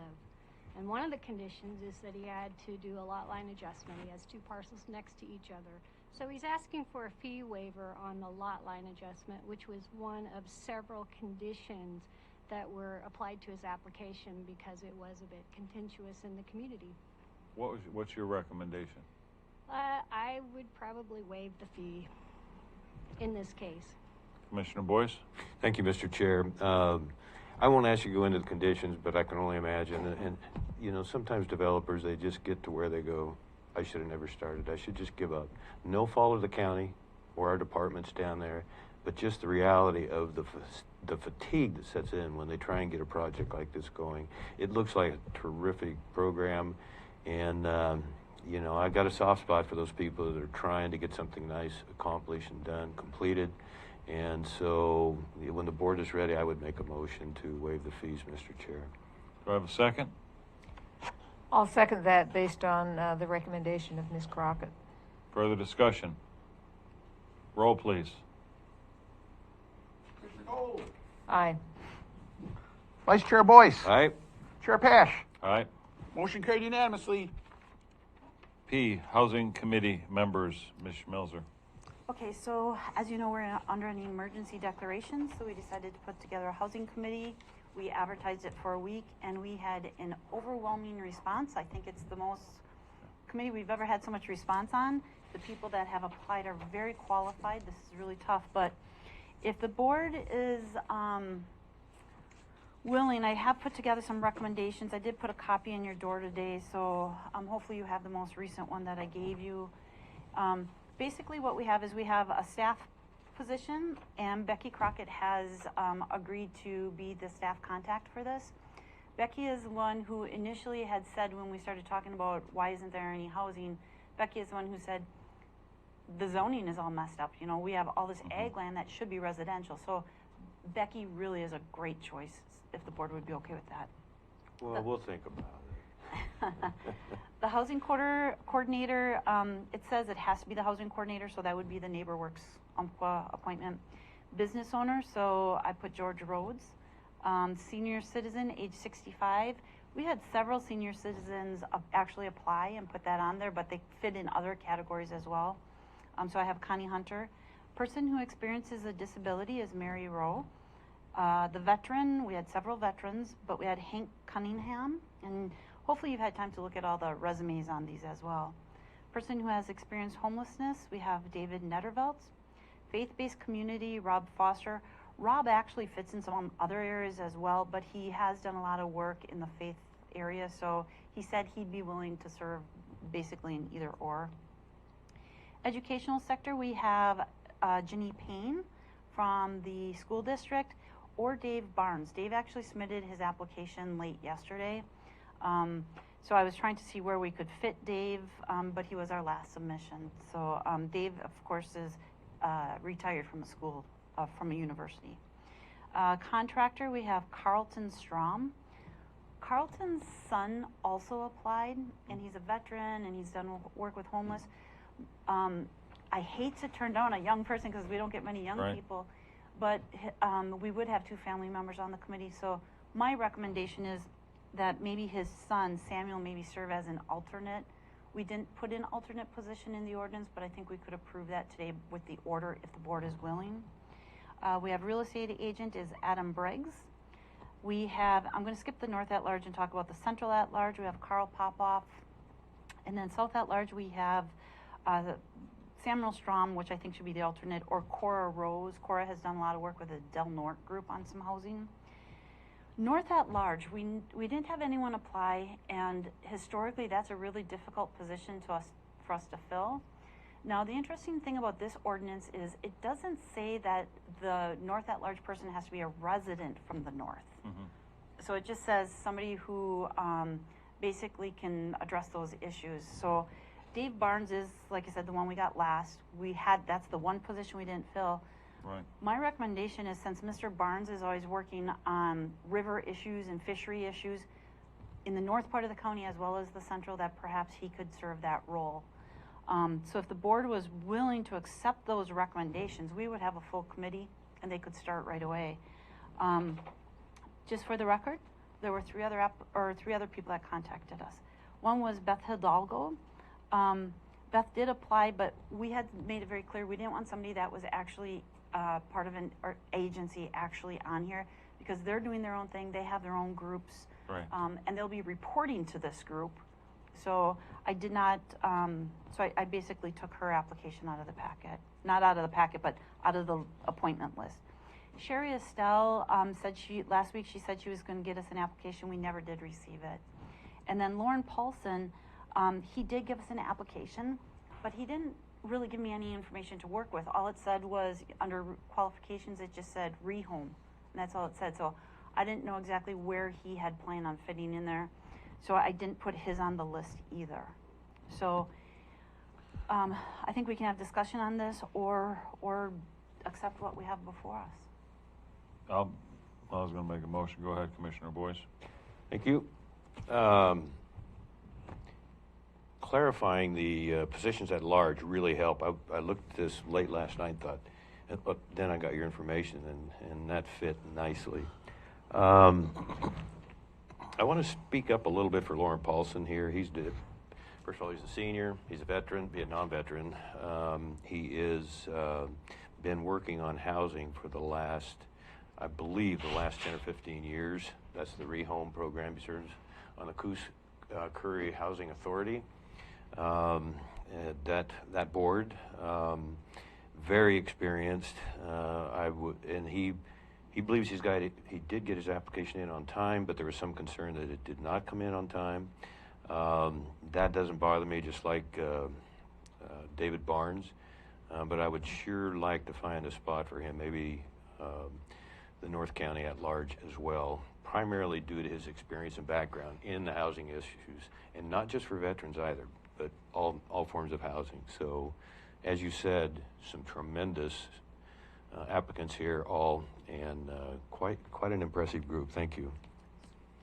So Commissioner Day, several of these did come in after the deadline. So we're fine with that, though. Yes, yeah, that's we great. we had enough for a quorum by the deadline. I think by the deadline or by the time we did the packet, but some more, they just kept trickling in. So I do think that with Lauren, I do think that if anybody dropped off of here, as oftentimes people do, maybe Lauren's just the next one we look at. Is he the chair of the Coos Curry Housing Authority? He's not the chair, he serves on there. That's the one I was invited to join, and they actually congratulated me and changed your schedule so that I could come up and be sworn on that board. And then all of a sudden I got an email one day and said, nope, we don't want you, forget it. I think that was the Orca board. Yes, that was at the Orca. Oregon Okay, Coast Community Action. Okay, that's good. Wrong one. One more So many. Little clarification here. Janice Payne, first name is spelled Janece. Okay. And I think she'll be a great applicant as well. So are you ready for a motion, Mr. Chair? Well, I was going to actually make the motion on this to make sure that we so that we clarify that Jane, as you just said, Janine Payne would be the educational and Mr. Barnes would be the North at Large, and Samuel Strom would be the alternate. If you'd like to make the motion, I just wanted to make sure we were clear on Just discussion, Mr. One more point. I just would, hey, is there any way we could find a spot for Paulson? I think we're overlooking probably the most experienced person we have there. Put him as a second alternate in case people drop off. Or even a first alternate, and then the Strom guy, the second alternate. And that happens a lot of Okay, times. so why don't we do that? Then make him the first alternate and Strom as the second alternate. I'm fine with that. So I have a motion? So I move that we accept the appointments as previously discussed, with Samuel Strom being the second alternate and Lauren Paulson, is it? First alternate. And David Barnes is the North at Large. And David Barnes as the North at Large. Okay. Cora is South at Large, and then Jania is educational. Right. Have a second? Second. Further discussion? Roll, please. Commissioner Gold. Aye. Vice Chair Boyce. Aye. Chair Pash. Aye. Motion carried unanimously. So that's all you have. So we're going to go back to our normal agenda. Let me see. We are at C. Mr. DeRock, update on parks improvements. Good afternoon. Sorry for the delay, sir. I forgot the governor's executive order. Shoot. I forgot the governor's executive order, which is K. So maybe we can do that after his presentation. Tony, do you mind if we just 1 second. finish Go one ahead. more thing real quick while you're getting that ready? That's fine, go ahead. Go ahead. Okay. The other one was K, the Governor Brown's executive order. Jeremy Dumeyer is going to just briefly explain what it means so the businesses and the restaurants know what's coming, because we are moving into that extreme category, so we have to be prepared. But what I want the board to do is to decide what we do as far as county government. So he'll talk about what it means to everywhere else, but we still have to have that discussion. Do we keep departments open? What do we do? So, Jeremy, do you want to just briefly just go through that? Yeah, if you could briefly, because we got, go ahead. Well, I prepared a presentation too. Do you want to do the presentation, or? We're going to have to wait then. It's going to have to wait. I do intend to touch on that conversation. Okay, then, Brad, you'll just have to kind of carry that one then, and, you know, just real quick, my comments on that are, I do think all managers should be here. And then as far as, like we were talking about before, perhaps let them decide what happens with their employees. Okay. All right, so go ahead, Mr. Rock. Good afternoon, Commissioners. Anthony Durock, Curry County Parks. This is just it'll be a real brief presentation just on Curry County Parks' upcoming improvements. So due to the recent land sales, we're going to have the ability to replace some of the cabins up at Lobster Creek, and then some improvements at Boyce Cove Park as well. These are the cabins that we are looking at currently. They're a tough shed design. They have a 10-year warranty. Depending on the size, reflects the price, basically. But I think these would be a good addition to Lobster Creek Campground. And next is we're debating whether or not to add a park model at Boyce Cove Park for the camp host. The one that I've come across right here, it's 384 square feet, 11 by 32, one bed, one bath, park model for $29,900. It should go right in the spot, have all the hookups we need, and open up our options for potential hosts. On that note, I don't want to interrupt your presentation, but you can also look at the secondary market on that for bank repos. Okay. And there's a lot of those, or unsold factory models that will sell for quite a reduction. There might be even as far back as 2018 Okay. that they have never sold and it's still brand new, and they'll give you a heck of a deal on them. I'll definitely look into that. That was one of the cheapest I could find. The next one above it, I believe, was about $3,000 more, and it was actually 105 less square foot. Okay. So this one was actually more square foot and a little bit less in price. When we're talking about that, I think we need to keep in mind that a lot of times the park hosts coming have their own RVs, so that might be an impediment to getting a park host. Yeah, it very well could be. I was just also kind of thinking of, potential people coming up in the parks industry, that might be working for state or, have further goals, and they might want to try out host for a while to have that experience. I just feel like it might be able to open the doors a little bit more on who's available to be a host as well. But No, also, that's true. if I could go back, wrong way, sorry. I was also intending to potentially have somewhat of a storefront out of here as well. So if we go this way, you can see the new Boyce Cove design logo. I'm having stickers created in that design to be sold at the park, and I'm also in the process of having hooded sweatshirts made with that design on them as well to be sold at the park. So I was also thinking, with the park model, it could, open the opportunity to ease the access to the guests to that merchandise. Okay, thanks.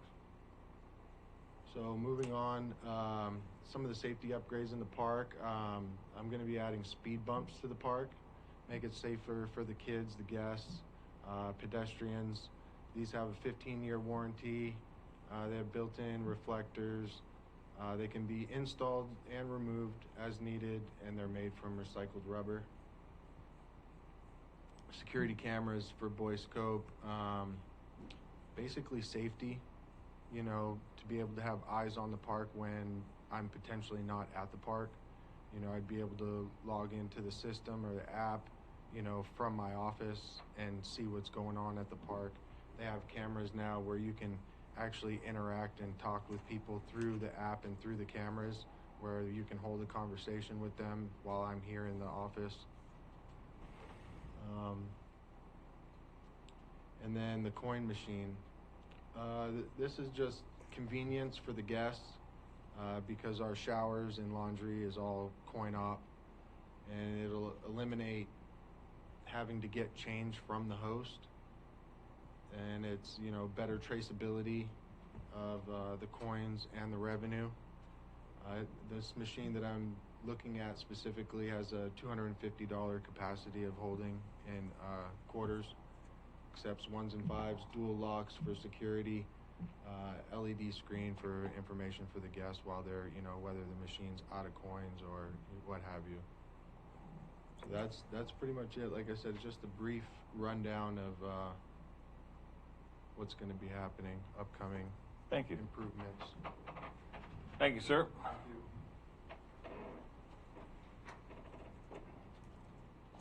Request for board approval to install non-conforming T-turnaround at the dead end of Lake Shore Drive, Mr. Christensen. And looks like you've got 3 of them in a row. Good afternoon. Good afternoon, Commissioners. Richard Christensen, Curry County Road Department. Yes, I placed this on the agenda today as follow-up to our October 7th meeting, and I made this design based on public input at that meeting. Since that meeting, there's been additional input with some have consulted with their attorney, and I've forwarded that to County Council. And as today, when we had public input on it as well, and so I'm would like to kind of back out of this thing right now for a little bit to work a little bit more on it.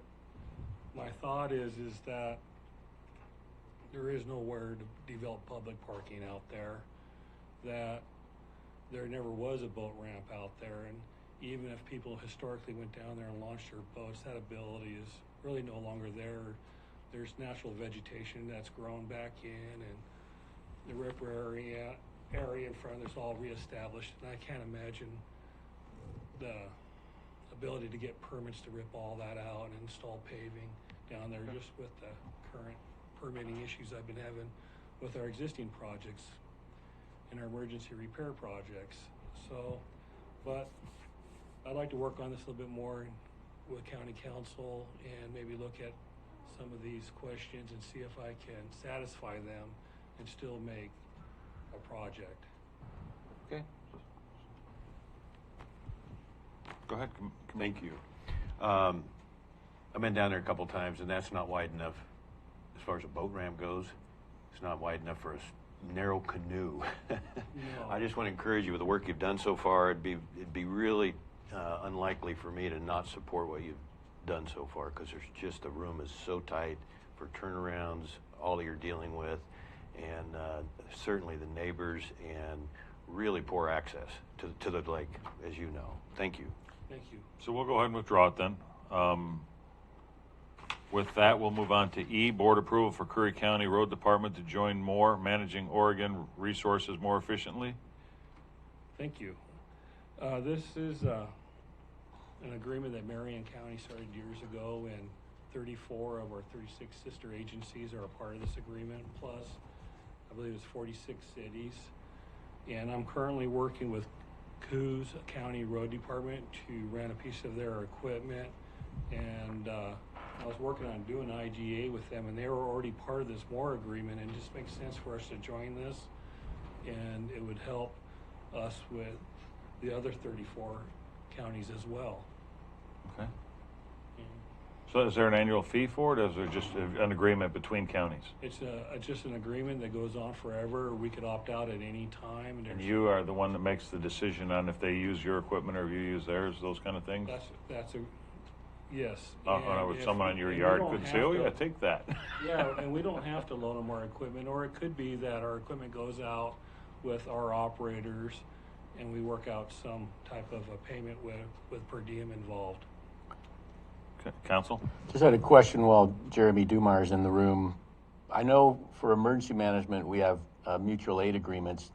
Rich, how does this fit in with the landscape of mutual aid agreements? Or never mind, just something to think about going forward, but maybe you and Jeremy can touch on that. But it seems like mutual aid agreements are equipment sharing in time of emergency. And is this just equipment sharing and not at time of emergency, something like that? This is just equipment, yeah. I think it's for anything. Okay. Well, this one would really make it where if it was over 10,000, I'd bring it to the board, and if it was under, I would be able to just do an invoice to them, or they could just do an invoice to us, it would really expedite things. Okay. All right. Thanks. Do I have a motion? I move that we accept the agreement that Mr. Christensen is putting forth to join MORE, M-O-R-E. Do I have a second? Second, Mr. Chair. Further discussion? Roll, please. Mr. Gold. Aye. Vice Chair Boyce. Aye. Chair Pash. Aye. Motion carried unanimously.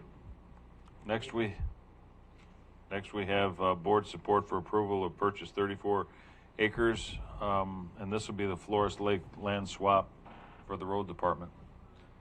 Thank you. The road department is in need of property for our road maintenance activities and emergency activities for disposing of landslide material and clean asphalt and concrete. And also we're looking, we need an area to burn our debris. And currently, we don't have an area. We used to have an area with the state, but last year, due to the state's need, they asked us to not use it anymore. And so what I'm looking for is something in each areas of the county, and this one would be a North County area where we have a lot of gorse. And we don't want to transport our brush and stuff from North County down here. And so we would dispose of all our North County debris on the northern portion of this parcel, and then our landslide debris on the south portion. And so we're just looking for board support. This is in our master plan update that's almost completed, and this would help us in future emergencies for disposal. Council? Thanks. And if I'm not mistaken, the 34 acres you're talking about is the stuff that we're receiving from the state in the Flores Lake land swap? That's correct. Okay. That's so valuable. Well, yeah. Well, I think it was appraised pretty good. But so technically, I think once that land swap's completed, I think it's going to be complete next week. We'll do the deeds. I think that was dedicated for parks. So really, I know he used the term purchase, but I think what this is going to be is a budget transfer where the value from the roads, the money from the roads budget will go to the parks budget or whatever budget that the Flores Lake land swap property is going to go to. So I know you call it a purchase, but it's I think we don't purchase it from ourselves. We just do. It's an asset swap. Yep, it's going to be Brad's bailiwick there with transferring. It's going to be a paper transaction on funds, internal. Commissioner Boyce? Thank you. I'm not following the paper transaction here. Thank you. I'm sorry. I'm, That's as okay. usual, overcomplicating things, but essentially, we are receiving a piece of property from the state that's got a certain earmark on it when it comes to the county. That's an asset. It has value.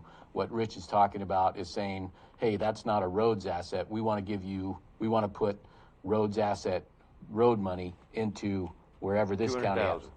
Yeah, and then this asset then goes to the roads. Once we get this asset, and it'll be a paper transaction amongst ourselves. That's why I call it a paper transaction. Very good. You mentioned parks a minute ago. I didn't know what the reference was on that. Well, I'm nearly positive, but I'd have to go back and look. Does anybody else here remember? I think the idea was when we received those lands from the state, they were going to be designated as park properties. But that's something, again, I'm going off memory. Does anyone? I recall that same thing. Okay, I don't recall, but wherever it would land at the county, wherever that landed, whether it's parks or somewhere else, roads is, let's say it's general fund. Roads would just say, we'll give money and we'll take that value in land. That's all. Okay. So I'm following but when he calls it a purchase here, again, it's just a budget thing for us. Yeah, that was kind of confusing.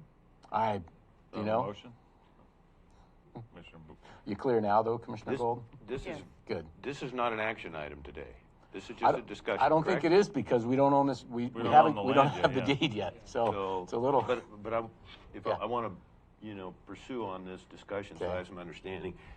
We have about a 3-acre piece of property there, the North County shop, up the county road there. Is it about 3 acres? I believe so. Okay, and that storage unit's pretty bad shape, right?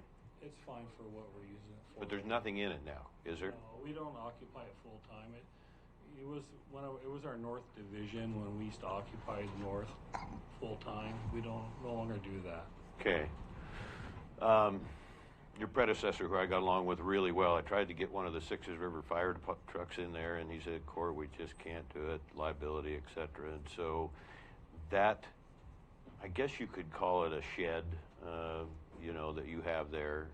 It sits pretty vacant. So I've always scratched my head on that when I gave Mr. Robinson a bad time on that. But they could have really used a place to get their fire truck in during the wintertime.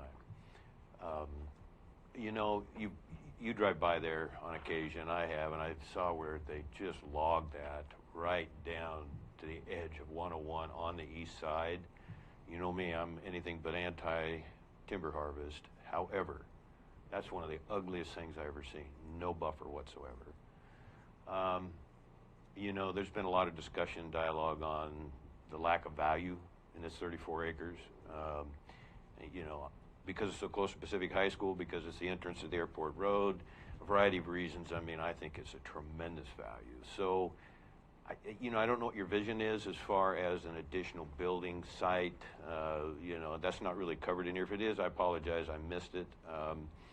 But in the interest of tourism promotion and 101, you know, I'm thinking, you know, you go by the high school, it's certainly not a bad eyesore.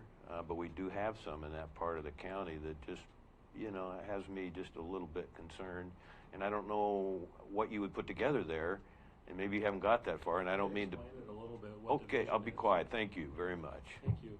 Well, I'm not sure that it's worth $200,000. That's what the state valued at with removing all the timber. And we wouldn't be looking at removing all the timber. We would be looking at maintaining the timber around the borders, so you wouldn't even visually see us in our work and our usage. So we would kind of maintain that scenic corridor through there. And so with that being said, a large part of that $200,000 value was the removal of timber. So what we would like to do is the timber that needs to be removed for what we need to do is maybe after expenses that we split that profit 50-50 with parks or however the commissioners see fit. And the vision is that for the foreseeable future that the road department would have a place to dispose of landslide, slip, debris, asphalt, concrete for the foreseeable future. And currently we dispose of all our materials on private property or used to on the state parcel. And so we don't have a place. And when you have emergency projects that are FEMA funded, you have to have a facility or a site that's DEQ approved. And so I would be looking at making this a fully DEQ approved site for that use, so that way it would help us with receiving FEMA funds. And as far as the eyesore part of it, you could leave some trees in the front of it and cut road into it a little bit and clear the back so nobody could actually see a lot of that from the road, correct? Correct. Yeah, that's what he just confirmed, and I'm not surprised. Good job. All right. The other question I had, there's of course two pieces there, and the one on the north end, that's probably not big enough, I presume. No, what we would try to do is clear enough area for, that's where we would burn our brush, and this would serve all the brush removal in the north area, north of Port Orford, all our river roads up there from Langley's Mountain Road down to Elk River Road. And so that the north portion we would look at just a burn pile, seasonal burn pile there, and the south portion would where we would be doing our field activities. Did you know that was third growth in there? I had no idea. I thought it was second. For the report from the state. That's amazing. The second growth was stolen apparently in the 50s. That's all I have, Mr. Chair. So this is something we're not going to make a decision on today. Anyway, we're going to have to bring this back after we get cleared. So this will probably be something after the first of the year that we'll look for a motion and approval on. Yes. Okay. Thank you. Can I read something real quick? We're really against the clock, sir. 30 seconds. You know, I get these letters once in a while, but I bet I don't get as near as many as you get. But this just come in today. Richard Christensen. This is a much overdue thank you. My husband and I ride our bicycles around Gold Beach, Port Orford, and Pistol River several times per year or week. We just finished a beautiful loop on the north side of the Gold Beach Bridge and realized we had never expressed our appreciation to all of you at Curry County Road Department for the wonderful job you did on resurfacing the south end of Cedar Valley Road this past summer, and a great job on the Sika Road and Wedderburn Loop Road last year. When driving a car, the smoothest is not as noticeable as when we are cycling. We appreciate your care and attention to detail in maintaining our county roads. Good job. Thank you. Thank you. Thank you, Mr. Chair. Good job. All right, we're going to go to replacement roof, search and rescue building. Jet's outside. So move for approval, Mr. Chair, if you're ready for a motion. Do I have a second? Excuse me. I'll second that. Sorry, Chet, I didn't Further see discussion? Roll, please. Commissioner Gold. Aye. Vice Chair Boyce. Yes. Chair Pash. Aye. Motion carried unanimously. You got a roof. Oh, all right. Don't need to come back. Your report was quite detailed and appreciated. Good, I'm glad. I just wanted to point out that there is two different options on the first page, the 2-ply torch down versus the 3-ply torch down. At this point, unless you guys tell me different, which would be about $1,000, $1,500 difference. I'm probably going to go with that 30 or 3-ply, just simply because it gives us closer to a 25, 30-year warranty. Okay. Sheriff said it's leaking real bad. There's holes up there the size of my fist. We've ruined the inside of the building as well. So. Uh-oh. Thanks. Thank you. I liked your report, Chet. Let's go ahead and get on with the emergency services. Go ahead.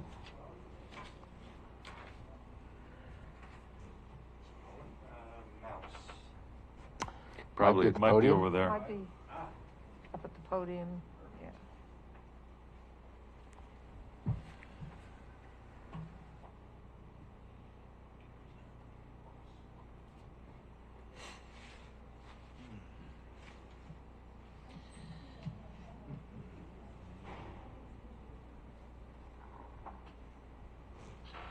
Okay, good afternoon. Jeremy Dumeyer, Curry County Emergency Manager. So this discussion is centered around the changes that are coming as of Friday for the risk matrix, the governor's risk matrix. So as the slide does point out, as of Friday, we will go to an extreme risk. Just a quick little history. November 18th, Governor Brown did initiate the 2-week freeze. At the end of that 2-week freeze, the risk matrices were introduced, and those matrices included a low, moderate, high, and extreme category. We entered the matrix on December 3rd in the high category. Jeremy, are you going to talk about what the numbers of the numerator and denominator are? So, okay, thank you. So, the information was updated yesterday, which put us into this category of extreme. If you go to Oregon Health Authority's website right now, you'll see our county is still colored in orange, but it does have that information and why that is coming. We're one of 6 counties in Oregon that is moving up to extreme. There are a couple that did move down, but at this point, 29 out of 36 counties in Oregon will be in the extreme category. Now, part of the reason why we're in that extreme category is because of the matrix numbers associated. So, among those numbers, it includes the idea that for counties greater than 30,000, which we are not, but the matrix still applies apparently. If you have more than 200 cases per 100,000, in this case we had 313 per 100,000. Curry County is only 23,000 individuals, I understand. Greater than 60 cases in a 2-week period, which we had 72 in our 2-week period. And a test positivity rate of 10% or greater, which we actually trended down to 7.1%. I want to back up just a hair in talking about this. One of the categories that used to apply was your contact tracing rates and how successful a county was in contact tracing. As Sheree Ward mentioned last night in the Curry General, Curry Public Health meeting, town hall. We have 5 contact tracers. I'm one of them. Public Health has 4.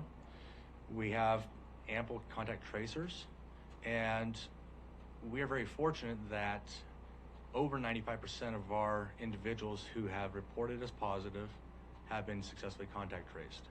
So I do want to put that out there that Public Health has done a remarkable job, especially in light of other counties that are not able to meet that threshold.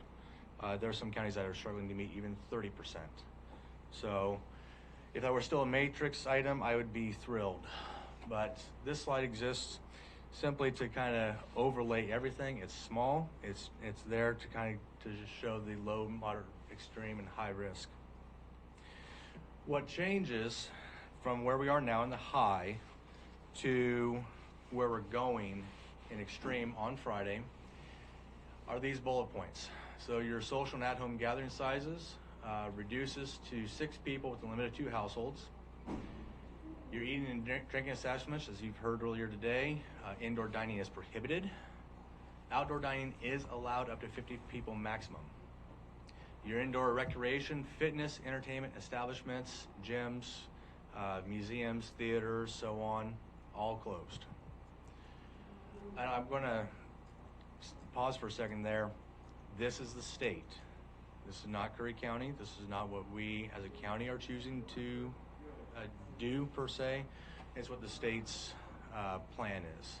So I want to make that very clear that public health, emergency management, we are not enacting these. This is a state. Yes. Just a quick question. Could the state impose penalties on us if we decided not to abide by these? That would be a council question. Let me real quick just on that. There is, of course, state departments that are going throughout the areas, OLCC, OSHA, that are mandating, doing education and enforcement. The question I had goes back to, we talked about the ratios, but you said the standards they're applying to us are for counties over? One of the metrics was, which is the rate per 100,000. In that instance, it was more than 200 cases per 100,000 in a 14-day period. But the metrics change depending on the population of the county, and they're applying a population. They're putting us in a category of population that's not factually supported. No. So okay. I'm going to reiterate that it's the visual test, if you will, that it seems to be applied, because what the language is your metrics are greater than 200 cases per 100,000 for large counties, again, larger than 30,000, or greater than 60 cases in a 2-week period, and a test positivity rate over 10%. So we meet the or, not the first. We have the 60. Okay, thank you. I thought initially you were saying it was the ratio part that only applied in the. No. Okay. Thank you. Yeah. So the other things that are changing here. Then you asked if they could do something to us. What I've seen happen is when they impose rules and you don't obey them, sometimes they can withhold things from you versus penalize you, making you pay. They could withhold things sometimes. They have a lot of different little tools they use, so it could happen. They withhold from us anyway, so. Where's our CARES Act money? Go ahead, I'm sorry. The other things that are changing, and again, this is a focus on just the changes, not all the regulations that are part of the extreme category. But your faith-based institutions, funeral homes, crematories, mortuaries, reduced down to a lesser of either 25% occupancy or 100 people. And I do want to put a shout out there for those institutions, those faith-based organizations that have been finding a way to, reach their masses through the online systems, finding some sort of way to make it work. But again, it's less than ideal. A congregation works best, in my opinion, when they have a chance to congregate. Outdoor fitness, recreation, entertainment, including parks and campgrounds, a maximum of 50 people. Long-term care visitation, outside visitation only, and that is going to be policy dependent for some areas. But No, coming into the organization to visit, unfortunately. And then the last point here is the one that we talked about briefly, which needs to have a little bit of discussion as far as the board policy, and that is offices. The language is very poor, the way it's written, and that is that remote work is required if able, and close offices to the public if possible. I'm not going to advocate for closing down the county. That's my personal opinion. I come to work. I tried to do the telework for 4 hours one time. I couldn't do it.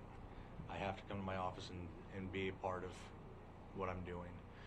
But that is something that the board does need to discuss, is what the plan for the county offices should be after Friday. And with that, I'll leave it for questions. I really don't have any questions. I don't either. Then here. Thank you, sir. All right, it is 2 o'clock. I know we still have some things on our agenda.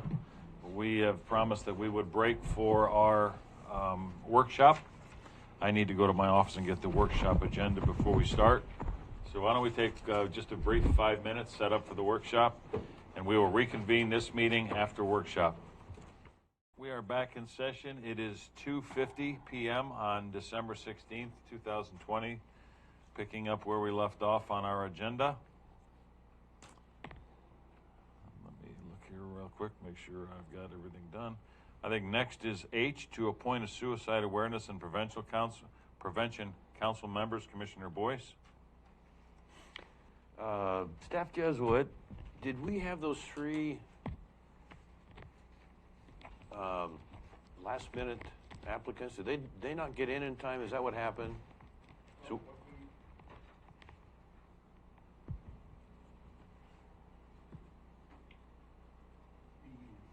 There's a two-part procedure. One is to change the number of positions and change the position descriptions. That's what's on the agenda for today. The applicants will be on the agenda for the 23rd. but we couldn't do that today because they didn't get in in time, apparently. Well, they did. They got in on the 14th, and the deadline is Thursday, the 10th. Okay. What do we also sometimes on these boards have a deadline and then or until filled? Is that have we? Okay. It just said the deadline is Okay. the date and the time, and All right. it would probably be better, but the deadline really is 24-hour notice to the public. Oh, you mean for the meeting? Well, and then the packet information too. I mean, yeah. I could put the packet information to last night at 8 p.m. I don't think that would go over big. To add an order would be to appoint would be to amend the agenda. We amended the agenda for the higher order, number 11. Yeah, and I don't have anything to add on this one. I'm not sure exactly what is going. What's happening here on this one. It says discussion, so it's not an action item. Well, Could be action. we were hoping it was. We had on the housing committee, we had two applicants, didn't we, have come in late? Barnes and possibly Paulson after the 24-hour deal. So what I have here, and I want them to feel encouraged. I realize we may not be able to vote today unless we, or until filled, as you said. Mental health, medical, Tara Medugno. Public serve, Jordan White. Our sheriff's deputy, youth ambassador, Emma Nicole Gorski. I think Staff Jesuit did reference that we need to vote on the dropping the number down to 9. We definitely need to do that. And then the different position descriptions. Okay, is that question about voting on reducing the number? If I'm not mistaken, the Suicide Awareness Committee we created it by ordinance, and the ordinance establishes the number of members and things like that. Here's what you can do. You can appoint people. If we're going to reduce members on a committee that's created by ordinance, we have to actually do an ordinance amendment. Yes. And we can do an emergency ordinance amendment. But if you appoint people today and then see how many numbers you have and then reduce it to either fit the numbers you have or the numbers you want. You can always appoint today and reduce later. Well, I did an order amending the ordinance. Oh, you did? Thank you, It's in the JJ. packet. I was not aware of that. That should be, from 17 to 9. it should be a ordinance amending the ordinance, and it should be a first reading or an emergency ordinance. I was, So it can't be an ordinance amending the it's got to order be, amending it's the got to be an equal, so an ordinance is a pretty big deal. And so to change an ordinance, you need to have an ordinance. We could say this is a first reading. We'd say it's an emergency. We could bring it back next week under emergency, but you can do an order appointing. That's not an issue. But changing the number, I don't think changing the number today is super time sensitive anyway. Let's do it next week. We can You change. want to remove we this can, now and yeah. do it next Yeah. week? The whole thing. Yeah, Or- let's just get it all done Okay. next week. All We'll right. be organized. We'll give him time to address it, and we'll be in good shape. Yeah, and I had. Did you get the same voice message from Gordon that I got about? Okay, good. All right, very good. Yeah. What was? He's anticipating that. Good. He's Yeah, the for one the who 23rd. actually wanted the reduction in numbers. Okay. He says the numbers they have is just too hard to fill. Okay. Okay, next we have Curry Site Plan Review, Commissioner Boyce. Mr. Chair, I'm just going to read this real quick. I think it's something that's got some merit down the road. I've talked to, CEO Fortman. I've talked to Building Inspector Bangma and Director Crockett. They all think this is a good idea. It's just trying to put another committee together right now, which it's not an action item anyway, but trying to put another committee together that could possibly, hopefully meet anytime in the next few months, probably not practical. So I'll just read this, and I hope it comes through as trying to help the public, trying to give incentives to developers, trying to make it easier for our staff, etc. So proposal says, Curry County Board of Commissioners consider establishing, that doesn't sound right, consider establishing a site plan review committee. Purpose, to streamline the property development approval process, improve efficiency, and update antiquated Curry codes, which is kind of a side responsibility we're going to have to deal with at some point in time, but it could possibly be done in this committee.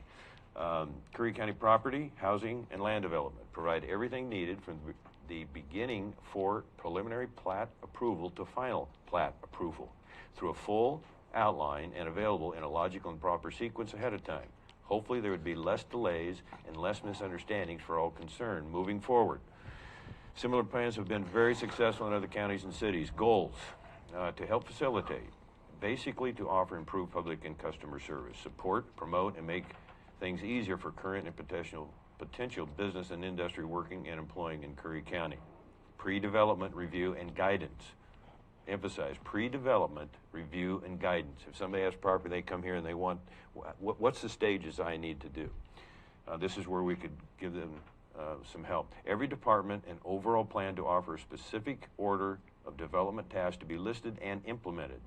Departments, planning, building, police, engineering, architectural, roads, power, water, sanitation, erosion, that would be your watersheds, fire, environmental, schools, public works, not a conclusive list. Of course, must include everyone and everything that has a say in local property development. So nobody could say I wasn't notified if this is all set again in that sequence. Committee would likely meet 2 to 3 times per month, bring people together in a conference room, usually, again, with the developer, project managers, big tables, for example, lay out maps, development presentations, questions, work, problem solving, etc. This concept would be designed to aid the developer or project manager. They presumably then wouldn't have to go to each department separately. That's kind of a big one there. They would, but again, it gets back to that general in order. Guidelines and assistance for potential developers offer a cooperation clearinghouse of sorts. Cooperation clearinghouse of sorts. All information will be provided for a step-by-step approach to make the process easier for the developer, departments, and our Curry staff as well. That's basically it. I can bring it back up in February or something like that, but a lot of variables that would determine when and if that should come back. If we don't have property development, we don't increase our housing, and it's just obviously a very, very important part of our economy. You've heard Director Crockett say that we've got people coming in from all over the country, and you know, this could be a real tool that shows that Curry County is stepping up to the plate and trying to make things. It's not to cut corners. It's just to take a developer and go side by side with them and say, hey, here's what you got to do first. How can we help? Thank you. Commissioner Gold? Okay, I'm just looking at the big picture here. This is a committee, kind of an advisory committee for people to come in and get help and figuring out what they have to do to get their permits or whatever they need to develop a place. Is that the purpose of the whole committee? Yeah, it would be people who would be interested in development, housing, land planning, land use, all the above, and you know, they could be coaches, mentors to potential developers. Okay, so bottom line, this committee is just to help these people to figure out what steps to go through, but these people would have to go to the proper places in the planning department to get their actual permits, et cetera, necessary to develop, correct? No, yes, it's not to short circuit the legitimate, okay. Their legitimate responsibilities to be able to develop, and this is to help them get over the hurdles perhaps a little bit faster. Sure would have been helpful when I did my property to have someone to be able to call and help me walk through the process, because it is kind of a blank process, at least when I did it. I know there's been much improvement. I like that Ms. Crockett's involved in it and has kind of given her stamp on it, as well as building inspection.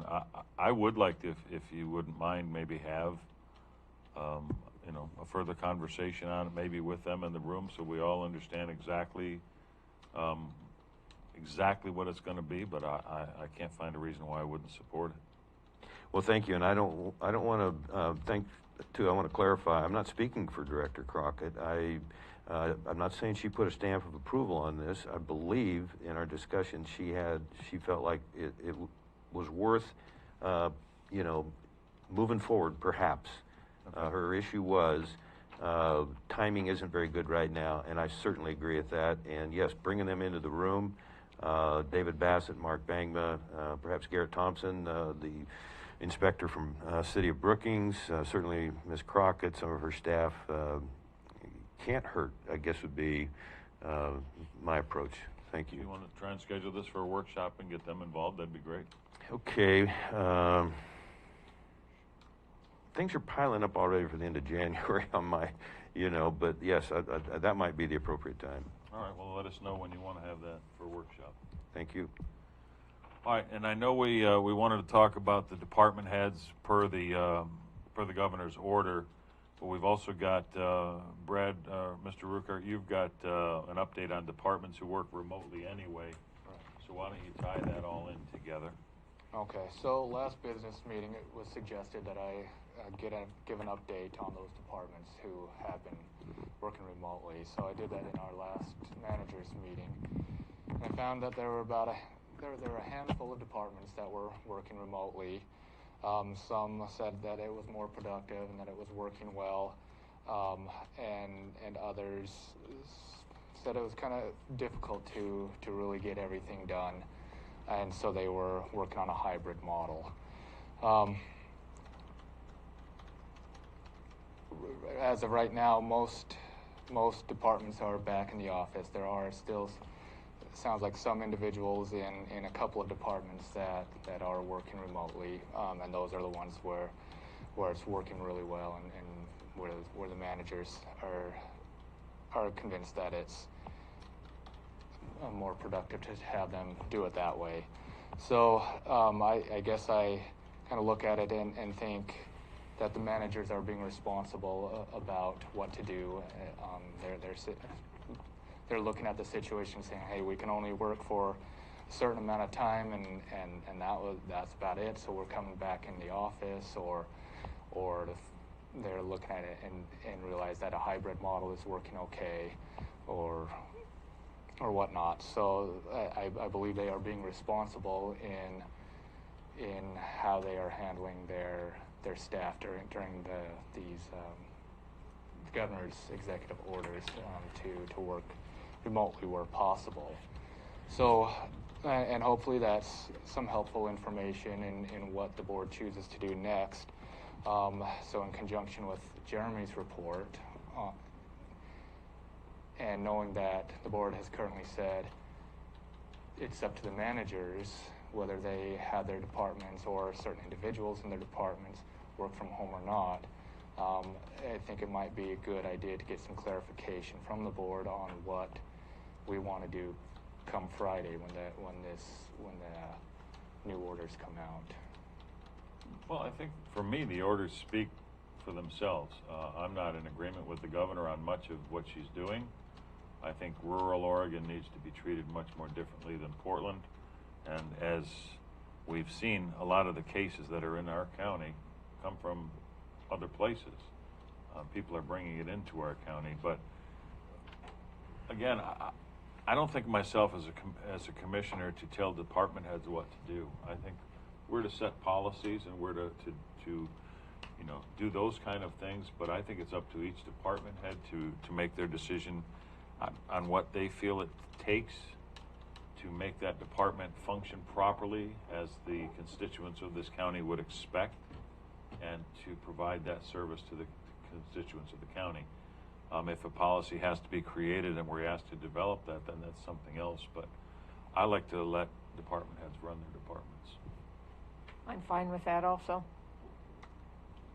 Commissioner Boyce? Thank you. To me, working from home, I have I see a yellow blinking light. That's the first stage to layoffs. I don't know how anybody could be as productive as home, except with some rare exceptions. And we're creating a competitive deal here between our departments, where if a department manager, even elected official, says, hey, we're going to show up to work until it is not safe to be here. And we haven't got to that point yet. In fact, I don't even think we've got close to that point. Our people, just like our restaurants, have tried to do, the majority, have tried to do everything that's been asked of them. But this is a place of business here. This entire courthouse, this entire annex, I do not want to see, nor do I agree, that it is best. I'm hearing it's best to send people home and work from home. And I don't think the taxpayers are going to go for that. I don't. Again, there are some exceptions.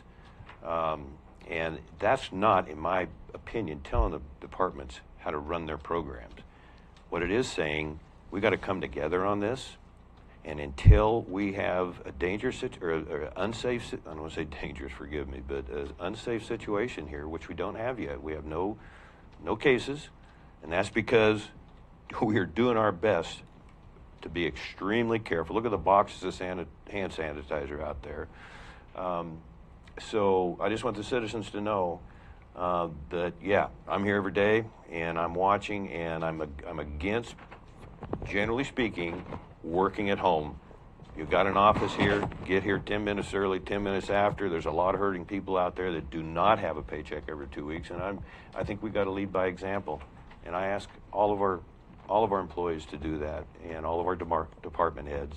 And if I'm wrong, please come into my office and tell me how your people can be more productive at home and safer, and I'll listen. Thank you. Well, my point being to the department heads is we have our Mrs. Colin sitting here right now, and her office is run by her.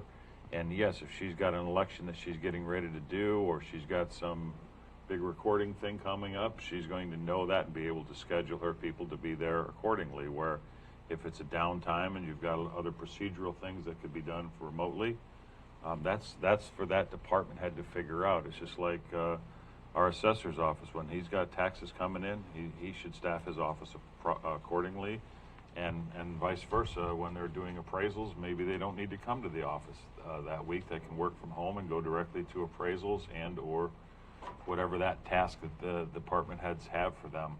I just don't think it's as a commissioner in my wheelhouse to decide what that department head should task his people to do. I think we've hired department heads and to do their jobs, and we have to let them do their jobs. So that's just what my definition of what I said was, Mr. Rupert. And I want to clarify that all departments, with the exception of, I believe, veterans, are in the office now. I think roads may have 2 office people working remotely, but I did hear several examples of where the managers were acting out of the best interest for their department, for the county, and where they may have started working from home, they realized it's not always working out, and moved over to a hybrid model where some of it was remote, some of it was in office, and since then have moved all back into the office. So I believe that the managers are being responsible as they try to make those decisions.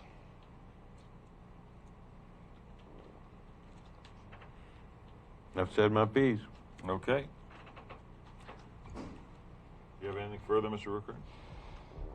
Not on that topic. Okay, then we're going to move on to our first quarter budget update.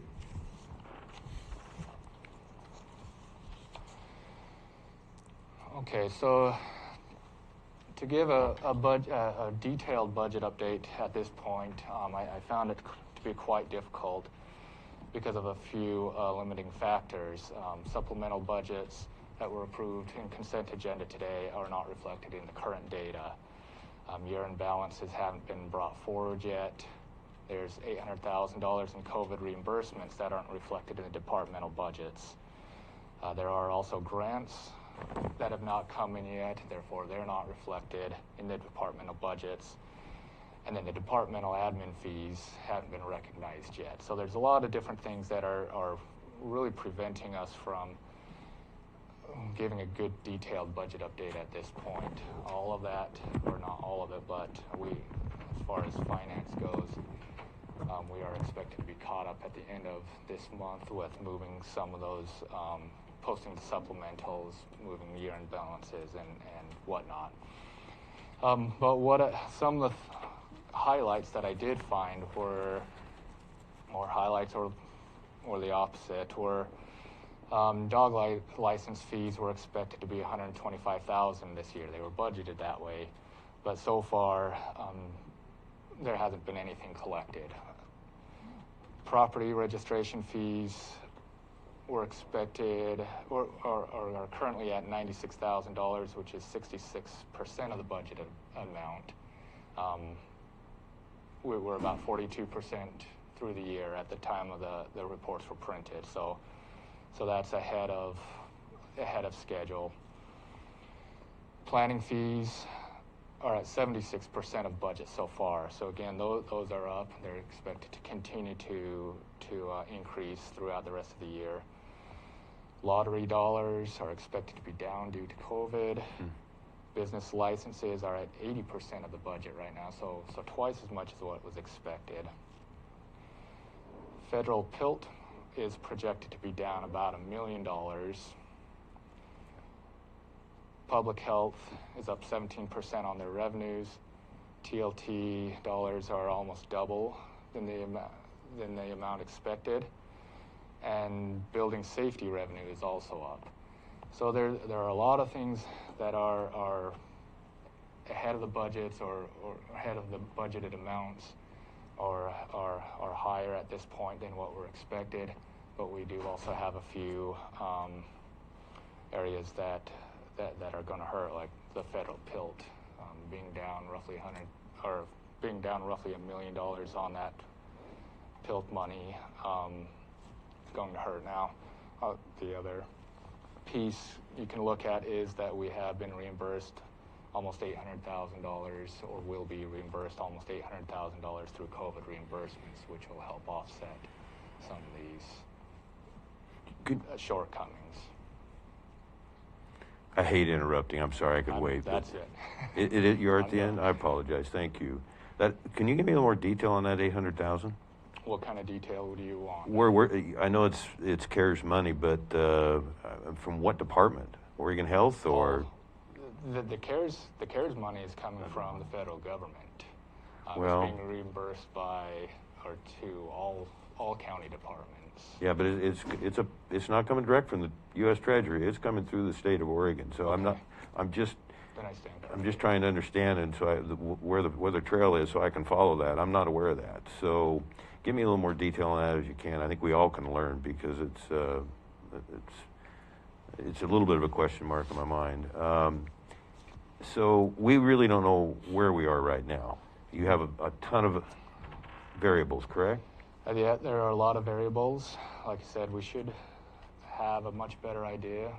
We should have a really good idea for the mid-year budget review coming up here in January.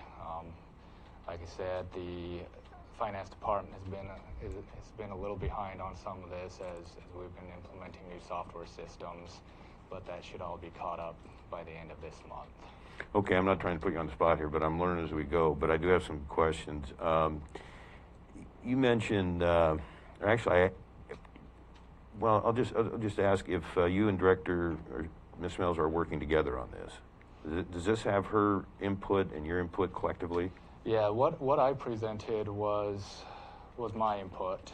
She did help me out with a couple of the the federal PILT is something I wasn't aware of. I've worked with finance staff to go through some of the budget and put together some of the other stuff. There was, maybe you're referring to there's a second document there that was put together by Ms. Schmelzer, and had she been here, she was going to talk about some of her reasoning behind that. But what I presented is my portion of this. Okay, I'm still a little confused there. Thank you for the extra time, Mr. Chair. On the second, I asked her to have a budget picture, not you, but her, and I didn't care which one of you or if together you did that. I really wanted to know what her perspective and her stamp of approval on where we were. Maybe she is thrown in completely with you on what you just presented. Is that? I'm not asking to speak for her. I've gone over what I presented now. I did go over with her. Okay.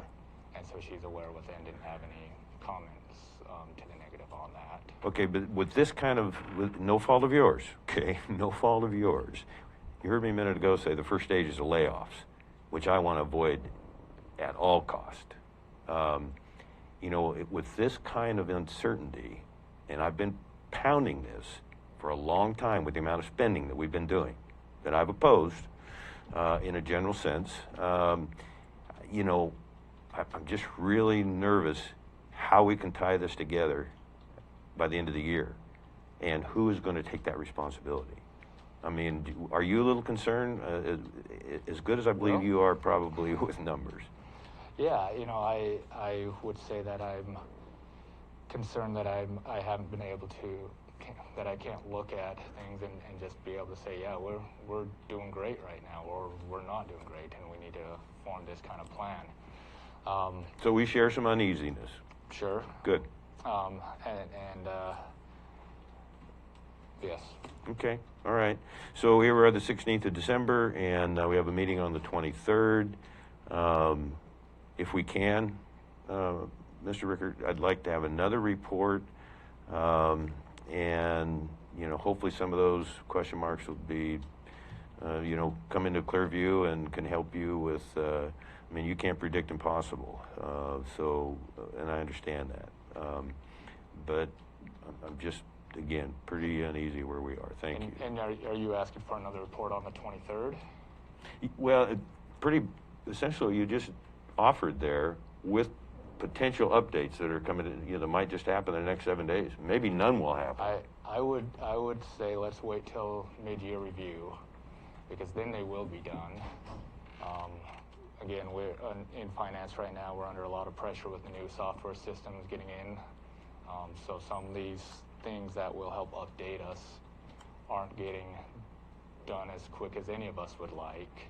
But those things are critical to be able to get the picture that you're looking at. And I don't believe 1 week is going to get us get us that detail that we're looking for. However, mid-year review, we will have all that information, and that's a month away. Okay, related question. This is my last question, Mr. Chair. Thank you. You're still okay with OpenGov? I mean, there's obviously some things to work out, and overall, you're okay. I absolutely agree with OpenGov, with the functionality that it provides with payroll. There, of course, are differences that everybody has to get used to, but they're not any kind of. It's nothing out of the norm from any other ERP system I've put in. There's always procedural changes that have to that you modify to Sure. So as you get used to the new system. Somewhat fair to say with the timing of this, with COVID and everything, and budgets, this wasn't the best time to try and also train everybody and bring this in. Maybe it was. I'm just.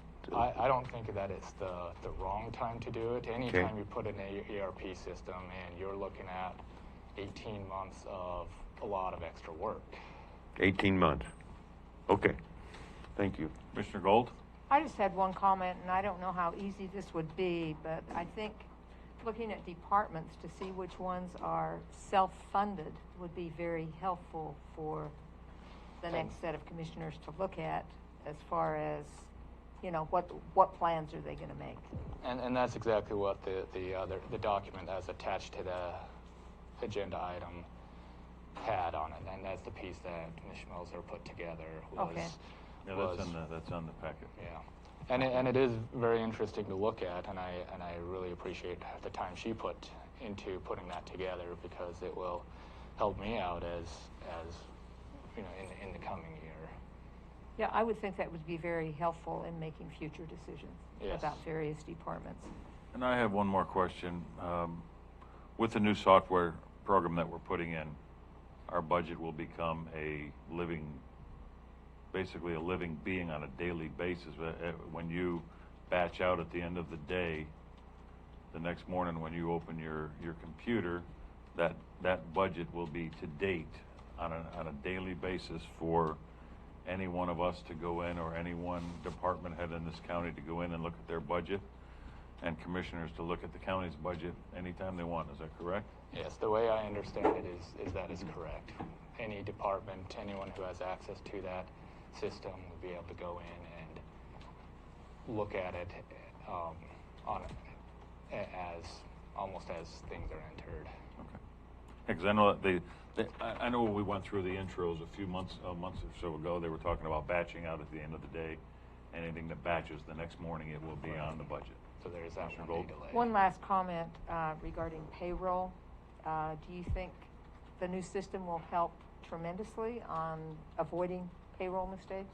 Yes, I do. Our current system is not capable of handling all the little intricacies that are introduced by 3 unions and all of our pay policies. The new system will have all of that programmed into the system itself, so there's no need to remember if somebody's getting their increase this month. The system will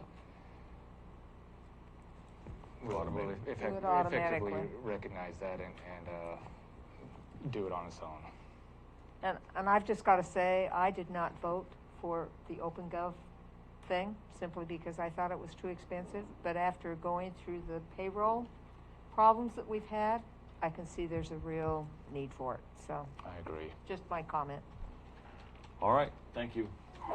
We're going to move on to our next. We put some addendums on the end. It would be P, which was 6P, intergovernmental agreement with Lane City Council of Governments and the GIS system. Do you want me to just explain that, or did you want to go right into questions, Commissioner Boyce? So I'll just give some background on this. So we've had a GIS system that Lane County has supported for at least the last year. Sounds like maybe longer than that. they are no longer able to support that function. I believe it's just they don't have the personnel to do it anymore. So we need to have somebody else support this GIS function. Lane County of Governments, Lane Council of Governments has picked that up and is willing and able to support the system with the same type of look to the system that county personnel and the public are already used to seeing. The fees on it are essentially, or the maintenance fees are the same as what we're currently paying Lane County. There is a fee that there's a fee for LCOG to design the system to look either exactly the same or very similar to what it is now, and the concern there to have it look the same as it does now is because that is what staff is used to seeing, as well as the public who use it. I believe last time or some time ago I've been told that the system, there was some kind of change to the system and it looked very different than what people were used to, and I guess it made front page news, or there were a lot of complaints about it. So that's kind of the history on it and what it looks like at this point. Hey, thank you. So Lane County was contracting out to different people, and they basically Lane County Council of Governments, which will be the cities, probably Springfield, Eugene, some of the bigger cities there. So those councils of government, it sounds like the clarification I need, and it may not be fair to ask you because it's not something that would be right up at the top, but I assume that they just took over for Lane County, the Lane Council of Governments, which is the collection of cities in the county, etc. Well, I believe. It's not my understanding that LCOG took over that function for Lane County. It could be. But did they have a separate service that they? That's my understanding. Okay. Is LCOG is separate. Their GIS function or system is separate than Lane County. Okay, that helps. Thank you. So did you want to have a vote on this or put it off for next week's consent agenda? I don't think we need to put it off. Okay, do you have a motion? I'll move that we set up our contract with the Lane County Council of Governments. I'll second that. Further discussion? Roll, please. Sorry, JJ. Commissioner Boyce. Yes. Vice Chair Boyce. Commissioner Gold. Aye. Chair Pash. Aye. Motion carried unanimously. We may have another one of those in a minute, JJ. Okay. Wake up. No, he's typing is what he's doing. Oh. Z, approving deeds to purchasers from December 1st, 2020 foreclosure sales. We covered that, I think. I don't know that we did. Here's what I will say. The language of the deeds is fine. The assessor takes issue with the description of the properties in the deeds. We have them described by tax account and map tax lot number. And he's saying that he wants what's called a meets and bounds. And so we're going to have to go back and get the meets and bounds put into those. But if the board wanted to approve them subject to that, you could. Otherwise, I think wait until next week is good enough. I'd like to get them approved. These people have been waiting a long time on this with subject to the changes. Thank you. Okay. So I so move. do I have a second? I don't know what we're doing here. I'm sorry. Thank you, I've got it here. Just popped up. I've got it on my screen. But if I can just, on December 1st, 2020, the county sold 3 properties at a duly noticed foreclosure sale. Is that where we're at? Yeah, and you had asked for this to be pulled from consent. Thank you. And it sounds like that fell into the right motion or movement, right? And we'll bring it up next week? Nope. The motion is to approve with subject to correcting the property descriptions. Excuse me. Okay. But we already voted on these 3, didn't we? No, we haven't got to them yet. We took them off consent, and we're handling them now as the amended agenda was approved. Okay, so moved as... So you're seconding. We already got a motion. Commissioner Gold made the motion? Yes. Thank you. I'm sorry. I second, Mr. Chair. Further discussion? Roll, please. Commissioner Gold. Aye. Vice Chair Boyce. Yes. Chair Pash. Aye. Motion carried unanimously.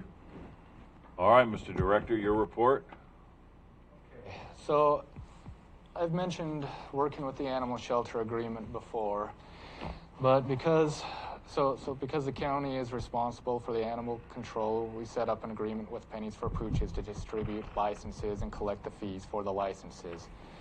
This last summer, the county began to administer a dog license program. However, under the current agreement with Pennies for Pooches, Pennies for Pooches receives all the fees collected under the licensing program.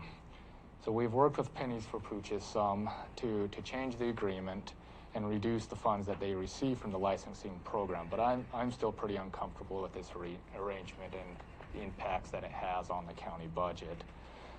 Therefore, if the board is okay with it, I would like to bring it back on the next workshop that we have and have all parties involved and discuss how we move it forward. I'm fine with that. Okay. My next item is... Commissioner, were you all right with that? Yes, thank you. Okay. Okay. I didn't hear Sorry. an affirmative, that's all. Maybe I jumped I like ahead. to wait for all three to hear them. Okay. Sorry. We've talked a little bit about OpenGov on one of the other subjects, and we are making our final push in finance to get to make that 1/4 deadline, that 1/4 go live deadline. And so OpenGov has really bumped our training sessions up. We're training instead of 1 to 2 hours a day, twice, 2 or 3 times a week. We've moved to 3-hour, almost 3-hour sessions, 4 days a week. This is really requiring a significant time commitment for these final couple of weeks.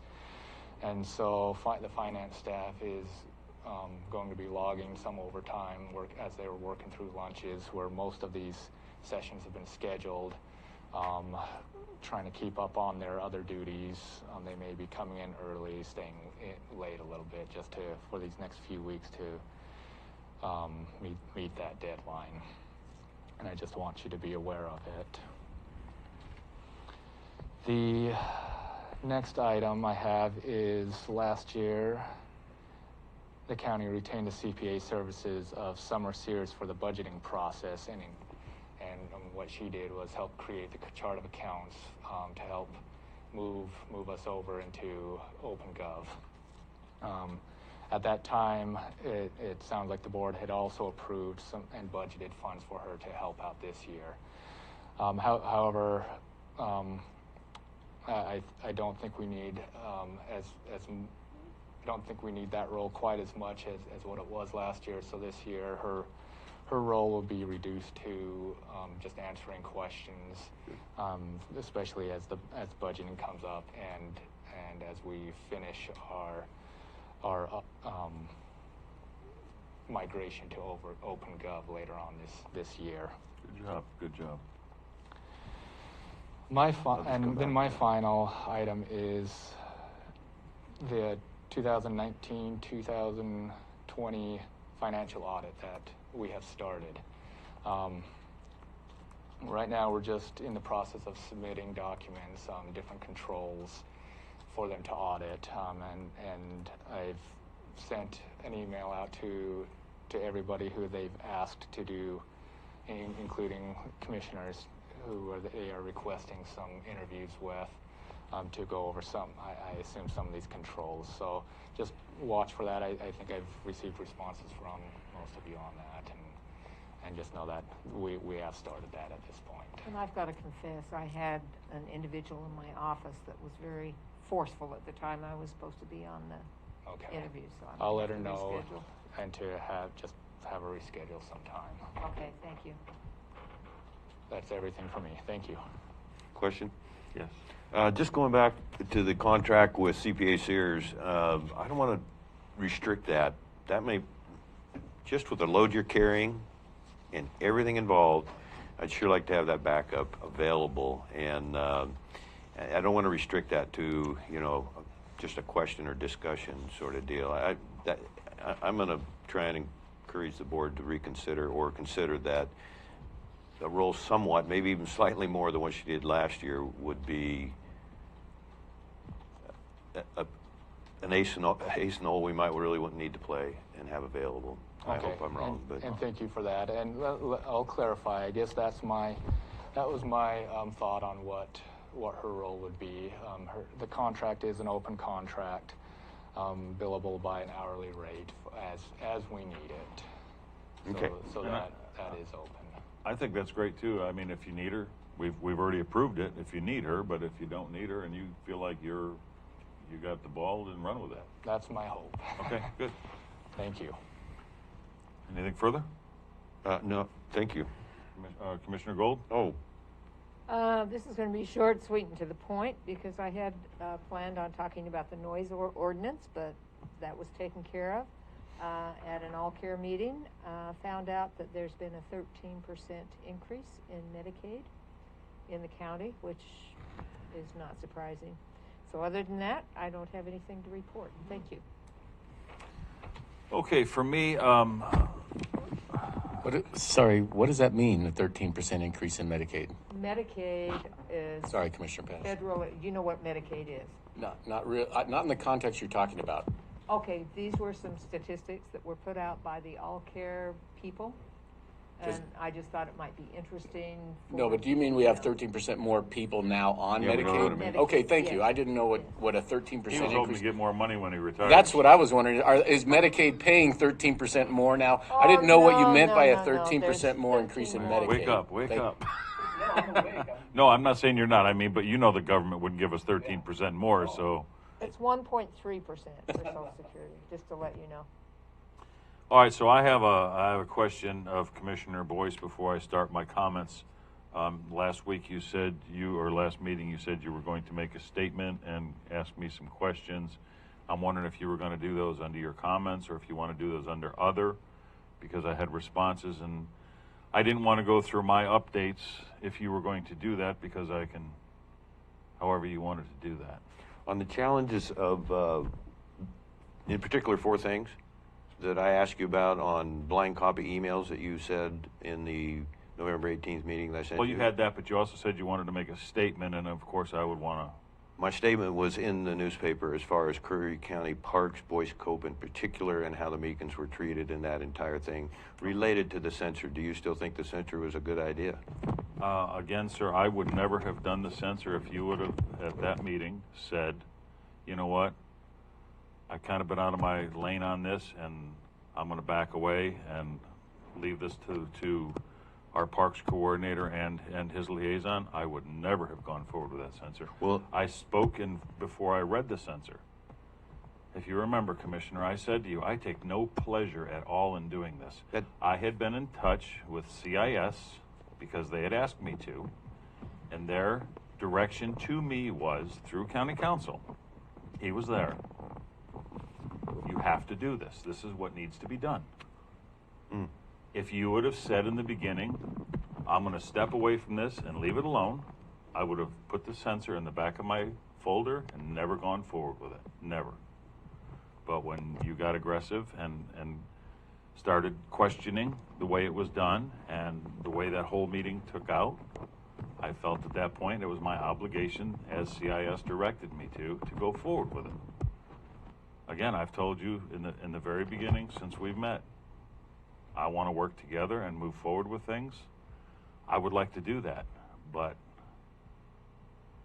I actually want to make a further comment to that is, there's been times I need where an you wanted a opportunity to meeting respond open. so that we don't have too many things here that, should I be taking notes? Well, there was other times that you asked me to have something in an open session, and I said to you, can we have this in executive session as well? Because I didn't want to embarrass you or anyone. I didn't want to embarrass anyone. Well, there'd have to be wrongdoing for me to be embarrassed, sir. Well, even... So let me respond to a couple things that you said. Number one, no. I want the citizens to know I absolutely would not do anything different, and I basically pleaded with this board for an independent review to determine the treatment of the various park codes that we had at that particular park, which is our only positive income park that we have. And so, no, I wouldn't do anything different. My article in the 2 North County newspapers clearly states what my position was, the liability concerns I had for this county. Mrs. Meekins in a windstorm got a broken rib. That's no made-up story. That's a fact. And I pleaded with you two, just get me out of the picture and look for an independent review, get the facts, and maybe you'll come away with a completely different perspective. You refuse to do that. That hurt the citizens of this county. Now, when it comes to the things you accused me of that day, sending you blind copy emails, some time ago you, Mr. Pash, said that I sent you texts. That's totally false, and you know it. You said that I called you on a Sunday night, or I don't know, somebody said that you told Director Schmelzer, I believe, that I called you on a Sunday night. Okay, well, somebody's false. not That's true. been proven false. How is it proven false? Well, time out, slow down. If I could, what happened was I think it was actually Director Schmelzer accused you, Commissioner Boyce, of calling Commissioner Pash on a Sunday night. You denied it, and Commissioner Pash confirmed it did not happen. I believe, sir, that you told her that I called you, and Mr. Cullen called you. No. Yeah, I think that's what happened. Ms. Schmelzer is the one that said that, Commissioner. Yeah. I showed that it didn't happen. How did you prove it? If I could, we're kind of, on a point of order, we're sort of going over old ground. This is a good conversation. Okay. It's in Commissioner comments. Very good. So All right. as long as it remains like this, I'd like to get this out. I just want to say, per your letter, you asked to see pictures or whatever I had on the truck or the damage to the county vehicle. Mm-hmm. I have those pictures on my cell phone. If you'd like me to make them public, I will. Please do. Those were taken, just so you know, for the record, please, let's remain calm. They were taken the day of, it was our parks coordinator at the time, came to my Ms. Schmelzer's office and said there was damage to the truck that he noticed. Would I go out and look at it? I went out and looked at it. Not saying you did it. All I'm saying That's what you've been saying. Will you stop interrupting me, please? These are my comments, okay? Tell These the are truth. my comments. Just tell the truth, sir. I am telling you. You're calling me a liar again? Yeah, you're falsely accusing me of something that you have no proof of. Okay, so and please. it's ridiculous. Point and of order. Point of order. It's destroying this board. Stop. What? You're gonna throw I'll down a cup recess of the coffee meeting. like before? People, gentlemen, this is kind of So why you can't hold a dignified conversation with someone. I'm asking you. This is my It's hard to comment maintain your composure when you're being lied about continually, and you've promoted it in this office. Nonstop. Nonstop. So let me complete my conversation, and you can make all the comment you want, okay? My comment is this. This is the fact.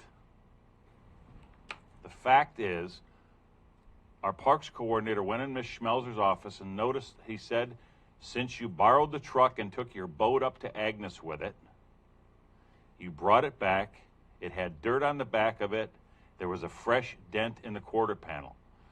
I will state to you this. Ms. Schmelzer came in my office and told me that information. I, with him, then went down to the parking lot, and I took, I believe, 3 or 4 pictures of the damage he said was done to the truck. The pictures speak for themselves. There's a dent in the back quarter panel. The pictures speak for themselves. And again, I'm not saying,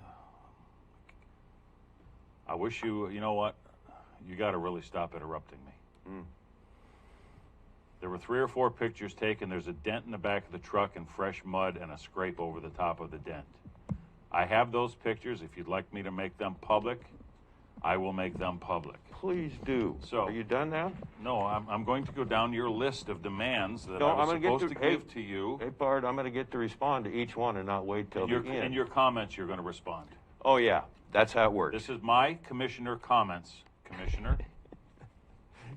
So, on your next, you want to know of any This is text? the dumbest, craziest thing you ever saw. You want to know if I have any and all texts over the years that you have sent to me?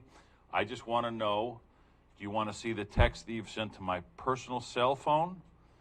Do you want to see the text that I mean, I don't know how far you want me to go with that. Do you want me to show personal text from you to me? Do you want me to show the texts from your wife to me? Do you want me to show the texts from your wife to my wife about personal things that are asking me to do things? How far do you want to go with all those texts? When's the last text I sent you and the date, sir? I'd have to look at my phone and find out. Okay. Could have been for you as you were leaving towards for vacation to Mexico regarding Bill Again, Rao. I'm just wondering how far do you want me to go with? I want to deliver them for you, but I'm wondering, do you want the ones that I want the text are sent that to you or your wife to me as well? I don't know why, in God's name, you would bring my wife into this. I'm asking you. That is so low Well, class. on one of the texts, your wife is telling me to vote on something that you're bringing in, and she's asking me to vote on it. Well, okay, she was Do out you of want line. those texts as well? I want the text that I sent you. You want is the what text you from your accused wife me to of. my wife about personal things too? I I'm guess if asking you you, have an what text do opportunity, you you'll want? probably take this to the extreme. If you want to and mess your with me, we'll advantage. mess. Oh, if I want to mess with you, why don't you just send me the text I sent you like you accused me of? Start there. So When's the last let's time just I keep sent you a going here. text? No, these are my comments, please. So if you would write in, because I got this demand letter from you, write another demand letter asking me what texts you want to see, because I don't know how far you want to go. And I certainly don't want to embarrass your wife. You just did. And I don't want to embarrass you through It's your about wife. as low class as you could possibly be. Do you want copies of, you say blind copies of emails. I don't know what a blind copy of an email is. I said to you, I have emails from you. I could show you those. I don't know what a blind copy email is. As far as the colon thing, I believe that's been cleared up. And as far as the, Pash confronted me at the east door of the commissioner's hearing room, and immediately after the hallway, in the hallway, Annex yelled and stated, "I'm going to ruin you in this state." I don't know where that comes from, but I will say to you, there is a tape. And the tape says exactly what I said it said, is you shouldn't be going to a hired person and telling them to hold the censure for a couple of weeks. That's not your job. That you should not be doing that as one commissioner. And if you continue to do that, as I was told by CIS, I will have to take it to the state, not ruin you, as you say. You say I lied. You're calling me a liar here. I did not say I will ruin you in this state. I have the audio from the tape, and it says if you persist in doing this as one commissioner and not the board, I will take it to the state. Well, I'd like to see that recording. So and that's what I'm asking. How deep do you want me to go in these demands? Because I'll give you whatever you want, but be careful what you ask for, because there's some things that are going to be very embarrassing. So go ahead and tell me when you confronted me at that door there, what you did say regarding ruining me in this state. You're denying that you said that. I never said I would. It's on tape. I never said I would ruin you. I said if you persist in going out of your lane and doing what you're doing, as I've been directed by CIS, I will take this to the state. And I'm sure that you give CIS, as per our 11/18 meeting, you give them very good information. Council was present. Okay. Council? Was CIS here during, or have they been privy to the information from that 11/18 meeting? I'll let council answer that question. Okay. I would have to go back and look at everything, and I think some of what you're talking about occurred in a meeting and some of it occurred outside of a meeting. I'm not clear on everything, and so I don't know if there's tapes on what, so be a lot of work. I would. No, he's talking about on the censure itself. I see. Okay. As far as the censor goes, I sent Council Huddle, I sent John Jesuit, and I sent Director, I think Rickert and Smelzer, that said, don't process that censor. It's inaccurate. It's irresponsible. Whatever email I sent out, and it should not have been processed. And I can show you why. And I just challenged you again.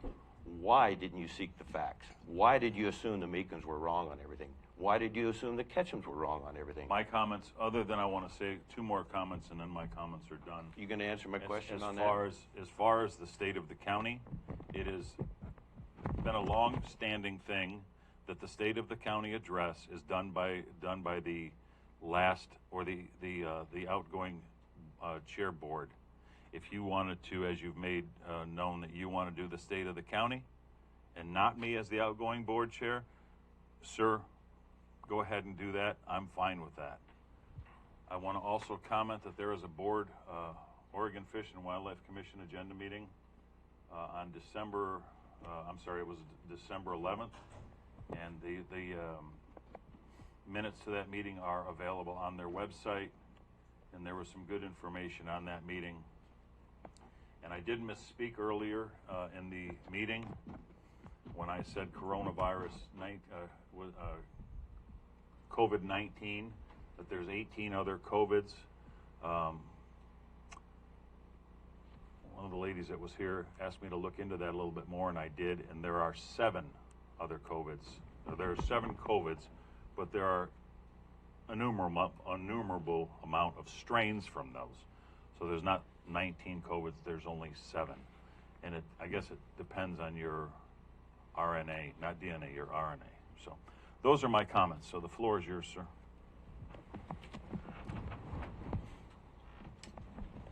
Well, let's go start with the text. I ask you, and I've asked you more than once, give me the date of the last text that I sent you, because you implied that I sent you text within the last 6 months at our April 22nd meeting. That is completely false, okay? The last text I sent you was regarding a mutual friend we have as you were on your way to vacation in Mexico. Prove otherwise, please. And to bring my wife and family in it, that's disgusting. Our wives care very much about one another, and you can take advantage of that, and you just did. As far as BCC emails, you don't know what that is? Don't know what a blind copy email is, no. You have no idea. But you accuse me. Well, I know now because I asked Ms. Schmelzer what it is. Okay, but you accuse me, no, quote unquote, go back and look at the video, Mr. I Pash. said I have emails from you. I didn't say blind copy emails. I said I have emails from you. When's the last time you got an email from me? Blind or otherwise? How about March when you got back from on the plane and I said, wow, you're sick. Are you sure you want to come into the office right now? You know what the exchange was between you and I after that when we didn't know what we were dealing with COVID. I still this day think it's responsible. Just like this right here. That doesn't do anything to protect the people around you, okay? You had a mask on at the courthouse. Why can't you wear instead of this expensive thing, why can't you wear a face shield? Do you really want to know? Yeah, I think the public... I've had 13 chest surgeries. I have a disease called histiocytosis X Langerhans disease. I've had about half of this lung removed. I've had a quarter lower lobe of this lung removed. I have 28% diffusion in my lung cavity, and it is diminishing on an annual basis. I live on an oxygen machine pretty much at home every night, and I also live on an ox meter at night, which lives around 95%. I have 7 or 8 different masks that I've tried. I currently have 3 of them in my office. Okay, but you wore one in the courtroom. You asked me for an answer. Every time I wear one, my ox levels go below 94. Now, below 94 is when the bells and buzzers start going off on an ox machine. At about 90, you get lightheaded and want to pass out. So that's about where I am with that, and that's why I don't wear one. You referenced the courtroom, that I wore one in the courtroom. If you go back and watch the video in the courtroom, you will never see a time, never, that I let go of my hand. My mask was always pulled out 2 to 3 inches, and I was breathing for 4 days like that down the bottom of my chin so I could breathe. That's why, and that's how important I felt it is. So that's my answer to why I don't wear an oxygen mask.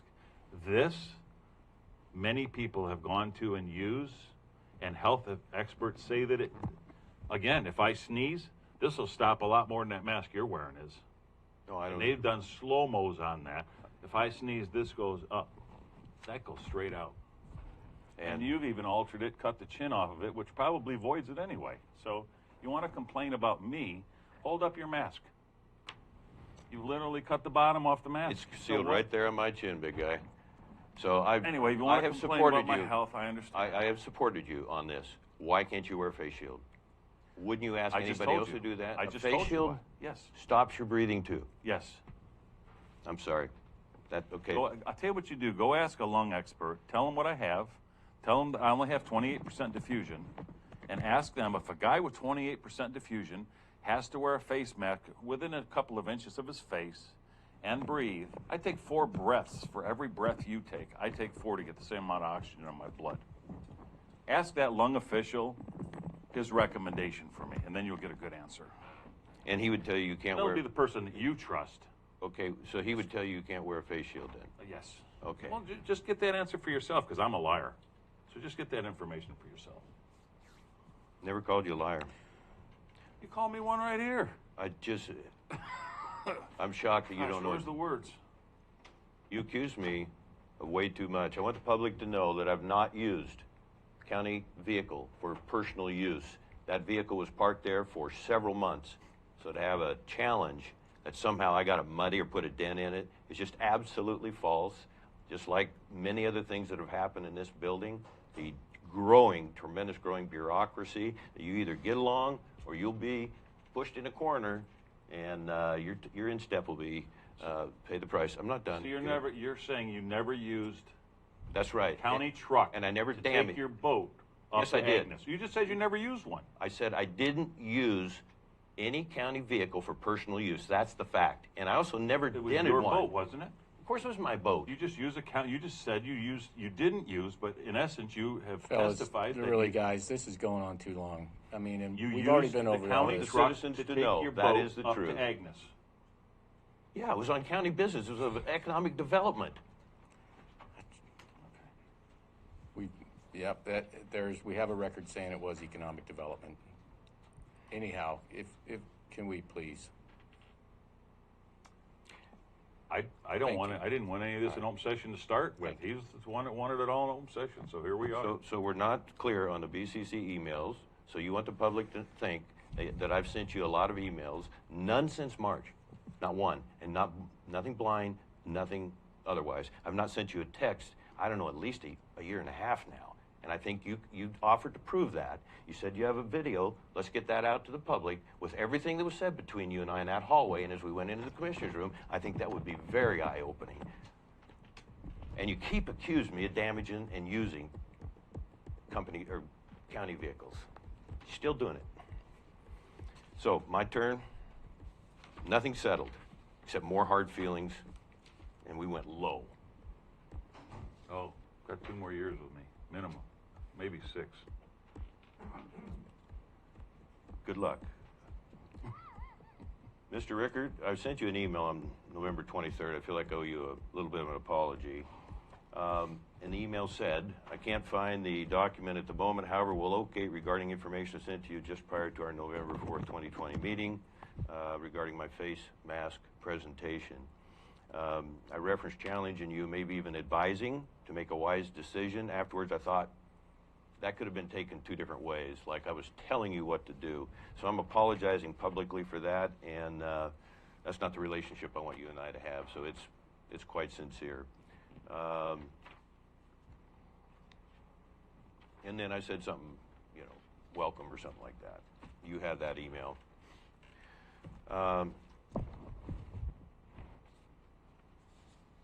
Also, I said earlier today, and I want to correct, that we've had over 220 meetings in the 4 years I've been here. I think about 165 would make more sense. So I just want to correct that figure there.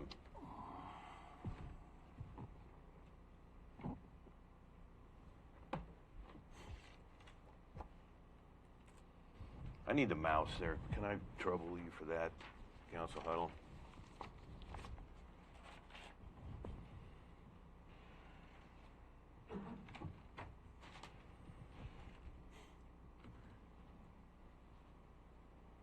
Thank you very much for getting up for me on that. Oh. Somebody dropped it, and that's the battery. I'm not going to read any of this or talk too much about it. Thank you, Council Huddle. I just want the public to know this is the vaccine plan. You can get this on our website. This is 13 pages. The first 2 pages are pretty good. I would encourage everybody in our community, in our communities, in our county to learn all they possibly can. These are very difficult times, very stressful times. This is how we should be spending our valuable time here. But the Oregon plan, I did a press release. It'll be out in the pilot Friday that basically really talks up what the president accomplished in this medical miracle, but also pays, I think, good respect to Governor Brown with the plan her and her people have put together. This Dr. Seidlinger, I've been on many calls with him. I'm just really glad that we have him, and I give him also very high remarks. But this again will be on the county website or on my portion of the website. and encourage people to be as informed as they possibly can about. Today was the first day for vaccines from the Pfizer side to be administered in Oregon.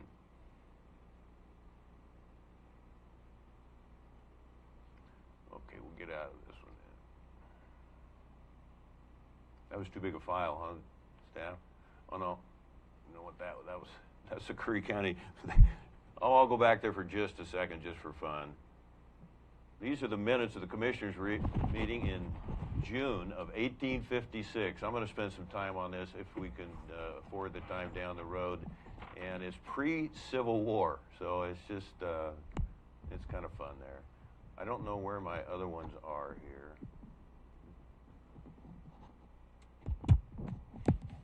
You heard Economic Coordinator Madison talk about a lot of relief for some of our small businesses that didn't prevail in this last round. So this is between David Brock Smith and Senator Dallas Hurd. We're going to be working very hard on these funds right here, coming back to Curry County.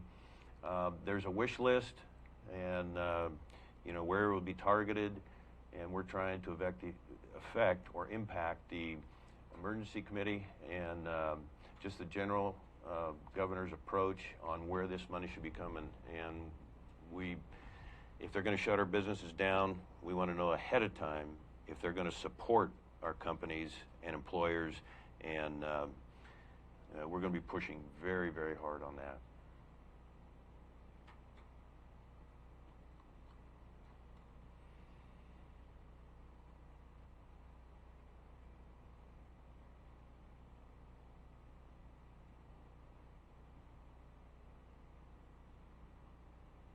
This is a little more detail on the vaccine. This is available to the public. I really encourage people to take a look here too. And obviously they're going to the healthcare providers first, and then the assisted living folks. I'll read I already gave my press release.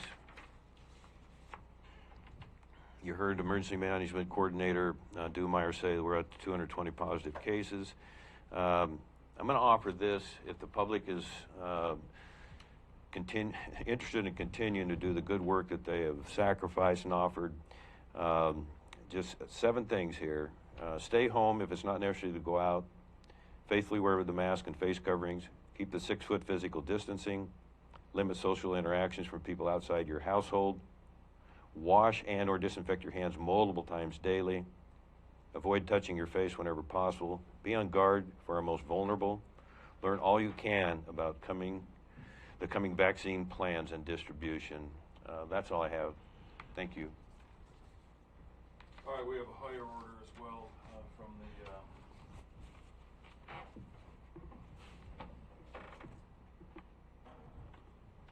earlier today, I guess. Yeah. Do I have a motion? I move we approve the higher order. Is there a second? Second. Further discussion? Roll, please. Commissioner Gold. Aye. Vice Chair Boyce. Aye.